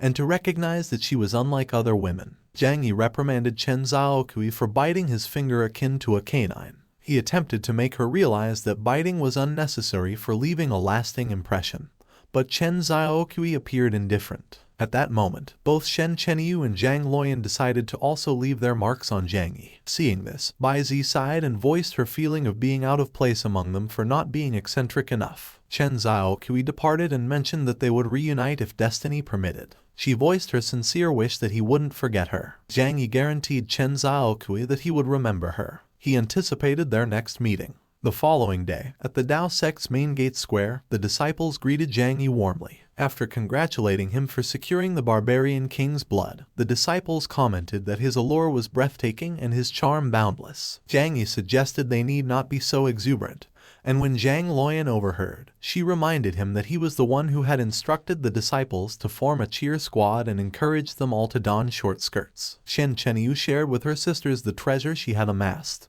While the disciples expressed gratitude to Shen Chenyu and admired her generosity, Baizi contemplated that Shen Chenyu was decidedly winning over their affections. Suddenly, a portal materialized in the sky, and 3 individuals emerged. The one cradling another promptly sought Zhang Yi. He challenged Zhang Yi to restore his son's life. The Dragon Clan's deputy clan leader, Long Baixian, asserted that he wouldn't have come for him if he had just snatched the treasures from the great barbarian forbidden land and hadn't killed Long Tianyi. The moment the two landed in front of him, Zhang Yi remarked that he was a cockroach with a hard life. He commended Yehoran for making a good show of framing him and stated that Yehoran should know in his heart who really killed Long Tianyi. Yehoran confessed that he was clearly the one who killed Long Tianyi. He maintained that he even risked his life to bring back Long Tianyi's corpse. Not having the patience to hear some explanation, Long Baixian immediately acted to make Zhang Yi pay with his blood. Out of nowhere, Yu Yao suddenly appeared. She instructed Long Baixian to not hurt Zhang Yi. Yu Yao questioned Long Baixian as to where he got the guts to be presumptuous in her Dao sect, and Long Baixian, who was surprised by the swiftness of Yu Yao's sword, hurriedly crouched down to dodge. While Yehoran suggested that it would be more fun if the Dragon Clan and the Dao sect became enemies, Long Baixian inquired of Yu Yao if she wanted to cover up Zhang Yi's crime. Zhang Yi stopped Yu Yao from responding. He announced that he would explain and that she didn't need to worry because the upright need not fear the crooked shadows. Zhang Yi confidently took out a normal stone that was transformed by magic. After informing Long Baixian that the stone was a memory stone that he used to record the situation when Long Tianyi died, Zhang Yi revealed that it could prove that it was Yehaoran who used Long Tianyi's body as a meat shield and killed him. Yehaoran urged to stop spouting nonsense. He argued that the battle was chaotic at that time, so there was no way that Zhang Yi could record. Zhang Yi expressed his contempt. He explained that he was extra careful because he was dealing with him and that he also had Zai Jai, who could also tell some truths. At that moment, Zhang Yi opened the Qiankun bag, revealing Zai Jai, who was looking very uncomfortable. Zai Jai voiced that she also wanted to ask Yehaoran if he had ever cared about her, even a little bit, and if his purpose for coming was to save her or just to get revenge on Zhang Yi. Yehaoran and Zhang Yi were utterly shocked. They didn't seem to have expected that Zai Jai would ask those things. Yehaoran was saddened by the fact that Zai Jai still cared so much about how he felt about her. He couldn't help but reflect, realizing that Zai Jai hadn't changed at all for the past 6 years. 6 years ago, Yehaoran complained, who was following him every day, that she was annoying. Zai Jai let Yehaoran know that she liked him because his blood smelled good. She proposed he should call him sister and that she could help him become stronger. Yehaoran advised to mind her own business. He declared that he only wanted to rely on his own strength to become stronger. When the shoulder that Yehaoran sprained while chopping wood suddenly began to hurt again, Zai Jai teased him for not being able to overcome a simple pain. Zai Jai helped Yehaoran heal. She promised him that if he trained with her, he would definitely go from a beginner disciple who chops wood to a powerful senior brother of the heavenly sect. Seemingly convinced, Yehaoran decided to just accept Zai Jai's offer and be her brother. Yehaoran snapped back to his senses. He quickly activated a technique and swiftly ran towards Zhang Yi. Yehaoran revealed that he came to save her and that, in his eyes, she had always been the best sister. Zai Jai was surprised to know that Yehaoran actually regarded her as a sister. She did feel more like siblings with Yehaoran, so she could tell that she had a different kind of feeling with Zhang Yi. Zhang Yi accused Yehaoran of daring to steal his woman and the Qiankun bag, and Zhang Luoyan added that Yehaoran must be asking for death since he dared to steal Zhang Yi's stuff. Yu Yao observed that Zhang Yi seemed to care a lot about Zai Jai. She gave him the Qiankun bag for his protection, so it annoyed her that Zhang Yi used it to store a woman. Seeing how quickly Yehaoran left, Long Baixian began to believe that Yehaoran was the one who killed Long Tianyi. He asserted that they couldn't let Yehaoran just get away. Just when Long Baixian was about to chase after Yehaoran, Long Tianyi suddenly moved and began coughing to block his airway. Long Tianyi explained that he had to use a fake death technique to save his life and that it was Yehaoran who screwed him over. Long Baixian grew furious. He decided to chase after Yehaoran and settle the score. Zhang Yi admitted that it was too late to chase after Yehaoran. Knowing that they were the real moneybags, he argued that since Long Tianyi had offended him before and even wanted to kill him, they should compensate for the mental distress they had caused. Long Baixian demanded to stop talking nonsense. He boasted to the disciples that they should watch carefully how he was going to walk out of their Dao sect in broad daylight. However, when Yu Yao put her sword near his throat, Long Baixian quickly suggested that they should talk nicely, and that she didn't have to draw her sword out. Yu Yao clarified to Long Baixian that if the Dragon Clan doesn't show its sincerity, the Dao sect will not be kind. And Zhang Luoyan and Shen Chenyu warned that the two dragons' blood would be drawn and their tendons would be dug if they didn't hand over their treasures. When Long Baixian queried bitterly if it was the Dao sect's means of winning people with virtue, Long Tianyi warned that they might die if they didn't agree. Later that day, Long Tianyi screamed in disbelief as Zhang Yi and the others took even his clothes. Zhang Yi teasingly remarked that, as a dragon, he must be sincere and hand over all his treasures. Despite being told that a man needed to be flexible and give in sometimes, Long Tianyi still felt like the Dragon Clan had lost face. Moments later, while Yu Yao watched Zhang Yi and the others inspect and play with the pile of treasures they took from Long Baixian and Long Tianyi, she thought to herself that she seemed to have corrupted those disciples. When Long Baixian threatened Yu Yao that he would definitely get her next time, Zhang Yi joked to have a nice trip and that he was welcome to come again, pointing out that Long Baixian should bring more treasures next time. The moment the two dragons were gone, Yu Yao advised Zhang Yi to use the barbarian king's blood as soon as possible. Zhang Yi immediately agreed. He voiced that as long as he refined the barbarian king's blood, he would definitely reach the nascent soul stage. Yu Yao instructed Zhang Yi to come to her later at night. She promised that she would give him a hand in refining the barbarian king's blood. Zhang Yi excitedly confirmed that he would definitely come. He insisted that what Yu Yao mentioned must be a hint, and that he had to perform well so as not to let Yu Yao down. Some time later, at night, the heavenly sect was already quiet, and no disciples could be seen walking around. Simultaneously, inside the heavenly sect, when Zai Jai asked Yi Haoran why he returned to the sect that he had betrayed, Yi Haoran just revealed that he had his own plan and that he was playing a big game. Zai Jai couldn't help but be annoyed. She was bored and was starting to think that Yi Haoran was probably not sincere when he saved her earlier that day. A while later, Yi Haoran opened a certain door. The person inside the room had been expecting Yi Haoran ever since he heard some noise outside. However, it still shocked him that Yi Haoran really dared to come back. The person was actually Zhu Dai, Yi Haoran's master. After asking him where he got the nerve to come back, Zhu Dai criticized that the double pupil holy body was wasted on him since he didn't even get the barbarian king's blood. Yi Haoran admitted that Zhu Dai was right. He stated that he came there just to apologize and that he took back the barbarian king's blood to offer it to him and show his sincerity. Zhu Dai was utterly shocked. He immediately asked Yi Haoran to get up and show him the barbarian king's blood. He couldn't help but get excited since if he used the barbarian king's blood, he would be able to resist the thunder tribulation better in the future. While Yi Haoran was taking out a wooden box, he didn't show any signs of using spiritual energy. Hence, Zhu Dai believed that Yi Haoran had no malice and was really offering a treasure. However, to Zhu Dai's horror, Yi Haoran suddenly activated his blood pupil the moment he opened the box. Blood spurted out of Zhu Dai's mouth as Yi Haoran stabbed his abdomen with a small blade. The blade was actually the sealing blade that Zhu Dai gave Yi Haoran to protect himself. It could suppress spiritual energy, and Zhu couldn't use any strength because of it. Yi Haoran asserted that someone who only enjoys the fruits of others has no value. He declared that he was not worthy to be his master nor to be the sect master of the heavenly sect. With his spiritual energy suppressed, Zhu Dai inevitably was not able to defend himself against Yi Haoran's blood-controlled divine wood technique. Yi Haoran couldn't keep himself from laughing wildly. He was overjoyed that he was able to successfully control Zhu Dai's mind. Yi Haoran planned on using Zhu Dai to control the whole heavenly sect. He believed that when his power expanded, the Tao sect, the Earth sect, and others would all have to submit. As though he had gone mad, Yi Haoran laughed without end. Meanwhile, in the Tao sect, while he recited a poem, Zhang Yi rode his flying sword to the Yuying Peak. He still couldn't believe that Yu Yao invited him to come to Yuying Peak to find her. That place was quiet at night, which was just right for him to have a long talk with Yu Yao. Yu Yao rebuked Zhang Yi. She declared that he needed to be punished for being late. Zhang Yi innocently suggested that Yu Yao couldn't bear to punish him. He pointed out that they were all smart people, so they should just open their hearts and get straight to the point. When Yu Yao directed Zhang Yi to sit down, Zhang Yi was startled. He was shocked by how direct Yu Yao was. Yu Yao noticed that Zhang Yi had misunderstood her, so she clarified that what she wanted him to do was sit on the ground and refine the barbarian king's blood. Yu Yao explained that there was a reason why she asked him to come there at night. She elaborated that in order for him to be able to endure the refining of the barbarian king's blood, which has very strong yang energy, he needed yin energy as a neutralizer.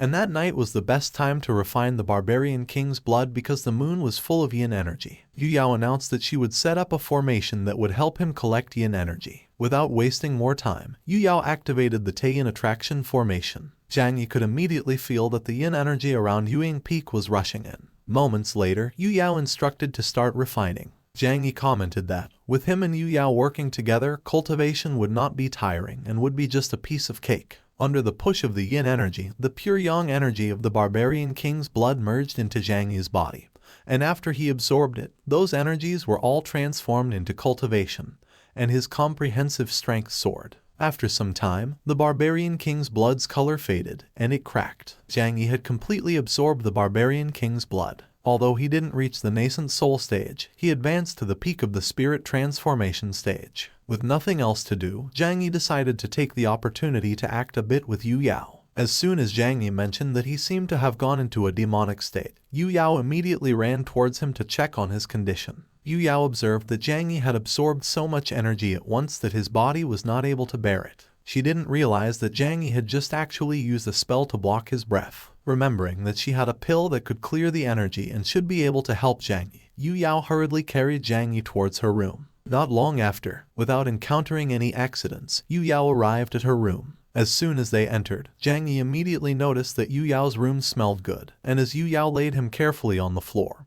he just kept his eyes shut and continued acting. Yu Yao took a closer look at Zhang Yi's condition. When she discovered that Zhang Yi's bloodline was still running, she immediately realized that Zhang Yi had deliberately deceived her by using a spell to block his breath. Yu Yao was annoyed, so she decided to give Zhang Yi some punishment. Yu Yao suddenly stood up and stepped on Zhang Yi's hand. Zhang Yi couldn't help but be confused the moment he felt the pain on his hand. It was so painful that he wanted to cry but couldn't. To let him reflect on himself, Yu Yao decided to punish Zhang Yi by letting him sleep on the floor. She slept on her bed in silence. Zhang Yi couldn't understand why Yu Yao suddenly stopped caring about him. He couldn't help but wonder if Yu Yao already knew that he was just acting, why she didn't expose him, and if she wanted him to take the initiative. The next day, in Yu Yao's room, Zhang Yi's head inevitably started hurting as he couldn't sleep the entire night. He didn't dare touch Yu Yao at all. He was afraid he would be beaten to death if he did so. Zhang Yi stared at Yu Yao, who was sleeping comfortably on her bed. He couldn't help but blush. The way Yu Yao slept was too provocative for him. Suddenly, Yu Yao turned and looked at Zhang Yi. Caught off guard, Zhang Yi's eyes widened in shock. Yu Yao inquired Zhang Yi if sleeping on the floor felt good and if he thought she didn't notice his trick. Zhang Yi immediately confessed his mistake and pleaded for forgiveness. He never thought he would get played by Yu Yao. Going back to the main concern, Yu Yao mentioned that it was surprising he didn't descend into the nascent soul realm after absorbing the barbarian king's blood. She added that the supreme holy body seemed to be extraordinary, with an emphasis on stable cultivation. After hearing Zhang Yi declare that he would work hard in his cultivation, Yu Yao redirected the topic to Zhang Yi's punishment. She reminded him that he repeatedly womanized, dared to play dead to trick her, and let Iheoran take away the Kaienkan bag. Zhang Yi felt that something was not right. Realizing that Yu Yao seemed to have intentionally let Iheoran take away the Kaienkan bag to send Sai Jai away to prevent him from interacting with her, Zhang Yi discovered that he was still a noob in planning compared to Yu Yao. Yu Yao questioned Zhang Yi how he would apologize in recompense. She cautioned him that if he couldn't explain how he would apologize in recompense, she would lock him up and keep him in prison. Zhang Yi immediately vowed Yu Yao that he would not actively pursue women or debauchery and that he would find Iheoran to retrieve the Kaienkan bag. He couldn't help but cry, realizing that Yu Yao had him in her hands. Yu Yao commented that his promise about women sounded like a joke to her. She observed that since taking back the Kaienkan bag, which was just an ordinary item, was simply not enough, Zhang Yi must make Iheoran and the heavenly sect repay tenfold and take more treasures. Zhang Yi guaranteed Yu Yao that he would take everything he wanted from the heavenly sect. He couldn't help but admire Yu Yao's ruthlessness. With the Kaienkan bag being taken away by Iheoran,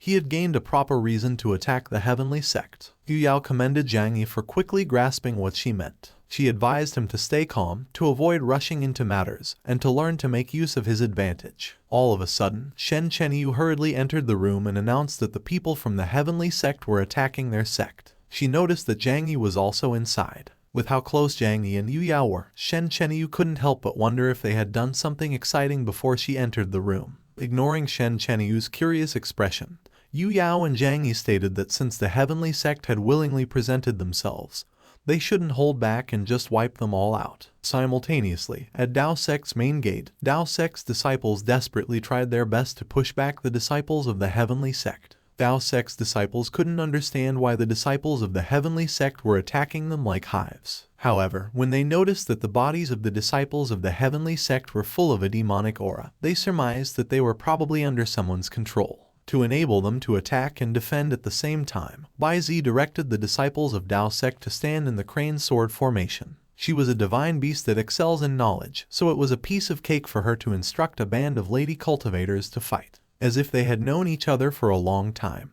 the disciples followed Bai Zi's instruction without the slightest bit of hesitation. Out of nowhere, everyone heard someone mention that the heavenly sect disciples must have lost their minds to offend the Dao Sect. 2 huge sword kiths were launched towards the disciples of the heavenly sect. They were so sharp that they easily sliced through the disciples of the heavenly sect like butter. Zhang Yi and Yu Yao's arrival elevated the morale of the disciples of Dao Sect. They could sense their combat power soaring just by observing Zhang Yi's handsome face. Yu Yao commanded her disciples to wipe out the unruly rats who dared to come to their sect and seek death. Zhang Yi asserted that the heavenly sect's group must have been manipulated by Iheoran to attack Dao Sect. Suddenly, a weird sound reached everyone's ears. From the portal that had just appeared, a person emerged. The person voiced his delight to see that Yu Yao had finally shown up. The person was actually Zhu Dai. He vowed that he would slaughter them all that day. Zhang Yi suggested that Iheoran must have used some sort of trick. He was convinced that Iheoran was not powerful enough to influence Zhu Dai. Knowing that Zhu Dai's strength would increase if he lost his mind, Yu Yao cautioned her disciples that they could not underestimate Zhu Dai.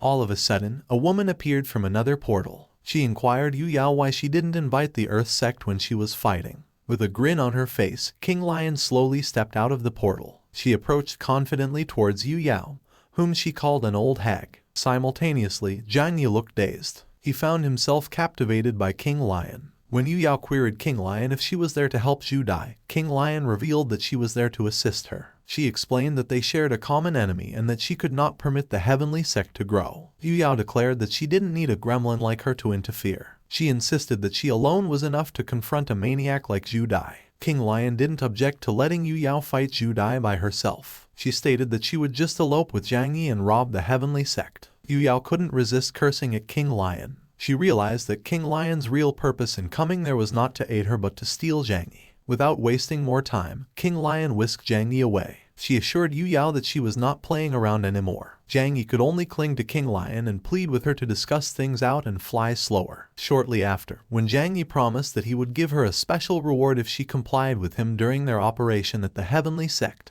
King Lion responded eagerly. She grew curious as to what the special reward would be. Zhang Yi couldn't suppress a smile. He predicted that with an obedient senior like King Lion following him, the heavenly sect was definitely doomed that time around. Later that day, in the heavenly sect, Iheoran suddenly began laughing frantically. His becoming the sect leader of the heavenly sect had given him great joy. Zai Jai questioned Iheoran if he was sure that Zhu Dai and the disciples could overcome the Dao sect. Zhu Dai responded that anything was fine as long as the Dao sect was damaged and that the lives and deaths of others had nothing to do with him. After being told by Iheoran that she didn't need to hide herself, that he wanted her alive to let everyone know that she was his counselor, Zai Jai voiced her annoyance. She seemed to want to be called a sister and not a counselor. When Zai Jai reminded Iheoran to be careful of sneak attacks and to make sure that the mountain gate was well defended, Iheoran asserted that he had already considered every single detail. He even boasted that their defenses were so well done that not even an ant could come in. Suddenly, a disciple informed Iheoran that Zhang Yi and an old gremlin had launched a sneak attack at the treasury court. Iheoran was utterly shocked. He had felt the need to act himself to stop Zhang Yi. He just couldn't let him get away with it. Meanwhile, in the heavenly sect's treasury court, the lifeless bodies of the disciples could be seen all over the place. The land was raised whenever Zhang Yi acted.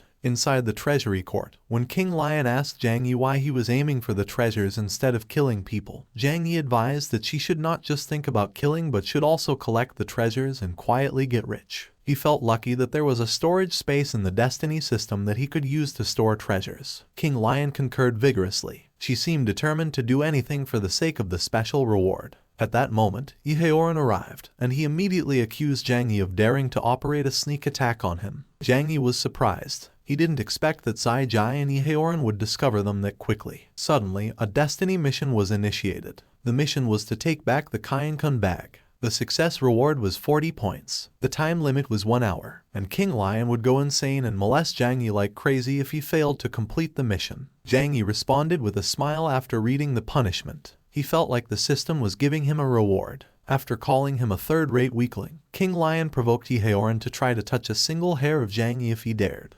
Iheoran just snorted in response. He summoned the 4 Grand Elders of the Heavenly Sect. Knowing that they were trickier to deal with, King Lion immediately moved to deal with the 4 Grand Elders. She stated that he would have to pressure Iheoran and Zai Jai by himself. Iheoran bragged that his strength was already infinitely close to the nascent soul realm. He declared that he was no match for him and that he should be prepared to die. Just when Iheoran was about to release his technique, Zhang Yi swiftly kicked him in the groin. Zhang Yi reminded Iheoran that his opponent would not just stand around when he was deploying techniques. Iheoran felt so wrong that he called Zhang Yi a despicable asshole and criticized him for doing something that a hero would not do. Zhang Yi asserted that he didn't deserve to talk about heroism because he betrayed his own master. He expressed that any means were fine as long as he could defeat Iheoran. Having recovered from the groin attack, Iheoran fought back and punched Zhang Yi in the face. Zai Jai couldn't help but sigh the moment she noticed that the two seemed to have snapped. She was actually hoping that the two would reconcile and work together. Simultaneously, King Lion worriedly glanced at Zhang Yi. She wanted to immediately go over and help him, but she was still entangled with the 4 Grand Elders. After suggesting that it was inconvenient for them to fight there, Zhang Yi challenged Iheoran to follow him outside if he dared.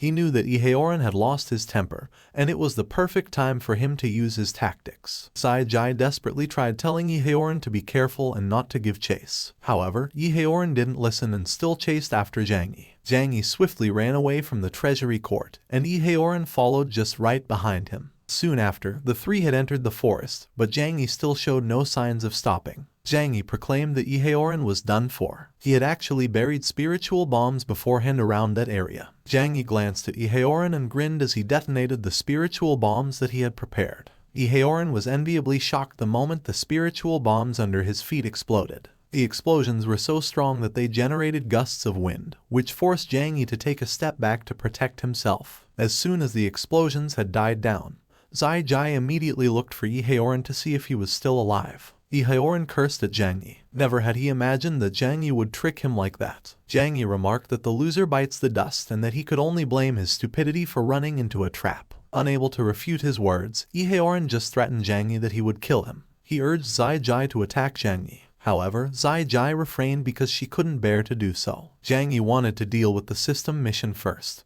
But when he mentioned that he would consider leaving his body whole if he handed over the Kainkun bag, Iheoran just vowed that he would never give it to him. Zhang Yi hurriedly threw the Kainkun bag towards Zhang Yi. She was hoping that Zhang Yi wouldn't harm Iheoran if he got what he wanted. The moment the Kainkun bag landed in Zhang Yi's hands, the system announced that he had failed the mission. Zhang Yi was inevitably confused. He had never suggested that the system would judge Zhang Yi voluntarily handing over the Kainkun bag as a mission failure. Zhang Yi suddenly smiled. He was convinced that being molested by King Lion was a reward, not a punishment. At the same time, inside the treasury court, King Lion exclaimed as she felt something weird. She couldn't control herself, and she suddenly wanted to elope with Zhang Yi. Out of nowhere, King Lion's aura increased. She forcefully ran through the 4 Grand Elders so she could get to where Zhang Yi was as soon as possible. Shortly after, a thick cloud of dust formed near the place where Zhang Yi, Iheoran, and Zhang Yi were, and when they saw the person who was causing the phenomenon, they couldn't help but be confused as to what it was all about. As soon as she got nearer to him, King Lion declared that he belonged to her and that they should take the reins together and enjoy the beautiful world. Zhang Yi inevitably got nervous because of how wild King Lion acted. He desperately implored her to get a hold of herself and to deal with Iheoran first. However, King Lion didn't listen and still chased after him. After getting pinned to the ground, Zhang Yi could only inquire King Lion what she was trying to do in broad daylight. Zhang Yi and Iheoran immediately took the opportunity to leave. Iheoran vowed Zhang Yi that he would come back and take revenge. Simultaneously, when King Lion asserted that he wouldn't be able to escape the palm of her hands, Zhang Yi tried to persuade her to calm down and not let Iheoran escape, but to no avail. Zhang Yi couldn't help but curse at the destiny system for making King Lion so insane. King Lion confessed that she doesn't care about others, that only Zhang Yi was so unforgettable to her, and that she only has him in her eyes. She urged to scream, saying that the harder Zhang Yi screams, the more excited she gets. While King Lion was whipping him, Zhang Yi could do nothing but cry and complain about King Lion being a perverted devil. King Lion suddenly halted and suggested that, since he was afraid of pain,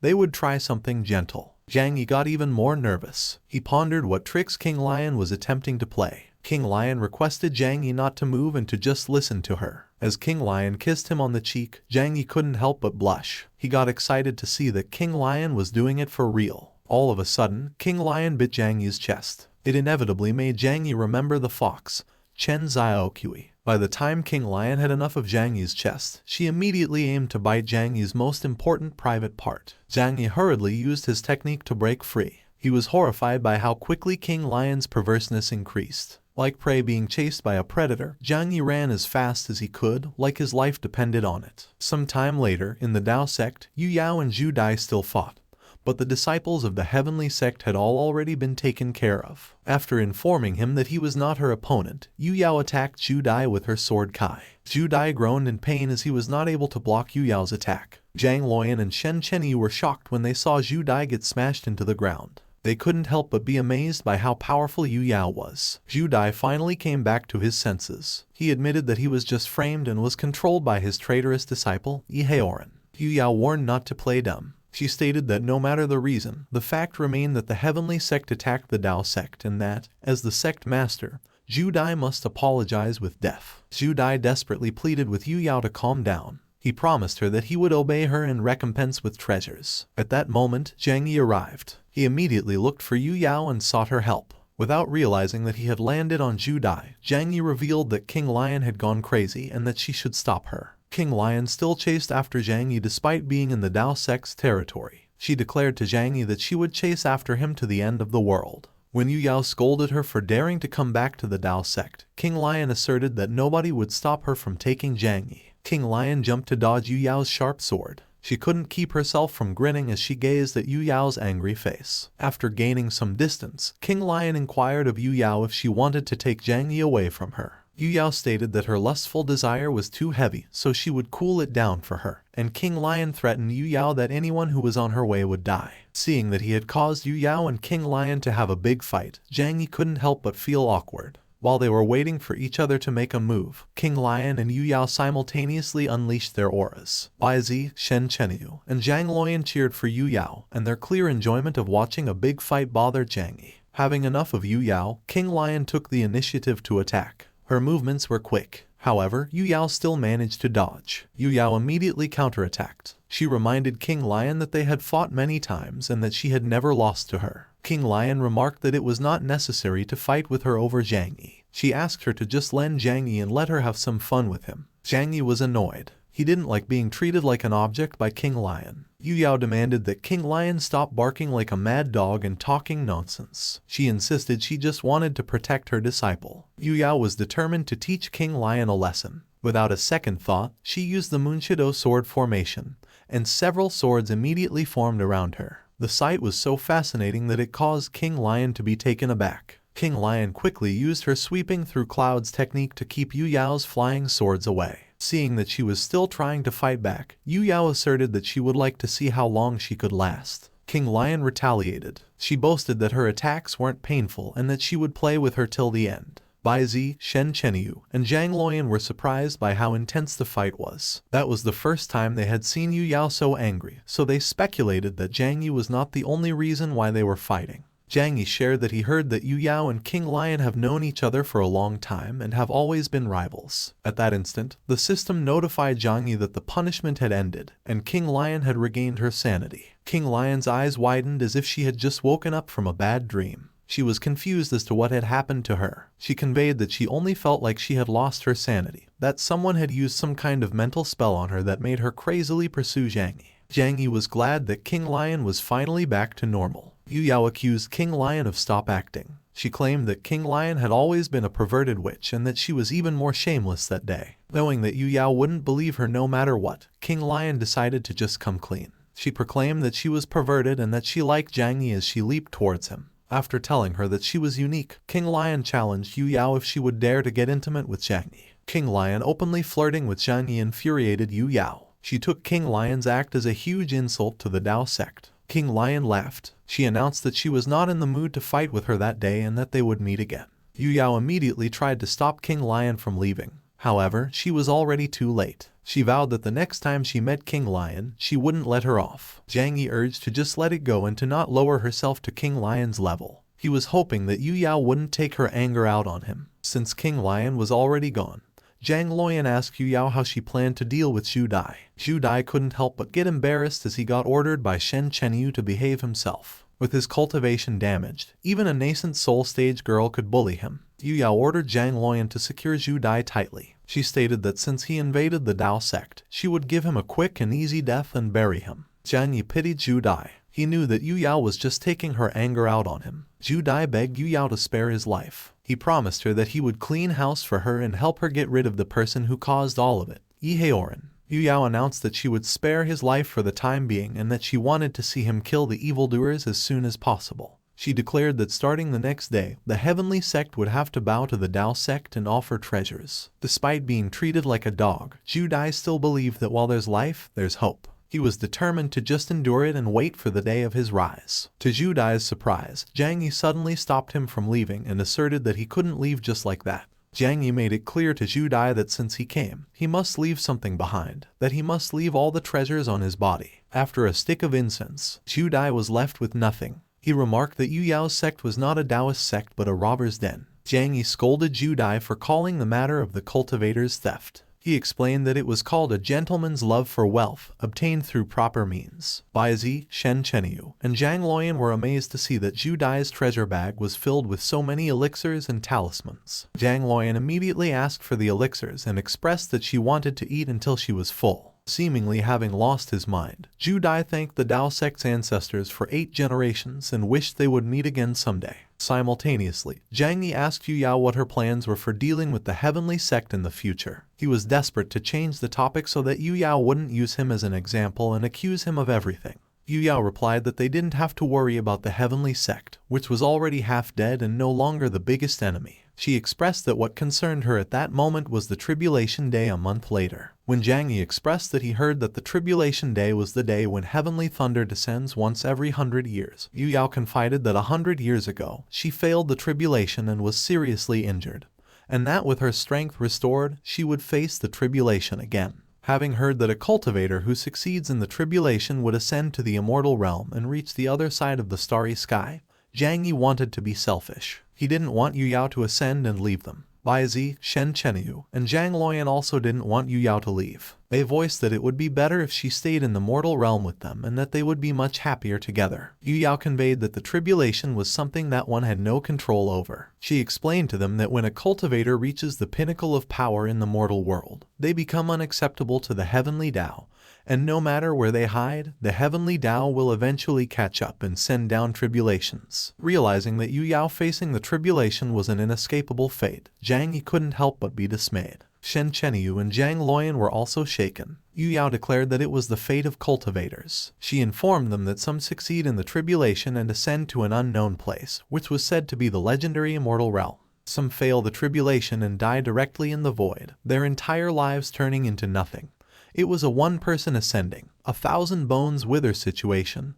The ones who succeed in the tribulation were in the minority. Yu Yao elaborated that there are also those who resist the heavenly thunder, lingering in the mortal realm, struggling for who knows how many centuries. Although it was a bit selfish, Zhang Yi still hoped that Yu Yao would stay in the mortal realm. After crossing over from the earth to that different world, Yu Yao had become the person closest to him, so he really didn't want to be separated from her. Suddenly, a disciple announced that a messenger pigeon outside the mountain gate left a letter for him. The disciple handed the letter to Zhang Yi. The letter was actually from Chen Xiaoqui, to thank Zhang Yi for his cooperation in helping her find the 9-tailed scarlet jade. She invited him to be their guest at the Green Hill of the southern demon country. While Zhang Yi was trying to keep them from reading the letter, Shen Chenyu implored him not to go. She claimed that Chen Xiaoqui definitely has ulterior motives. Zhang Yi couldn't help but cry. He was certain that Yu Yao definitely wouldn't let him go. Yu Yao snorted. She remarked that he was quite capable since he was able to attract the attention of the southern demon country's saintess, so she wouldn't misunderstand. Zhang Yi hurriedly explained to Yu Yao that he was not trying to seduce anyone and that his previous encounter with Chen Xiaoqui was purely a matter of mutual interest.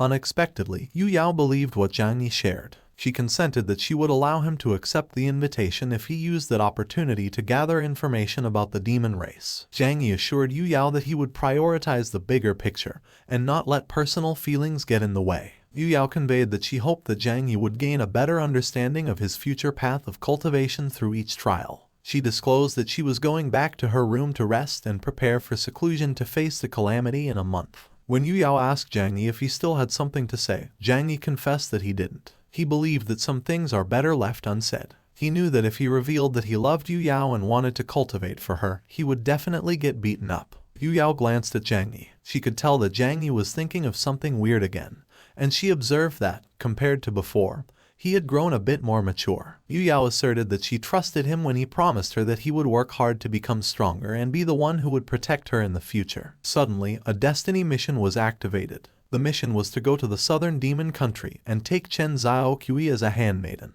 The success reward was 2 great Dao fruits and a random S-rank skill. The time limit was 5 days, and if Zhang Yi failed, he would be transformed into a cute beast-eared girl for 1 year. Zhang Yi couldn't help but think that the system was intentionally trying to make trouble. He couldn't believe that just when he finally wanted to be serious, the system came up with such a terrible idea. The next day, the disciples gathered outside the mountain gate to bid their farewell to Zhang Yi. Shen Chenyu scolded Zhang Yi, telling him that he was a scoundrel for leaving her behind. Zhang Yi bade goodbye to all his junior sisters, informing them that he was going to visit Chen Xiaoqui at Green Hill. Zhang Luoyan hated the fact that Zhang Yi took Bai Zi with him but left her, and Shen Chenyu expressed that with Zhang Yi going to meet Chen Xiaoqui, she wanted to have some peace and quiet. Meanwhile, Yu Yao was hoping that Zhang Yi would gain something from that trip. She wouldn't be able to monitor him closely since she also needed to focus on her cultivation and prepare for the upcoming tribulation. From the Dao sect, Zhang Yi and Bai Zi carefully passed through the Grand Wilderness before they reached Green Hill. Some time later, the two entered the southern demon country's Green Hill. Zhang Yi voiced his relief to have finally arrived, and Bai Zi was amazed by how refreshing the air was. When Bai Zi mentioned that she could smell a hint of demonic energy in the air, Zhang Yi found it strange that he didn't see any fox demons around. He wondered if they were just hiding. Suddenly, Zhang Yi and Bai Zi noticed a group of beasts peeking out of the bushes. As soon as the people from the Fox clan realized they had been discovered, they leapt out of hiding and ran towards Zhang Yi and Bai Zi. The one leading the group inquired of Zhang Yi and Bai Zi who they were and where they got the courage to dare to trespass on Green Hill. Zhang Yi couldn't help but admire how cute the people from the Fox clan were, but as he noticed that the Fox clan was all female, he remembered Yu Yao, and he immediately forced himself not to get swayed by beauty. After taking a closer look, the people from the Fox clan realized that the man in front of them was the rumored handsome young man who was invited as a guest by their saintess. They couldn't believe that there was such a handsome man among humans. Zhang Yi introduced himself to the people from the Fox clan while thinking to himself that being that charming was really troublesome. The people from the Fox clan offered to treat Green Hill like his own home and to just follow Chen Xiaoqi's arrangements. They decided to experience everything that Zhang Yi had to offer first before presenting him to Chen Xiaoqi. Zhang Yi remarked that there was something wrong with the people from the Fox clan, and Bai Zi noted that he was in trouble. While the people from the Fox clan were trying to give him a good time, Zhang Yi kept complaining to himself. He just wanted some peace of mind, but he had never imagined that he would encounter such a big test. The people from the Fox clan didn't forget about Bai Zi. Those who loved fluffy things the most bit her ears and put her between their chests. Moments later, someone scolded the women for being so shameless and for disgracing their Fox clan.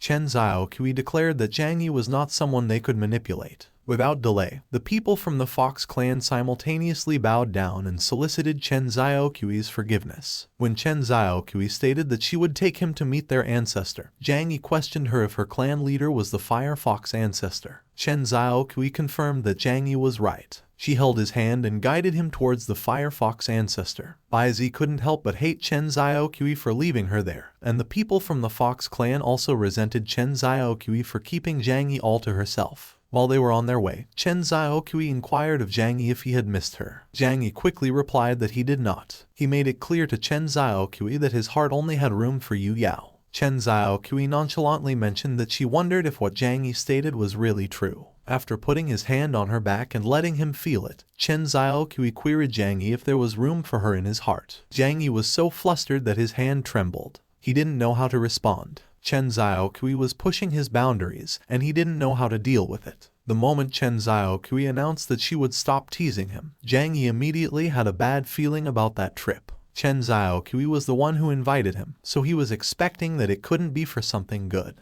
A while later, in the Green Hill Guest Pavilion, Zhang Yi was notified that the Fox clan chief had been waiting for him. The Fox clan's chief, Fire Fox ancestor, welcomed Zhang Yi to her Kinkyu mountain as a guest. She observed that he was so handsome that his beauty rivaled that of a jade tree in the wind. Zhang Yi immediately returned the compliment. He asserted that he had heard about her wisdom and rare beauty, and that upon meeting, he could see that she was indeed extraordinary. The Fox clan's chief was inevitably pleased. After commenting that Zhang Yi's lips were so moist, like a warm stream moistening her heart, she offered Zhang Yi a bottle of top-quality golden scale pill as a token of her respect. Zhang Yi knew that the golden scale pill was a precious item. It was a rare treasure that can temper one's bloodline, so he questioned Firefox Ancestor upfront what her other intentions were. Firefox Ancestor liked how perceptive Zhang Yi was. She proposed that she would like to invite him to represent the Fox clan at the Demonic Nations Conference, which would happen the next day. Firefox Ancestor elaborated that discussing cultivation matters should be a small matter for Zhang Yi since he was well versed in 100 schools of thought and was eloquent. Knowing that the Demonic Nations Conference was an event where cultivators discussed their cultivation experiences, Zhang Yi considered that he could use that opportunity to assess the state of demon cultivation. Firefox Ancestor revealed that the reward for the conference was a precious item in the eyes of the powerful, the Millennium Thunderwood. She explained that if he won the conference, the reward would go to him and that even if he didn't need the Millennium Thunderwood, he could sell it for a handsome price. Without a second thought, Zhang Yi agreed to participate. He was determined to get the Millennium Thunderwood. It was a rare item for resisting thunder tribulations, so he wanted to give it to Yu Yao, who would definitely make good use of it. Firefox Ancestor suddenly threw herself at Zhang Yi and praised how agreeable he was, and Chen Xiaoqui immediately commanded her to behave herself and act according to her status. After asking her to calm down, Zhang Yi conveyed that he had another request. He articulated, as a member of the Dao sect, if he was to help her Fox clan, they needed to have a mutually beneficial relationship with her clan. He also had a system task to complete, and he was still about to find a way to make Chen Xiaoqui his handmaiden. All of a sudden, Chen Xiaoqui suggested that she had a way. She affirmed that she was willing to be betrothed to Zhang Yi so that their clan and his sect would have a connection. Firefox Ancestor immediately dismissed Chen Xiaoqui's suggestion. She declared she was not part of the discussion. Zhang Yi tried telling Firefox Ancestor that he could let Chen Xiaoqui become his handmaiden. However, Firefox Ancestor didn't agree. Chen Xiaoqui was the recognized saintess of the southern demon country, so she found it inappropriate to make her Zhang Yi's handmaiden.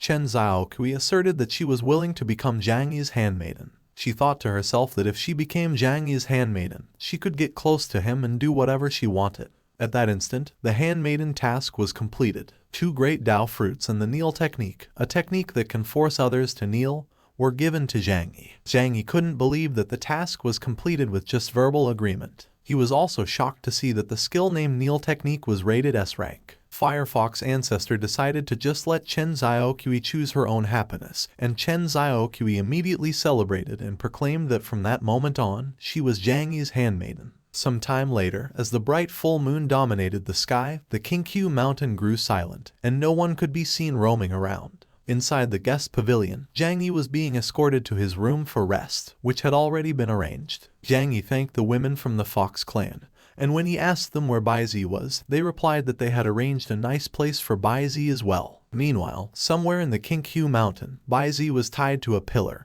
and was being checked by the women from the Fox clan to see if she was male or female. Thinking that Baizi was being treated well, Zhang Yi expressed that he could get a good night's sleep that night. However, the moment he entered his room, he was surprised to see someone lying on his bed. Chen Xiaoqui mentioned that since she had become his handmaiden, she needed to learn how to serve him in every way. As he tried to keep himself calm, Zhang Yi scolded Chen Xiaoqui for toying with his Dao heart. Simultaneously, under the bed, Chen Xiaoqui was in disbelief that Firefox Ancestor was really trying to make a move on Zhang Yi. She couldn't help but be jealous and envious. On the bed, after pulling him over, Firefox Ancestor whispered not to be afraid and to just surrender his body to her. At that moment, members of the Fox clan suddenly came to Zhang Yi's room to visit him. Firefox Ancestor was inevitably alarmed. She was worried that her reputation would be ruined if the clan members discovered her. Firefox Ancestor could do nothing but hide, and with nowhere else to go, she decided to quickly hide under the bed.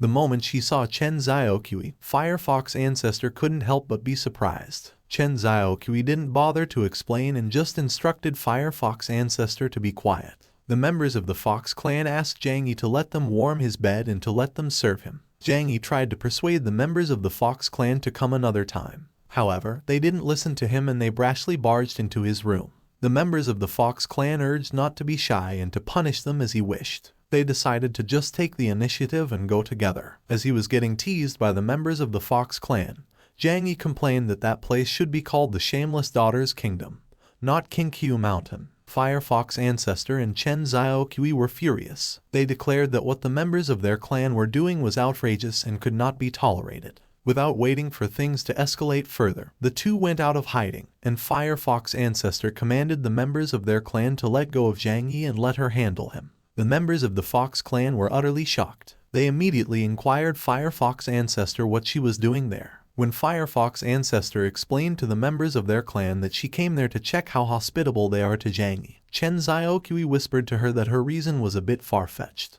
The members of the Fox clan couldn't help but feel awkward. Seeing how Firefox Ancestor was dressed, they knew right away that she just wanted to flirt with Zhang Yi. Firefox Ancestor noted to everyone that it was getting late. She instructed them to rest in that room, stating they would set off early the next day for the Tao discussion conference. And so, everyone seriously shared a bed together. Zhang Yi inevitably had a hard time handling his thoughts. He desperately forced himself to just think of maintaining the Tao so he wouldn't get tempted. At the same time, Chen Xiaokui was planning on taking advantage of Zhang Yi once he fell asleep, and Firefox Ancestor was enjoying Zhang Yi's sturdy physique. Moments later, Zhang Yi's voice echoed throughout the entire Kinkyu mountain as someone suddenly started biting his private part. He could feel that his Tao was sinking. The battle scene was skipped over. Apparently, accomplished cultivators can automatically visualize what happened next. One day later, the flag for the Tao discussion conference was put up. In the southern demon country's demon capital, a lot of people who came from different places had already gathered. Zhang Yi was glad that the day of the Tao discussion conference had arrived. It had been a whirlwind for him. He had been tossed around by the people of the Fox clan, and even though he had so much fun, he never crossed the line since the Linean path was the path he yearned for. The demons around the area noticed the Fox clan's arrival, and when they noticed Zhang Yi, they couldn't help but wonder if he had formed an alliance with the Fox clan. Shortly after, the Great Rock King arrived. Everyone from the Fox clan stared at the Great Rock King in disbelief. They had never imagined that the Lord of the Southern Demon Country would come personally. As soon as the Great Rock King was completely out of the portal, the demons kneeled and wished him a long life. The Great Rock King requested everyone to rise. He scanned their faces and felt their aura. Suddenly, the Great Rock King detected a human aura. After determining that the aura he detected was coming from him, the Great Rock King queried Zhang Yi who he was. Zhang Yi declared who he was, that he was the top disciple of the Tao sect and that he was invited by his handmaiden, Chen Xiaokui, to participate in the Tao discussion conference. Firefox Ancestor mentioned that Zhang Yi represented their Fox clan.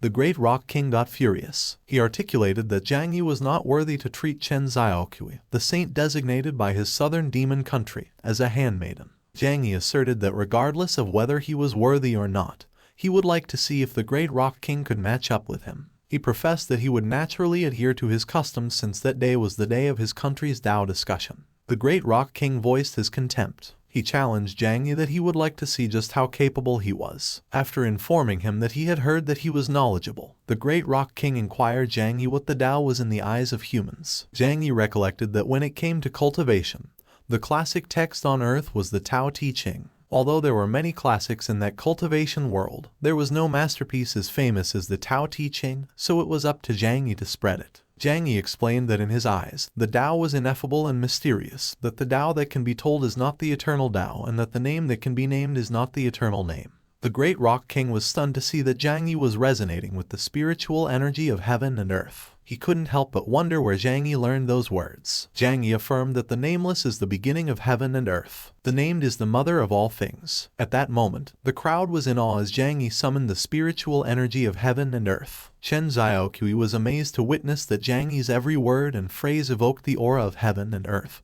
And Firefox Ancestor acknowledged that, with how extraordinary Zhang Yi was, they could have sinned if they had played with him more. The Great Rock King recognized that a person who knew such amazing words was definitely not just a senior disciple of the Tao sect. He speculated that Zhang Yi was a reincarnated divine being. The demons expressed that Zhang Yi was truly a divine figure, and that it was possible that he might be a living saint. The Great Rock King stated that he was afraid that even Yu Yao couldn't teach him those profound phrases. Zhang Yi declared that those classics came from a mysterious realm in another world, but he didn't reveal which world it was, asserting that it was classified information. Zhang Yi didn't expect that the Tao Te Ching from the Great Celestial Empire would be so powerful in another world, resonating so strongly with heaven and earth. The Great Rock King speculated that the world that Zhang Yi mentioned was a world of immortals and gods. He believed that he had seen through it, that the reason why Zhang Yi understood everything was because he was related to the world of immortals and gods. When the Great Rock King suddenly started laughing frantically, Zhang Yi was inevitably confused. He couldn't help but wonder if the Great Rock King was going crazy. The Great Rock King changed the way he calls Zhang Yi. He commented that their southern demon country's Tao conference was fortunate to have met such a distinguished guest like him.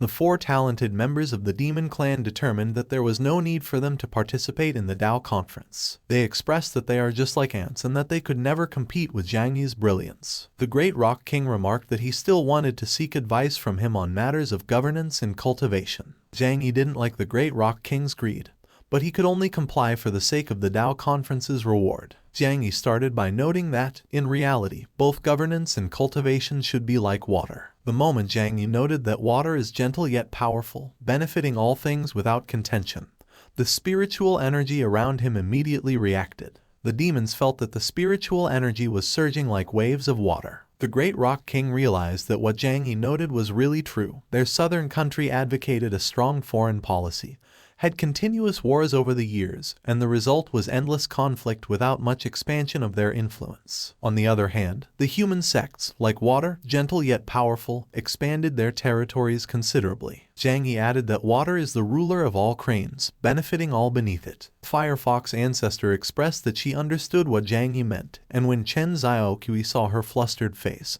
Chen Xiaoqui got confused about what Firefox Ancestor understood. After telling him that what he explained was the principle of being supremely good, just like water, Zhang Yi asked the Great Rock King if he understood it. The Great Rock King admitted that he had realized it. He expressed that listening to Zhang Yi's words was like a shower of enlightenment, that he was taught to govern, to cultivate, and to be a better person, just like water. He affirmed that being gentle to become strong was the path to becoming stronger. The demos expressed that they had realized it as well, that listening to Zhang Yi's words was better than reading hundreds of years of cold window books, and that their admiration for Zhang Yi was like a flood that couldn't be contained. Firefox Ancestor reminded everyone that Zhang Yi was an honored guest specially invited by their Fox clan. She announced that in the future, if anyone wanted to get close to Zhang Yi, they must go through their Fox clan's introduction. The demons wasted no time and immediately started flattering Firefox Ancestor. They could only complain to themselves for letting the Fox clan steal a march on them and getting close to Zhang Yi. Suddenly, a demon proclaimed that he would take his life for his son's revenge. The demon was actually Huya, the leader of the Tiger clan.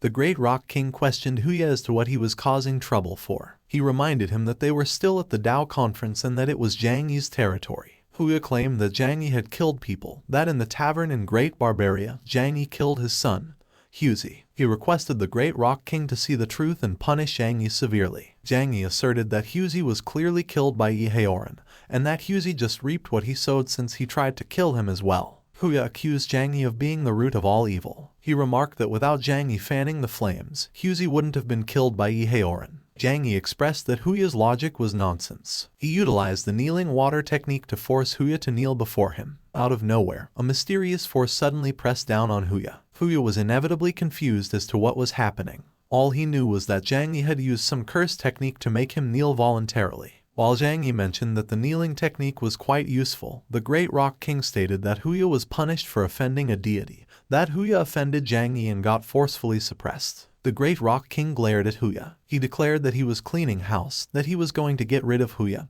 who was a godless traitor. The Great Rock King apologized to Zhang Yi for startling him, and as a gift, he offered him that Dao Conference's reward, the Millennium Thunderwood. He was hoping that Zhang Yi wouldn't mind and accept it. Zhang Yi mentioned that since the affairs of the southern demon country had become his responsibility, he would reluctantly accept that piece of wood. The Great Rock King couldn't help but be glad. He strongly believed that he had held the future in his hands, that clinging to Zhang Yi's thigh widened the path for their demon clan.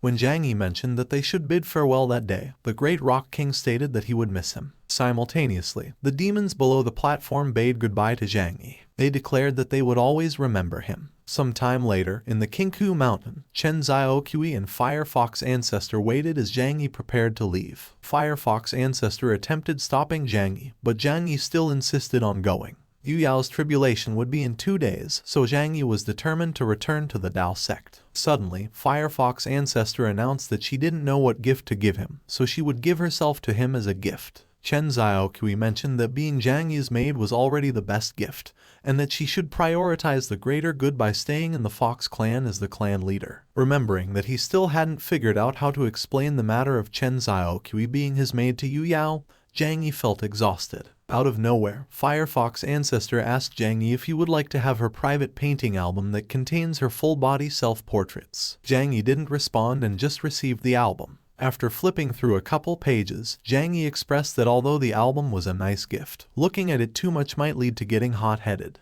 Zhang Yi smacked his lips and remarked that it was time for them to depart. When Zhang Yi assured Firefox Ancestor that he would come back next time in the Fox clan to visit her, Firefox Ancestor mentioned that she would come to find him too if she had the chance. Firefox Ancestor felt a wave of emotion as she watched the three get further and further away from Kinkyu Mountain. She hoped that Zhang Yi would always remember her, that he wouldn't forget that there was a devoted woman in the Fox clan who cared about him. 1.5 days later, in the Dao sect, Zhang Yi cheerfully greeted his lovely junior sisters, who were just idling at the mountain gate. Shen Chenyu and Zhang Luoyan were inevitably surprised to see that Zhang Yi was back and had brought Chen Xiaoqui with him. Noticing that everyone was looking gloomy, Zhang Yi asked Zhang Luoyan if something had happened and how Yu Yao was. Zhang Luoyan explained that, after telling them that she wanted to face the tribulation alone because she didn't want to burden them, Yu Yao left without saying goodbye. Shen Chenyu added that Yu Yao left in a hurry and didn't say where she was going.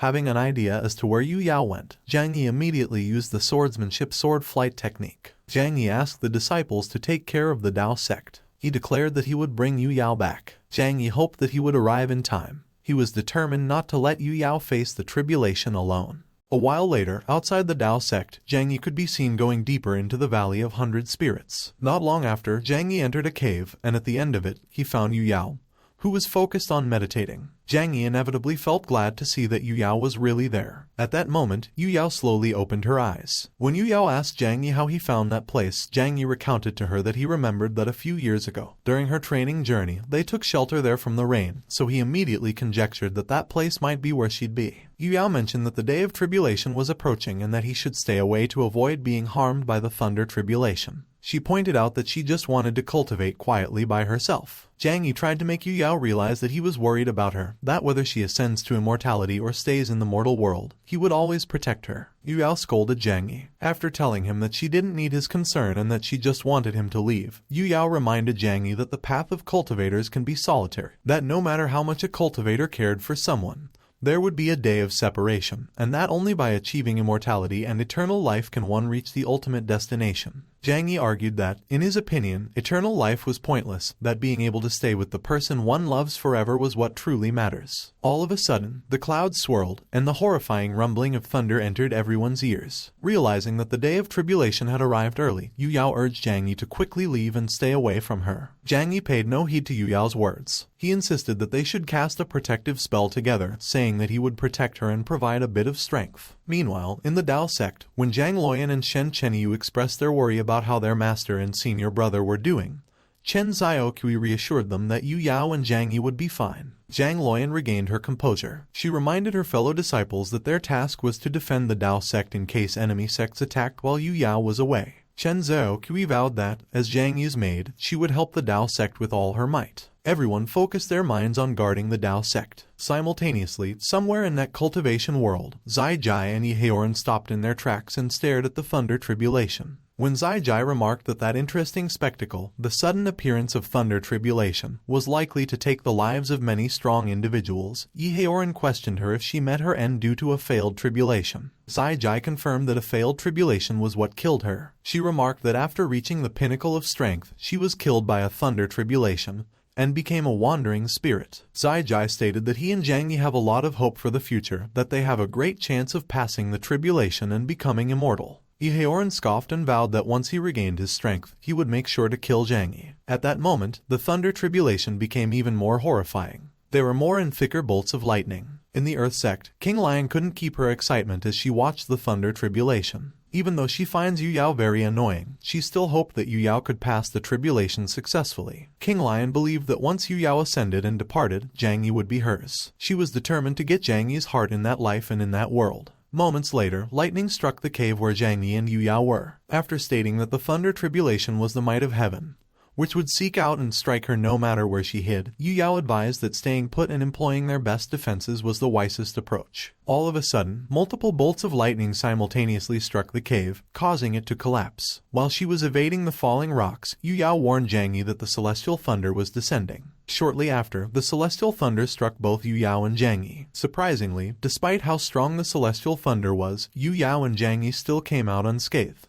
Zhang Yi was glad that the Millennium Thunderwood came in handy, and Yu Yao was surprised to see that Zhang Yi had an item that could hold back the Thunder Tribulation. Suddenly, another Thunder Tribulation formed above Yu Yao and Zhang Yi. Yu Yao could tell that it was even more intense. She couldn't help but feel that heaven was aiming to obliterate her directly. The Millennium Thunderwood shattered the moment the Thunder Tribulation struck. Knowing that that power was beyond what Zhang Yi could withstand, Yu Yao desperately tried to block the Thunder Tribulation. After using all her strength, Yu Yao barely held on and withstood the Thunder Tribulation. Zhang Yi immediately supported Yu Yao and checked her condition. Thinking that it was all over for her, Yu Yao urged to quickly leave and to be careful of the heavenly tribulation. In that instant, an unusual phenomenon took place. A face formed in the sky, and it declared to Zhang Yi that it didn't expect that mortals like them could resist the Thunder Tribulation. Zhang Yi received a warning from the Destiny System. After informing him that he had encountered a formidable foe, the evil avatar of heaven, the Destiny System inquired of Zhang Yi if he wished to activate the Heaven Barrier, a function that was only available for one time and would cost his supreme holy body. Heaven was supposed to be the supreme ruler of the world, so Zhang Yi was inevitably confused as to why it was evil. He wondered if it was possible that the heaven of that cultivation world had fallen into a dark state. When the evil avatar of heaven announced that those who go against heaven would suffer heavenly punishment, Zhang Yi suspected that fate was being manipulated by heaven. Zhang Yi was furious. For the sake of protecting Yu Yao and achieving immortality, for those people that he cared about, he would fight even if it was heaven. Thus, without the slightest bit of hesitation, Zhang Yi used his supreme holy body to activate the Heaven Barrier. Just as the heavenly barrier was activated, 3 powerful Thunder Tribulations struck. Moments later, the Thunder Tribulation's power was exhausted before it could even do some damage to the heavenly barrier. The evil avatar of heaven was in disbelief. It had never claimed that a power that was similar to its own existed in that world.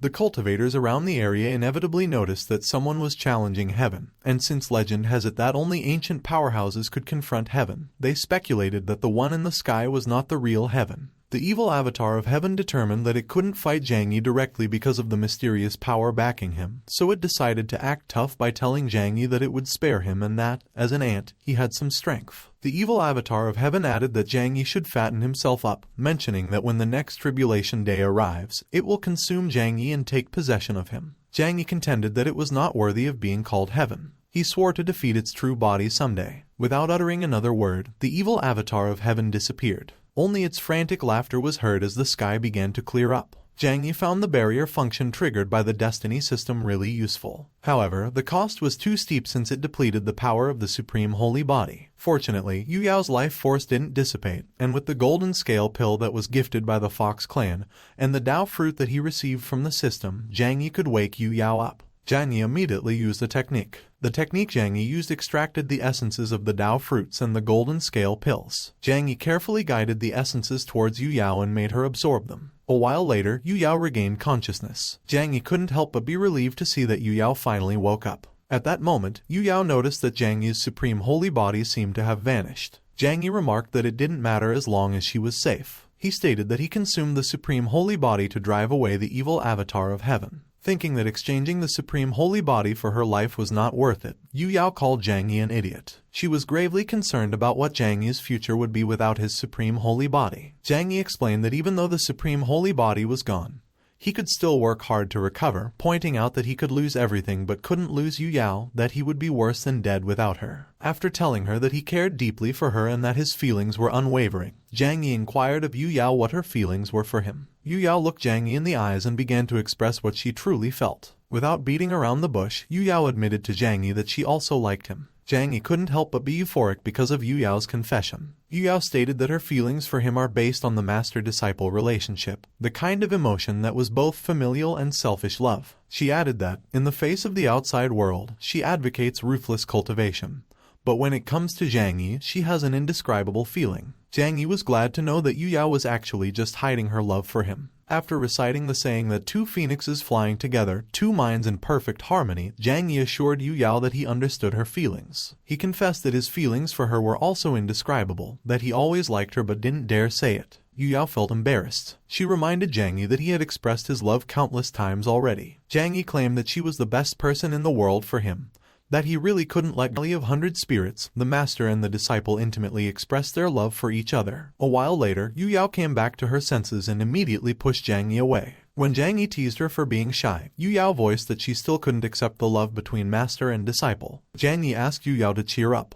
He mentioned that there was a story called Divine Bird Lovers, which was about a master and disciple falling in love. As Zhang Yi tried to convince Yu Yao that she didn't have to suppress her Dao heart anymore, Yu Yao felt odd that she couldn't get angry at Zhang Yi. Shortly after, Zhang Yi and Yu Yao were found by Bai Zi, Shen Chenyu, Zhang Luoyan, and Chen Xiaokui. While Chen Xiaokui remarked that a master-disciple romance was good to see, Shen Chenyu and Zhang Luoyan asked Zhang Yi if he and Yu Yao were making love in the wild. Feeling embarrassed, Zhang Yi awkwardly explained to the four that after Yu Yao's tribulation, she became weak and fell, so he helped her up. The four didn't believe what Zhang Yi explained. Chen Xiaokui suggested that Zhang Yi was clearly trying to take advantage of Yu Yao. All of a sudden, Yu Yao's mood soured. She praised Zhang Yi for being capable of bringing Chen Xiaokui with him. Knowing that he was in trouble, Zhang Yi immediately responded to Yu Yao that Chen Xiaokui had volunteered to be his maid. To Zhang Yi's dismay, Chen Xiaokui disclosed that she didn't volunteer, that it was him who made her his maid. Yu Yao got even more annoyed. She accused Zhang Yi of really still being a playboy. However, Yu Yao believed that Chen Xiaokui being Zhang Yi's maid was not a loss. When Yu Yao directed to do her duty well in the future, to supervise Zhang Yi well, and to report truthfully if Zhang Yi does anything against his Dao heart, Chen Xiaokui assured her that she could leave it to her. The three immediately teased Zhang Yi for his misfortune. They commented that he had to change his habits since Chen Xiaokui had joined hands with Yu Yao to deal with him.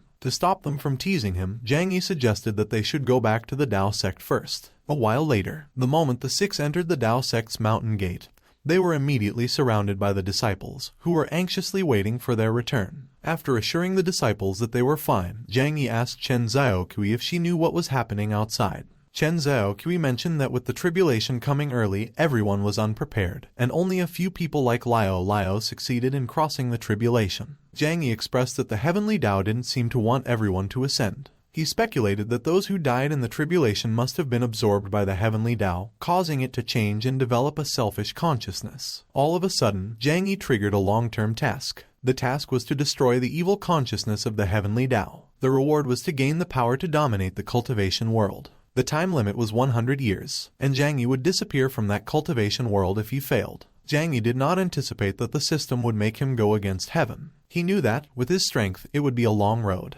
However, for survival, for protecting Yu Yao, and for cultivation, Zhang Yi swore to destroy the heavenly Dao. Out of nowhere, someone announced that the Great Zhou dynasty was visiting. As soon as he emerged from the portal, the general of the Great Zhou dynasty, Zhang Wufeng, immediately declared that he had come to pay respect. Zhang Wufeng introduced himself and claimed that he was there to meet Yu Yao. While Yu Yao was asking Zhang Wufeng what their reason was for coming uninvited, Shen Chenyu noticed that Zhang Wufeng's head was wrapped in white cloth. She couldn't help but wonder if there was a death in the palace. Zhang Wufeng revealed that the Holy Emperor failed in crossing the tribulation and had passed away. He disclosed that he came there to bring Shen Chenyu back and invite the Dao sect to attend the funeral. Everyone was inevitably shocked by the unexpected news, especially Shen Chenyu. Zhang Yi and the others immediately comforted Shen Chenyu, as she had a hard time believing that her father had died. After stating that she would stay to guard the Dao sect, Yu Yao instructed Zhang Yi to take Shen Chenyu back to the Great Zhou's imperial city. She voiced that she was afraid that since the king had died, the world would be in chaos, and an era of strife among the great forces was coming.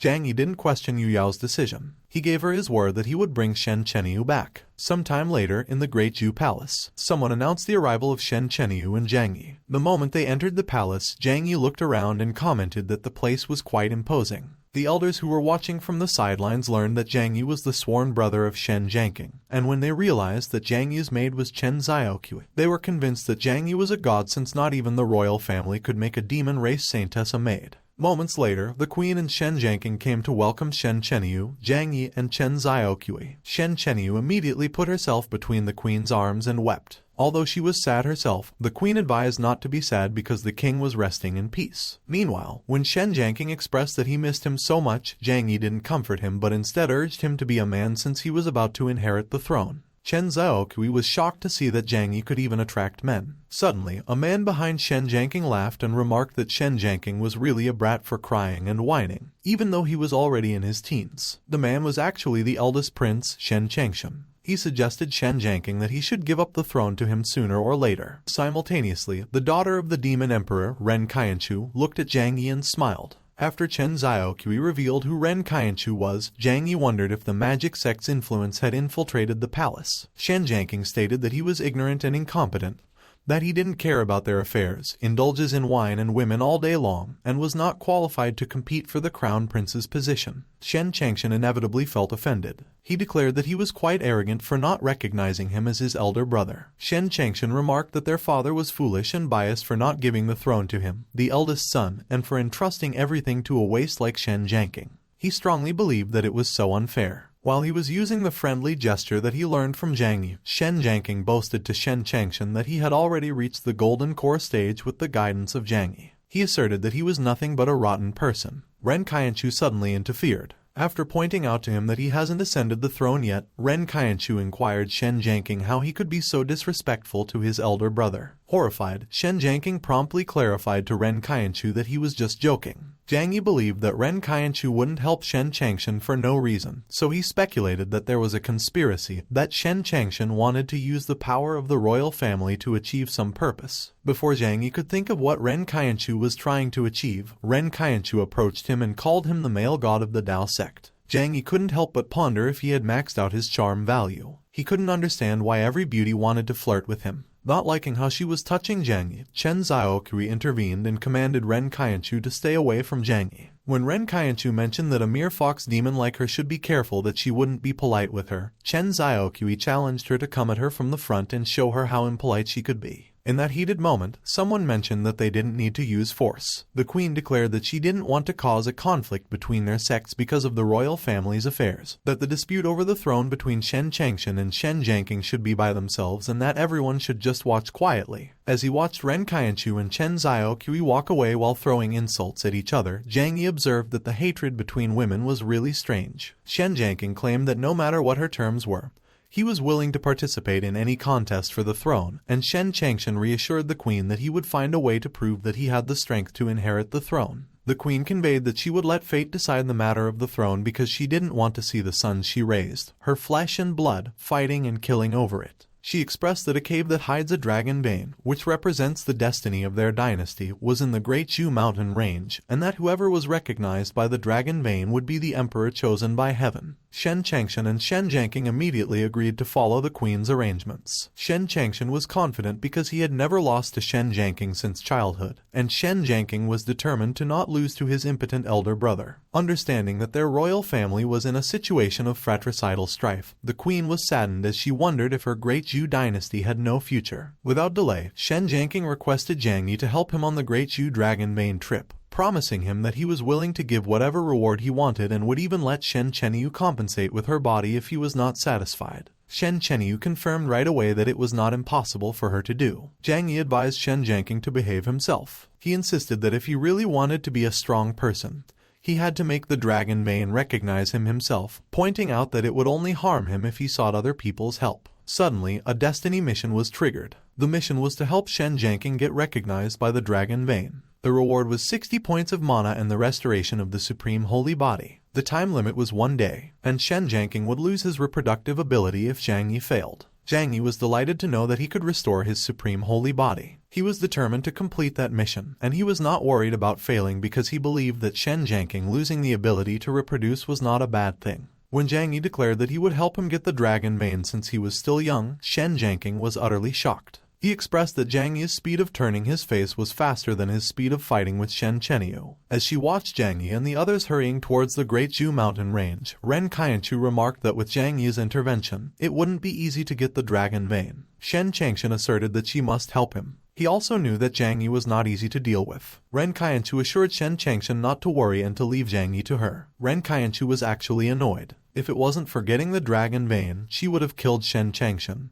whom she considered a waste. Sometime later, in the Great Zhu mountain range, the guard immediately opened the door of the dragon vein cave the moment he saw Shen Jiangking. While Zhang Yi was recognizing how convenient it was to have the royal privilege, Shen Jiangking mentioned that to find the dragon vein, one had to pass through 3 checkpoints, with the first one being the Knife Mountain. He explained that what they were facing was the extremely difficult to cross Knife Mountain. He pointed out to them that ordinary cultivators can hardly break through it. An idea came to Zhang Yi right away. After summoning the spiritual RPG, Zhang Yi suggested starting things off with a rocket, and without a second thought, he shot the Knife Mountain. The explosion it caused was so strong that it forced Chen Xiaokui and Shen Jiangking to take a step back. With such a heaven-defying magic weapon, Shen Jiangking couldn't help but think that there was no longer any need for them to pass the checkpoint. Chen Zhaoqi couldn't help but be amazed by how powerful Zhang Yi's magic weapon was. As soon as the smoke had dissipated, Zhang Yi proposed that they should keep going and attack the next checkpoint. A while later, the three came across an area that was engulfed in flames and magma. Shen Jiangking urged Zhang Yi to be careful. He warned that that place was called the Fire Sea and that its danger level was far beyond the Knife Mountain. Zhang Yi opined that, compared to Knife Mountain and Fire Sea, Ren Qianchu and Shen Changshan were more terrifying. He speculated that they were using them to pass the checkpoint since they haven't appeared yet.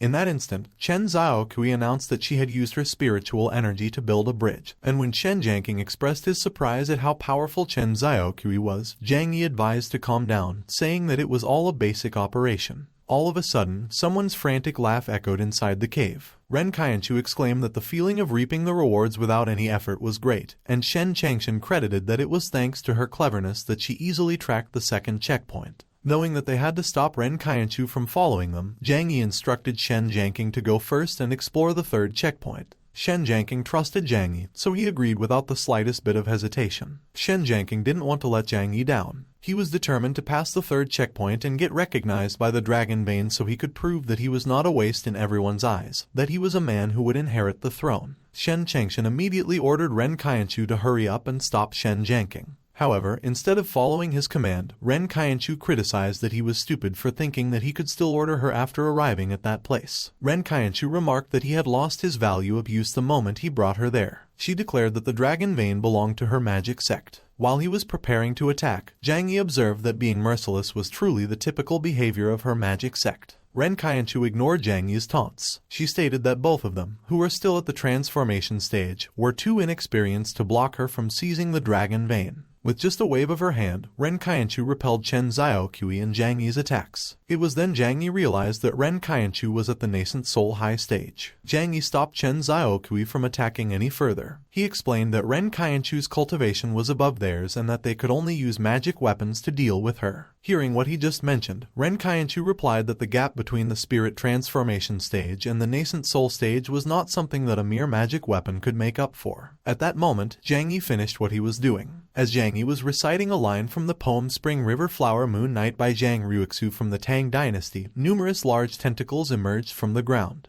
Realizing that she had been careless, Ren Qianchu couldn't help but curse. She had never admitted that the heavenly phenomenon caused by reciting poetry plus the mana of painting could form such a strange technique. Zhang Yi was exhilarated to have actually trapped a nascent soul high-stage cultivator, and Chen Zhaoqi voiced that he didn't expect that Zhang Yi could also use such weird and wonderful techniques. Ren Qianchu desperately tried to break free. She warned Zhang Yi that she would definitely deal with him as soon as she broke free from the bondage. Zhang Yi asserted that she had no chance of doing so. When Zhang Yi opened the Qiankun bag, Ren Qianchu's eyes widened in shock. She seemed to have never conceived that the Dao sect's secret treasure would be in Zhang Yi's hands. Zhang Yi swiftly closed the Qiankun bag as soon as Ren Qianchu was completely sucked in. Ren Qianchu was extremely furious. She accused Zhang Yi of being a despicable villain and vowed that she wouldn't let him go. After being praised by Chen Zhaoqi, Zhang Yi commented that since Ren Qianchu was the daughter of the Demon Emperor, in the future they could use her as a hostage and negotiate with the magic sect about releasing people. All of a sudden, Ren Qianchu screamed that a mere bag wouldn't be able to trap her. Her hand suddenly came out of the Qiankun bag, and she immediately grabbed Zhang Yi's throat. Ren Qianchu screamed in anger as she was getting out of the Qiankun bag. Seeing that she was really going to take Zhang Yi's life, Chen Zhaoqi hurriedly pounced towards Ren Qianchu. Ren Qianchu ordered Chen Zhaoqi to get lost. She declared that she was just a fox demon and was not worthy of her attention. While she was staring at his face, Ren Qianchu got the idea of torturing Zhang Yi by carving some marks on his handsome face. As Ren Qianchu's nail was getting closer and closer to his face, Zhang Yi decided to just use his secret move. He secretly performed a hand sign to activate the technique. The moment the forbidden double-sided music group water technique was activated, Ren Qianchu found herself unable to move. The mana that Zhang Yi used to activate the formation that could imprison the body was so strong that Chen Zhaoqi was also unable to move. When Ren Qianchu asked Zhang Yi what magic he used, Zhang Yi replied that it was the imprisonment technique that Yu Yao taught him and that the caster and everyone in the range of that technique were forced to stay still. Ren Qianchu suddenly became flustered. She couldn't believe that she could feel a slight throbbing while she was facing Zhang Yi. She confessed that she had become cold-hearted and had no interest in any man.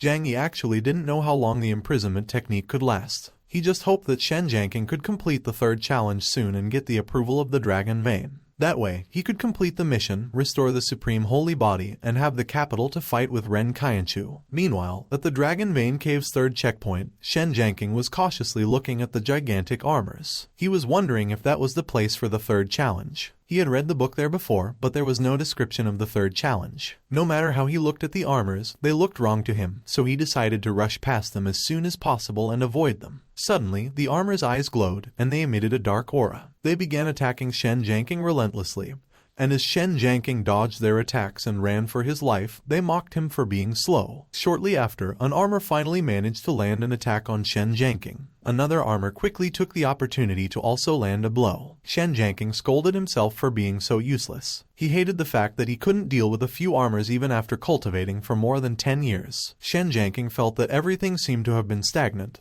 that he had been that useless from childhood to adulthood. As far as he could remember, he had always been bullied by his brothers, and even the eunuchs and maids stated that he was useless. Shen Jiangking was kind-hearted by nature. He pitied his sister, respected his father, and longed for a warm life. He believed that kindness and justice were the keys to cultivating and being a human. However, for so many years, his kindness was seen as weakness by others. He became the crown prince, but he was looked down upon by his own brothers, who even wanted to kill him, even though his strength had increased. He was still seen as useless by others. Shen Jiangking couldn't help but cry, knowing that while he was being ravaged by a bunch of armors, Zhang Yi was having a hard time fighting against Ren Qianchu. He didn't want to drag Zhang Yi down and disappoint his father's expectations of him before he died. Shen Jiangking wanted to protect Shen Chenyu. He wanted to revive the Great Zhu dynasty and prove something to Zhang Yi. At that very moment, Shen Jiangking stopped whining. His aura suddenly flared up as he mustered the resolve to prove that he was not a useless drag. Shen Jiangking screamed at the top of his lungs as he let his aura erupt, creating a shockwave that pushed all the armors away. Overwhelmed by the pressure of Shen Jianking's aura, the armors crumbled without even being able to fight back. Shen Jiangking was utterly shocked when he realized that he seemed to have awakened the 100-battle tyrant body of the Great Zhu clan. He could feel that his body had really become stronger. Understanding that the urgent matter at hand was to find the Dragon Vein as soon as possible, Shen Jiangking put aside his concern about whether he had truly awakened the 100-battle tyrant body, and quickly ran towards where the Dragon Vein should be. A while later, after going deeper into the cave, Shen Jiangking finally found the Dragon Vein's secret chamber. He could tell that it was the place where the Dragon Vein was hidden, so he found it strange that he couldn't sense any dragon aura. When he looked around the chamber, Shen Jiangking noticed that a person he didn't know was sleeping on the stone altar. Suddenly, Shen Jiangking was mercilessly punched by the person he saw. Seemingly irritated, the unknown person sat up and inquired which bastard was disturbing her sleep. Shen Jiangking addressed the person as a weird little girl. He couldn't understand why her aura was very similar to their Great Zhu's ancestor, Shen Wangu, the founding emperor of their Great Zhu,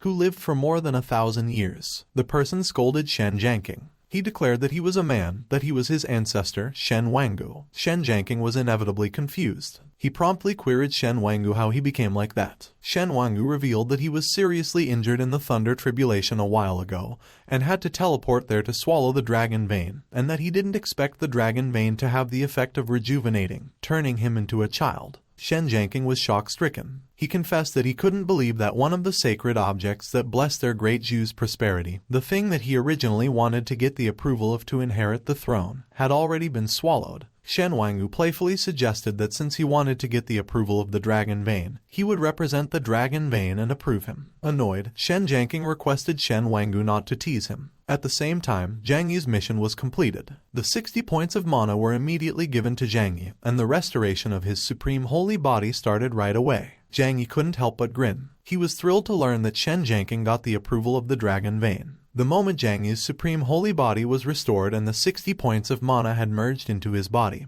he directly reached the nascent soul realm. In that instant, Zhang Yi's aura drastically increased, and Chen Xiaoqui and Ren Qianchu, who were not expecting it, simultaneously exclaimed in shock. Ren Qianchu was bewildered. She couldn't understand how Zhang Yi suddenly reached the nascent soul stage and also burst out the supreme holy body aura. After addressing her as Little Cabbage, Zhang Yi questioned Ren Qianchu if she was scared. Ren Qianchu couldn't keep herself from trembling in fear as she watched Zhang Yi approach her. Her body just got rid of the imprisonment technique, and she was a bit too weak to use spiritual energy. Suddenly, Zhang Yi grabbed Ren Qianchu's arm. He pointed out to her that she was just a pebble and was far from being able to fight with him. Ren Qianchu couldn't help but be confused when, out of nowhere, Zhang Yi forced her to face the ground. Without the slightest bit of hesitation, Zhang Yi let Ren Qianchu taste the power of the Zhang family's lightning whip. 1 whip to the soul, 2 whips to the sky, and 3 whips to become immortal. Ren Qianchu felt so aggrieved that she cursed at Zhang Yi. She was the daughter of the demon emperor. She had been high above in the magic sect since she was a child, and it was the first time she had suffered such humiliation. Zhang Yi ordered Ren Qianchu to kneel down and to straighten up.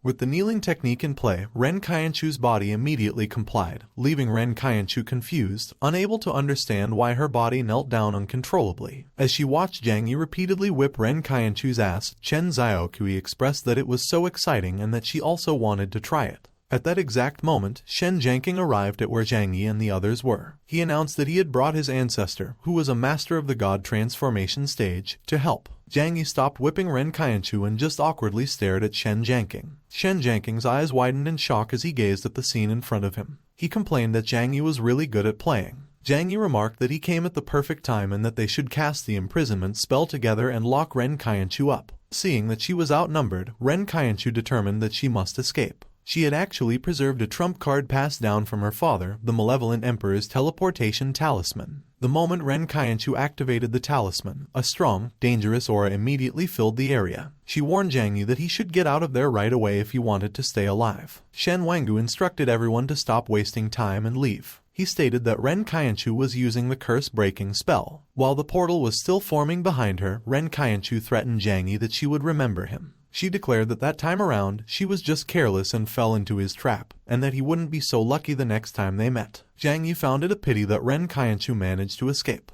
He mentioned that he was planning to use her as a hostage and extort a valuable treasure from the magic sect. Chen Zhaokui couldn't help but be worried, knowing that they had made enemies with the entire magic sect. After saying that everything was fine as long as Zhang Yi was safe, Shen Jiangqing explained that the dragon bane was within the body of his ancestor. Thinking that Shen Wangu was a little girl, Zhang Yi laughed and asserted that he must be joking. Shen Wangu scolded Zhang Yi. He announced that he was Shen Wangu of the Great Zhou dynasty, a vigorous and spirited man who was carrying the bloodline of the human emperor, Shen Wangu. Zhang Yi was utterly shocked. He had heard that Shen Wangu was once a powerful individual comparable to an immortal whose strength had regressed to the nascent soul stage after failing the tribulation. Shen Wangu couldn't help but sigh. He expressed that once he stabilized his strength, he would be able to restore his former handsome appearance. Zhang Yi understood that on the day of tribulation, many cultivators were deceived, and all of it was a conspiracy orchestrated by the evil heavenly Tao. He understood that the cultivation world had turned into a breeding ground and the cultivators had become lambs waiting to be slaughtered. Shen Wangu voiced that Ren Qianchu would surely gather forces to deal with the Great Zhou dynasty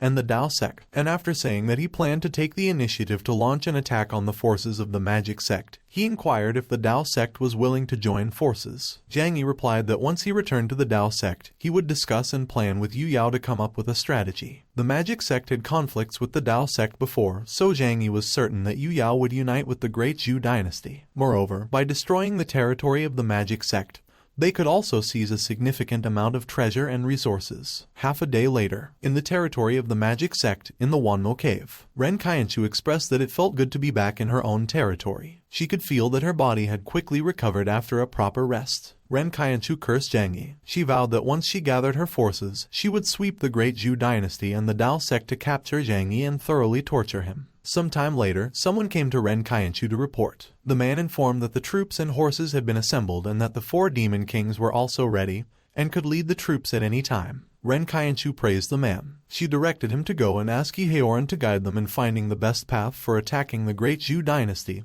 and the Tao sect. She knew that Heoran and Zhang Yi were archenemies, so she was confident that Heoran would assist her wholeheartedly against the Tao sect. Since countless powerful individuals perished in the Thunder Tribulation, Ren Qianchu believed that it was the perfect opportunity for their magic sect to establish dominance over the world. She stated that they would launch an attack on the Central Continent realm, starting with the Tao sect and the Great Zhou dynasty, and that she would prove to her foolish father, the demon emperor, that even without him, she could achieve great imperial ambitions. Sometime later, Zhang Yi and Chen Zhaokui were on their way back to the Tao sect, and they were only 20 miles away from it. Suddenly, Chen Zhaokui warned Zhang Yi to be careful. She remarked that there was a strange aura that seemed to be from a cultivator who had strayed into the demonic path. Shortly after, Chen Zhaokui found something alarming. Upon observing the people that Chen Zhaokui had seen, Zhang Yi observed that those individuals seemed to be people from the magic sect. It hadn't been long since Ren Qianchu had escaped, so Zhang Yi couldn't help but think that the magic sect had long been planning that attack. All of a sudden, Zhang Yi triggered a task. The mission was to infiltrate the enemy camp in disguise as a woman and use his attractiveness to disrupt enemy morale. The reward was 25 points of mana. The time limit was 1 hour, and Zhang Yi's male abilities would weaken by 50% if he failed.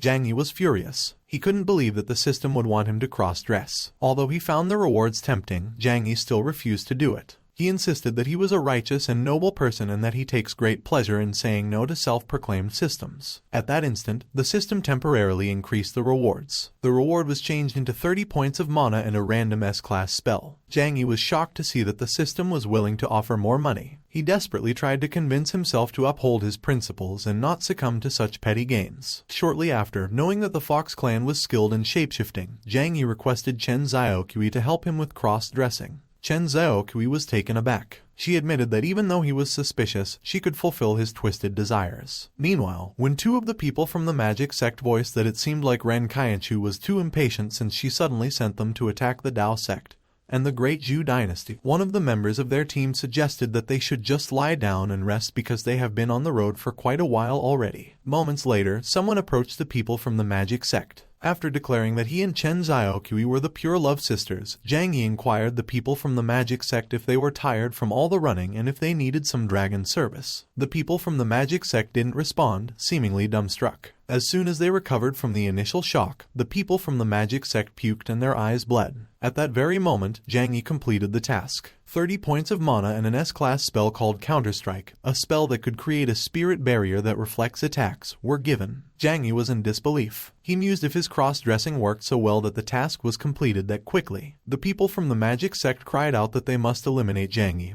whom they saw as a menace to society. They asserted that they had to kill such an ugly and repulsive monster. Knowing that he shouldn't confront them head-on, Zhang Yi decided to try the new spell on the people from the magic sect and make sure that they couldn't escape. The moment Zhang Yi activated the counterstrike, the people from the magic sect who dared to attack ended up harming themselves. Zhang Yi directed Chen Xiaoqui to kill everyone, pointing out that no one from the magic sect shall be spared. Out of nowhere, a woman suddenly appeared in front of Zhang Yi and Chen Xiaoqui. She challenged the two as to who they were to dare launch a surprise attack on the forces of the magic sect. Without bothering to reply, Zhang Yi and Chen Xiaoqui quickly leaped back to dodge the woman's powerful blow. The woman was actually Wind Demon, one of the 4 demon kings of the magic sect. She praised Zhang Yi and Chen Xiaoqui for managing to evade her Wind Demon's technique. Zhang Yi remarked that the magic sect seemed to be serious that time around since a demon king like her was brought out. Wind Demon immediately recognized Zhang Yi. She expressed that that day was the perfect day to capture Zhang Yi and offer him to Ren Qianchu. Zhang Yi taunted Wind Demon, telling her that he had competed with lightning speed, so her little storm was nothing to be concerned about. Wind Demon was impressed by Zhang Yi's agility. She never admitted that he would be able to dodge her wind blades. Too focused on her fight with Zhang Yi, Wind Demon took a hit from Chen Xiaoqui,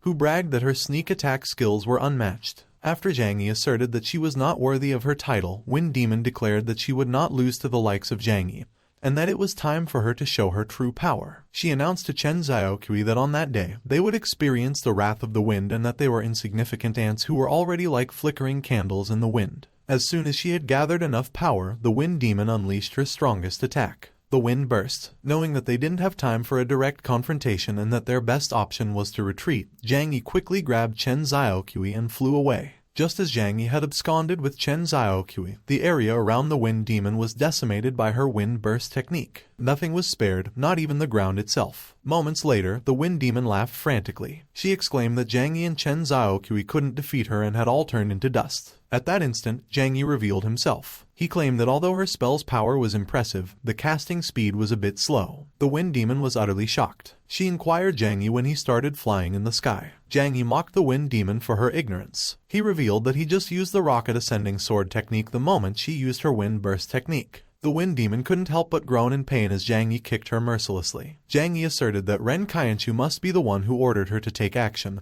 and that more than one team must have been deployed. He wanted to gain some information. However, the wind demon just retorted that she had nothing to say and that he should just kill her. While he was summoning a spirit bomb, Zhang Yi declared that since she desired death, he would grant it to her. The wind demon was surprised. Seeing that Zhang Yi was not following the pattern that she was expecting, she couldn't help but wonder if he was really thinking of killing her. Zhang Yi threw the spirit bomb at the wind demon. He insisted that as long as he gave the command and controlled it, the spirit bomb would immediately explode. Suddenly, the wind demon screamed at the top of her lungs as she felt the spirit bomb cause chaos inside her. Zhang Yi warned the wind demon that if she didn't give him some useful information, he would detonate the spirit bomb inside her and send her straight to the afterlife. Chen Xiaokui was amazed. She remarked that she didn't expect that Zhang Yi possessed such a peculiar artifact. The wind demon decided to just talk. She confessed that Ren Qianchu had sent out the 4 demon kings, that she was responsible for providing battle support, and that the earth, fire, and water demon kings, who were in charge of the main offensive, were being guided by Yi Heoran towards the Dao sect. Zhang Yi inevitably got furious. He pledged that he would find the right moment to ensure Yi Heoran's demise and make him pay for the heinous crimes that he had committed.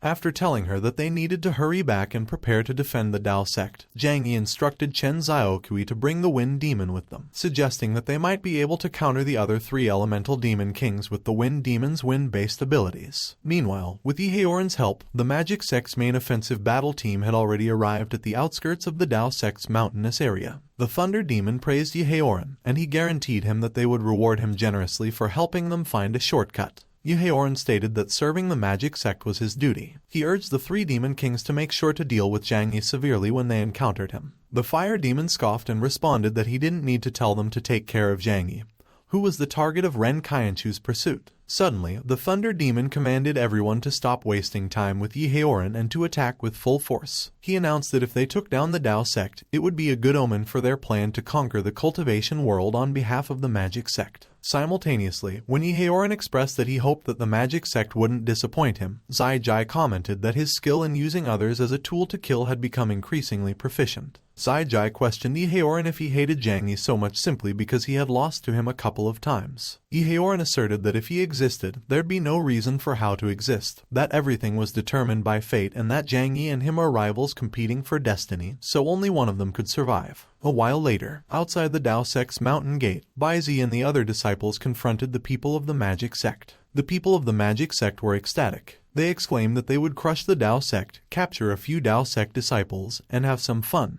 At the same time, Zhang Luoyan dealt with some of the people of the magic sect and proclaimed that those who dared to offend her Dao sect would be punished no matter who they were. In the sky, the 3 demon kings were confronted by Yu Yao. The thunder demon sarcastically remarked that her welcoming them personally was truly an honor for them. After reminding them that their magic sect was defeated and was driven away from the central continent by the Dao sect 200 years ago, Yu Yao inquired of the 3 demon kings if they had already forgotten the pain they once felt. The thunder demon expressed that the 3 of them, who were at the late nascent soul stage, didn't believe that they wouldn't be able to deal with an injured core formation cultivator like Yu Yao. At that very moment, Zhang Yi arrived. He yelled at the 3 demon kings, ordering them not to harm Yu Yao. The 3 demon kings were taken aback, and even more so when they realized that the wind demon had already been defeated. While Zhang Yi declared that he wouldn't let her face danger alone, Yu Yao mentioned that Zhang Yi really was a promising disciple. She had noticed that Zhang Yi was already flying steadily, an indication that he had reached the nascent soul stage. The water demon acted right away. She declared that she would deal with Zhang Yi and get rid of the worthless wind demon while she was at it. The wind demon inevitably got furious, and as Zhang Yi listened to her call the water demon an ugly woman, he couldn't help but wonder how those 2 demon kings had such intense animosity. When the wind demon stated that they should settle it and see who the real worthless one was, the water demon pointed out to her that among their 4 demon kings, she, who was the only one in the early nascent soul stage, was clearly the one who was worthless. Zhang Yi and Chen Xiaokui decided to go together and take care of the water demon first. They were aiming to help alleviate some of the pressure on Yu Yao in the battle. Simultaneously, the thunder demon and the fire demon declared that they would be her opponents. As she watched the 2 demon kings use their combination technique, the fire dragon leaping on snowwood technique, Yu Yao commented that the 2 demon kings' skill in acrobatics was quite admirable. She remarked that even though she was injured after crossing the tribulation, she was still more than enough to deal with the 2 demon kings who were still in the nascent soul stage. Seeing how easily Yu Yao managed to cut down their combination attack with just her sword, the thunder demon immediately suggested that they should combine their powers and take down Yu Yao. The fire demon agreed right away, proposing that it was their only option. The thunder demon and the fire demon danced and chanted some words to activate their fusion technique.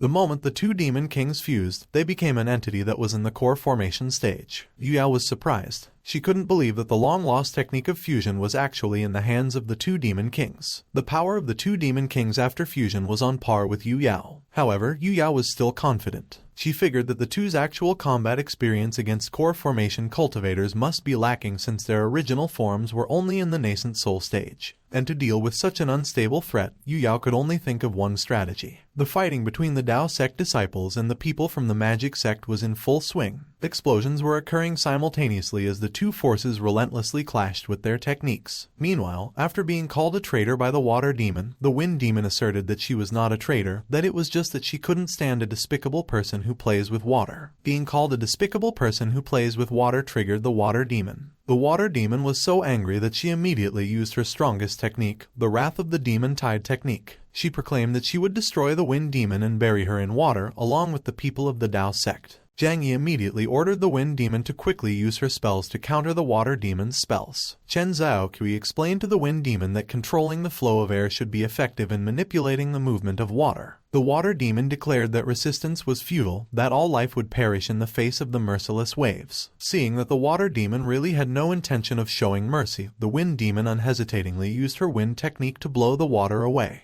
The water demon couldn't help but curse at the wind demon as she struggled to regain control over her water technique. After praising her for doing a good job, Zhang Yi promised the wind demon that he would reward her with a chicken leg to eat. The wind demon couldn't help but feel aggrieved at being used as a stepping stone. Knowing that he was aiming to stomp on her with both feet, the water demon advised Zhang Yi not to assume that she wouldn't dare hit him just because he was handsome. Zhang Yi took out the Kainkun bag, thinking that maybe he could store the water in it. Zhang Yi was inevitably delighted to see that the Kainkun bag immediately sucked in the water the moment he opened it. Shortly after, when the water demon's water was all sucked into the Kainkun bag, Zhang Yi revealed a grin and jumped towards the water demon. While he was heating the water, Zhang Yi mentioned that cold water was harmful to the body, so he would help the water demon heat it up because he was kind-hearted. Zhang Yi shared with the water demon that Yu Yao once mentioned that things should be returned to their rightful owners. As he forced her to drink the hot water, Zhang Yi remarked that drinking hot water was such a wonderful thing and that if she didn't drink it, it meant that she was looking down on him.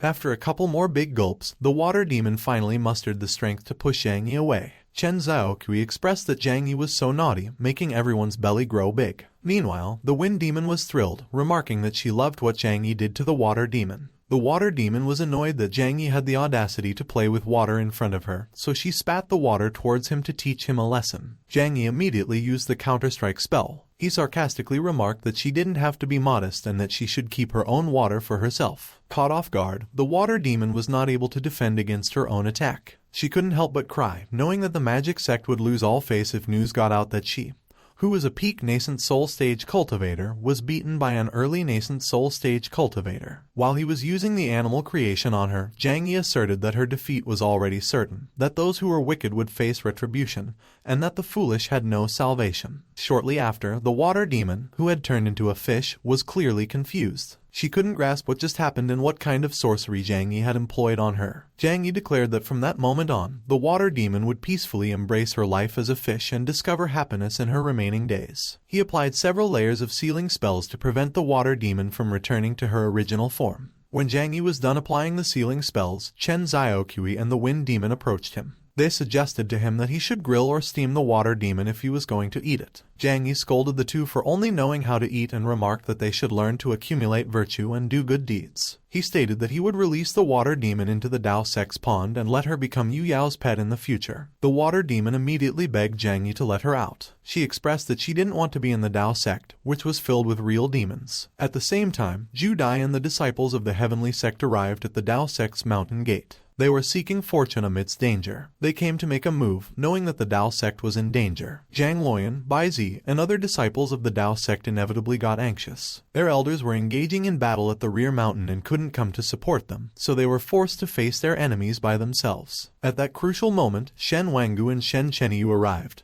declaring that they came to support the Dao sect. Zhang Luoyan was glad that Shen Chenyu arrived on time. She quickly used Bai Zi's head as a stepping stone to jump and catch Shen Chenyu, who had missed her so much. Simultaneously, Zhu Dai stated that his great Zhu dynasty should mind their own business and not meddle unnecessarily with the heavenly sect's affairs. Understanding that he was trying to threaten him, Shen Wangu responded that the matters of the Dao sect were also the affairs of his great Zhu dynasty. Zhu Dai couldn't help but scream in pain as Shen Wangu's axe cut his spear and slammed into his chest. Realizing that the axe in Shen Wangu's hand was the legendary human emperor's axe, Zhu Dai determined that he wouldn't be able to stop Shen Wangu. As he was being insulted and beaten like a dog by Shen Wangu, Zhu Dai felt so offended that he wanted to talk back. However, all he was able to do was yell at Shen Wangu in anger. Meanwhile, the Thunder Demon and Fire Demon's fused state was still desperately trying to land a hit on Yu Yao. When it tried to provoke Yu Yao by asserting that she only knew how to dodge, Yu Yao just snorted in response. She knew that she had almost exhausted her enemy's energy. Moments later, when Yu Yao remarked that practicing too much of the magic sect's dark arts must have damaged their brains, the Thunder Demon and the Fire Demon realized that Yu Yao was just hiding her true strength and playing with them. With her having reached her goal, Yu Yao immediately started chanting to activate her Godly Seal Sword Team Mobilize technique. The Thunder Demon and Fire Demon's fused state was immobilized right away, and since it had exhausted too much spiritual energy, it didn't have the strength to break free from Yu Yao's restraints. Yu Yao quickly used her technique, a convergence of 10,000 swords, to finish off the Thunder Demon and Fire Demon's fused state. The Thunder Demon and Fire Demon's fused state could only exclaim in horror as it watched the 10,000 swords swiftly slash its body. Shortly after, the Thunder Demon and the Fire Demon separated. Yu Yao wasted no time. She quickly flew towards the two to deal with them. With a loud thud, the two demon kings fell to the ground. They tried begging Yu Yao for mercy and to spare them. However, Yu Yao just remarked that the Dao sect was not the same benevolent sect as before. While she asserted that those who dare offend her Dao sect shall be killed without mercy, Yu Yao swiftly cut open the Thunder Demon and the Fire Demon's throats. A while later, Zhang Yi and the others reunited with Yu Yao. Zhang Yi stated that the Wind Demon had sought refuge with the Dao sect, that he had transformed the Water Demon into a carp and temporarily sealed her in the Kainkun bag, and that Zhu Dai took advantage of the chaos but was subdued by Shen Wangu. After telling everyone that they had worked hard to resist the attack from the magic sect, Yu Yao announced that she had already slain the Fire Demon and the Thunder Demon. Zhang Yi immediately praised Yu Yao for easily killing two formidable enemies, a feat that he claimed he couldn't accomplish. At that moment, Shen Wangu asked Yu Yao how her Dao sect planned to deal with Zhu Dai. Zhu Dai asked Yu Yao to release him. He promised that he would be grateful and remember everyone's kindness. Yu Yao proclaimed that she would kill Zhu Dai to establish her authority and unify the central continent and lead the major sects to attack the magic sect.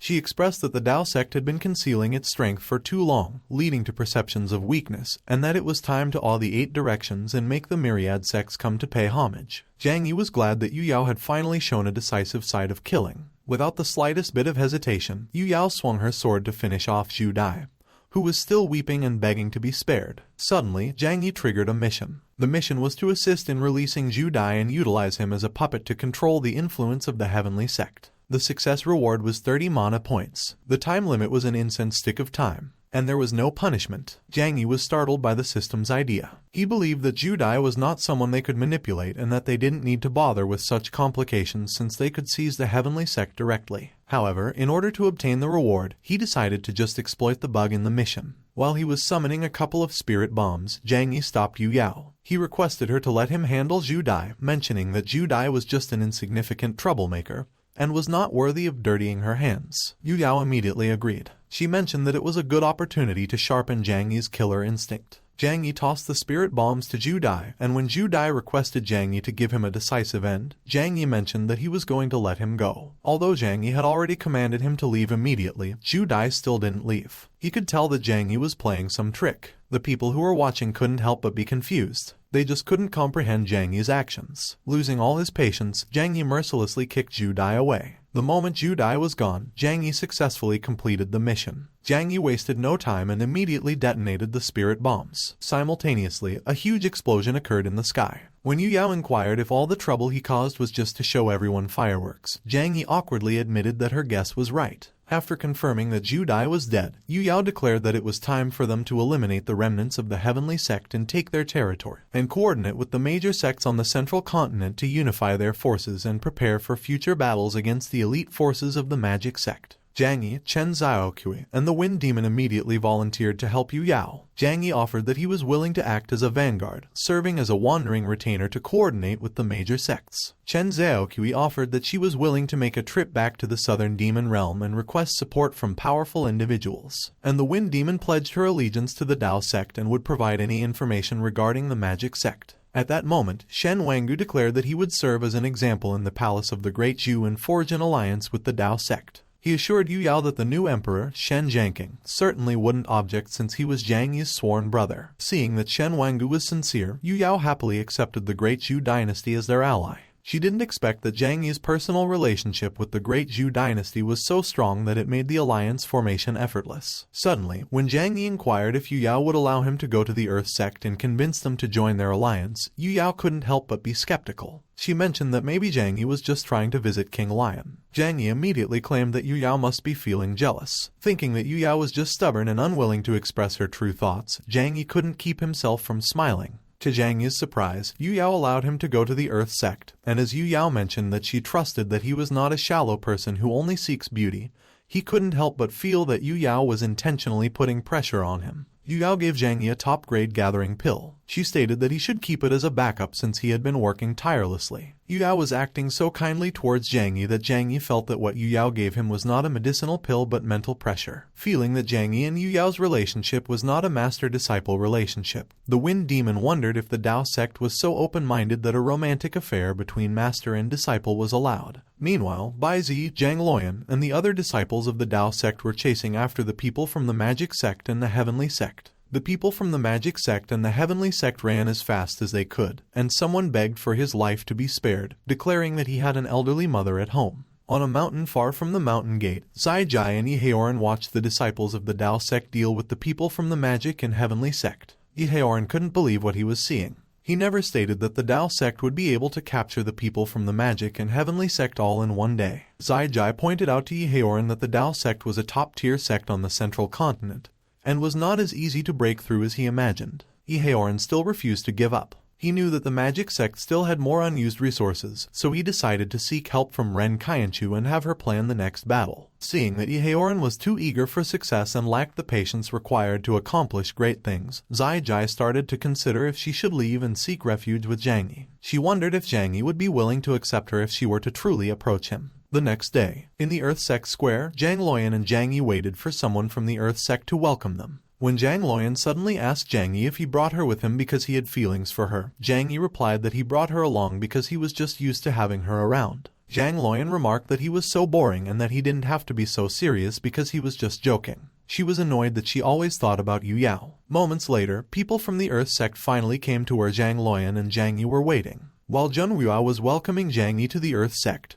Zheng Wuyan was having a hard time containing her annoyance after seeing that the glutton, Zhang Luoyan, also came along. The moment they were done with the formalities, Zheng Wuyan commented that even after a long time, her height hadn't grown an inch and that it must have all grown in her chest. Zhang Luoyan retorted right away. She called Zheng Wuyan an enchantress and called her out for still being so despicable. At the same time, Zheng Wuo announced that he had heard about the Dao sect's plan to establish the Central Continent Alliance and that although the Earth sect had expressed its support, his father, Zheng Lintian, was unable to come forward and give his consent because, after he failed his tribulation, he suffered a severe injury to his heart and remained unconscious to that day. Zhang Yi was utterly shocked. He did not expect that even Zheng Lintian would also be harmed by the thunder tribulation. He found himself in a tricky situation. Without the permission of the sect master, Zheng Lintian, it would be difficult for him to gain support even for forming an alliance. Suddenly, Zhang Yi triggered a mission. The mission was to represent the Dao sect and win over people through virtue by awakening the unconscious Zheng Lintian. The success reward was a random S-level spell and 25 mana points. The time limit was 1 day, and the penalty was to exchange souls and positions with Zheng Lintian. Zhang Yi admitted that he was not a doctor, so he was certain that he couldn't save anyone. However, for the sake of the mission reward, he forced himself to calm down and figure something out. A while later, Zhang Yi cleared his throat. After stating that there was a medicinal herb called spirit grass that could heal Zheng Lintian's heart injury in Beikao Valley, 30 miles away, Zhang Yi asked Zheng Wuo if he could send someone to collect the spirit grass. The system didn't specify who should get the grass, so Zhang Yi decided to take advantage of it so he wouldn't personally take the risk. While Zheng Wuo was thanking Zhang Yi for his guidance and stating that he would personally go out to collect the herbs, Zhang Luoyan secretly snickered at Zheng Wuyan.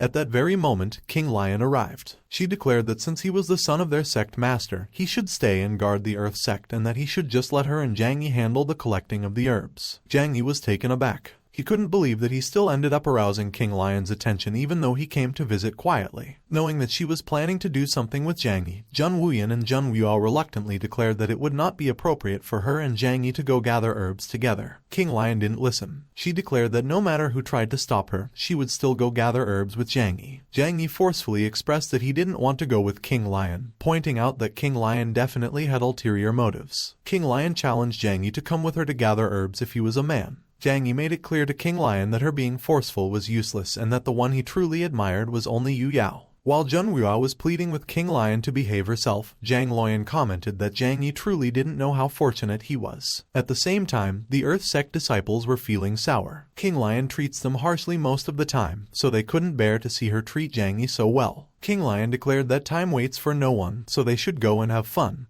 But she immediately corrected herself, stating that what she meant to say was to go gather herbs. Seemingly not wanting to leave them by themselves, Zhang Luoyan decided to go as well. Sometime later, in the Beikao Valley, 3 people could be seen searching for something in the bushes. King Lion was in a bad mood. She originally wanted to have some alone time with Zhang Yi to develop their relationship a bit, but she didn't expect that a brain-damaged lowly girl would come between them. While Zhang Luoyan remarked that the spirit grass tasted a bit like a combination of chives and spinach, Zhang Yi noted that King Lion's luck was truly amazing because she just landed and already found the spirit grass. Out of nowhere, a number of gigantic spiders suddenly came crawling towards the 3. The 3 couldn't help but exclaim in shock the moment they saw the spiders. Those spiders were actually rainbow demon fang spiders that are at the nascent soul stage. Zhang Yi finally realized why there were so many spirit grasses there. He speculated that the spiders must have intentionally left those spirit grasses there to attract prey. All of a sudden, Zhang Luoyan mentioned that she had never eaten a spider before and that, with the rainbow demon fang spider being so big, there must be a lot of meat. King Lion advised to just forget about eating. She pointed out to her that a golden core stage small fry like her wouldn't be able to eat a nascent soul stage monster. After declaring that they should escape first before anything else, King Lion quickly grabbed Zhang Yi and Zhang Luoyan and ran as fast as she could.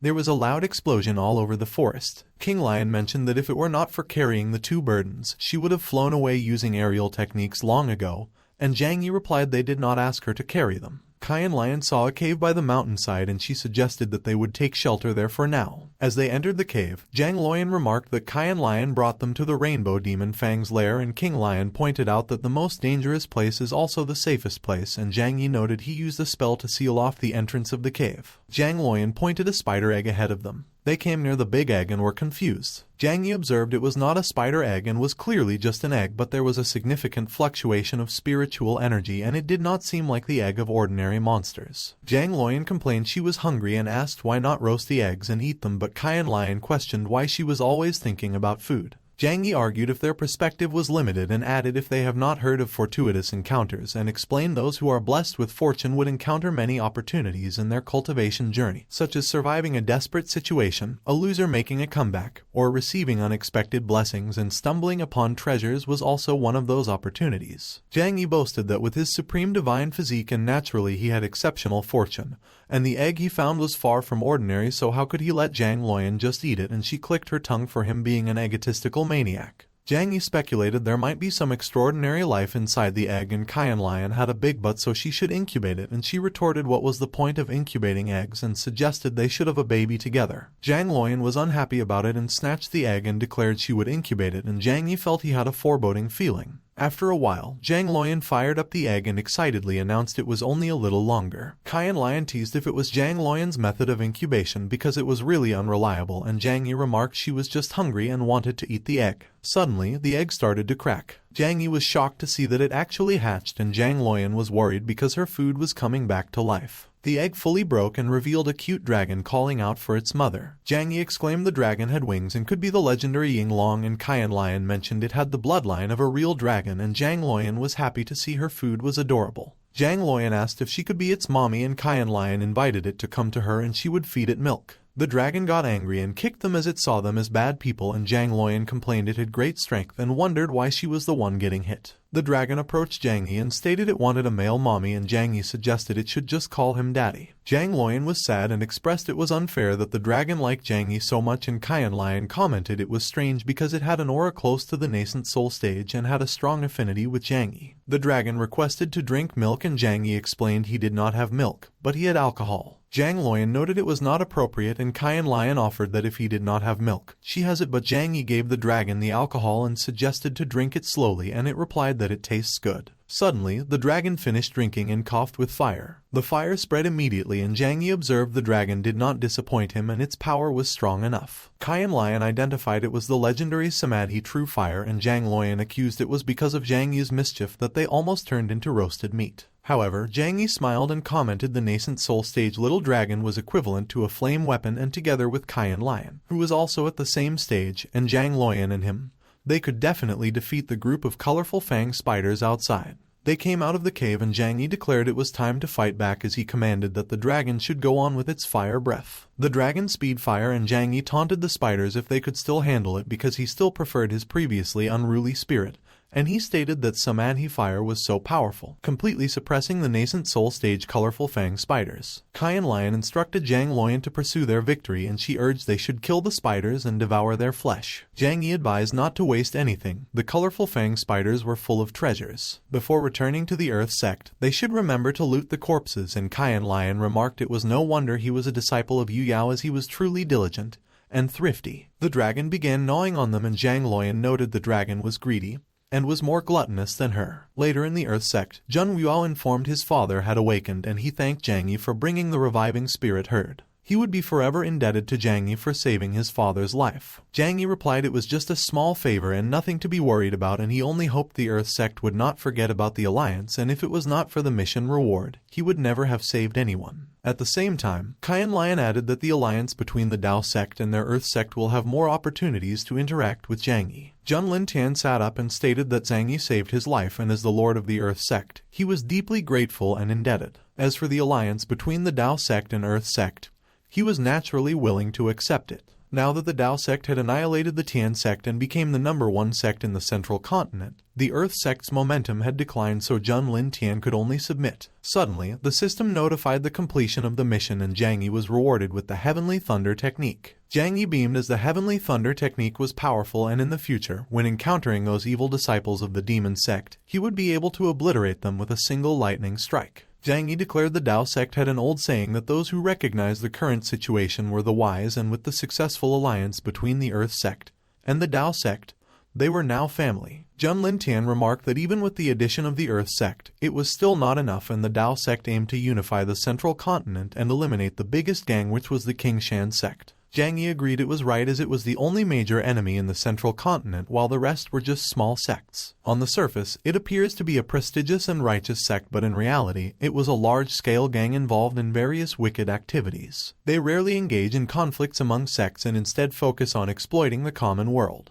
Leveraging the power and authority of cultivators, they oppressed ordinary people, controlled lands, and their influence was on par with a small-scale nation. If they considered the Dao sect as the #1 in the central continent, then the Qingshan sect was undoubtedly the #1 gang in the central continent. Suddenly, the system triggered Heaven's Mandate mission. Zhang Yi must completely destroy the influence of the Qingshan sect within 7 days, and there was no penalty for failure because the difficulty was high. Zhang Yi was surprised because the Qingshan sect was an extremely powerful enemy, and they must take it seriously. On the way to Qingshan region, Zhang Luoyan asked why they were in such a hurry to leave the Earth sect, and Zhang Yi explained he tricked King Lion into a date and went ahead so they should take the opportunity to escape quickly, as they needed to head to Qingshan sect. Meanwhile, at the Earth sect, Qian Lion asked where Zhang Yi was, as he asked her to wait for him there, but he was really late, and she wondered if it could be that he still had deep feelings for Yu Yao and was afraid to face her. Qian Lion expressed that if Zhang Yi deceived her, she would find him and forcefully take what she wanted, because if she could not have his heart, she could settle for his body. The next day in Qingshan region's Yulin city, there was a new couplet on the wall, and the people were amazed by it. However, Zhang Yi took them out. He questioned if the people there were fools, as they could praise sky high even for a pair of foolish couplets. The people panicked as the couplets were written by Zhao Yan from the Qingshan sect, but Zhang Yi was unafraid and commented it seemed quite formidable. At the same time, some people ran away and decided to report what happened. Zhang Yi smiled because Zhao Yan was the second son of the Qingshan sect's leader, and he felt lucky to encounter such a tough opponent right after arriving, so he decided to wait and see how capable Zhao Yan truly is. A moment later, Zhao Yan arrived and scolded Zhang Yi for daring to come at their Qingshan sect's territory and act recklessly, and the person next to him just recited some couplets with a smile.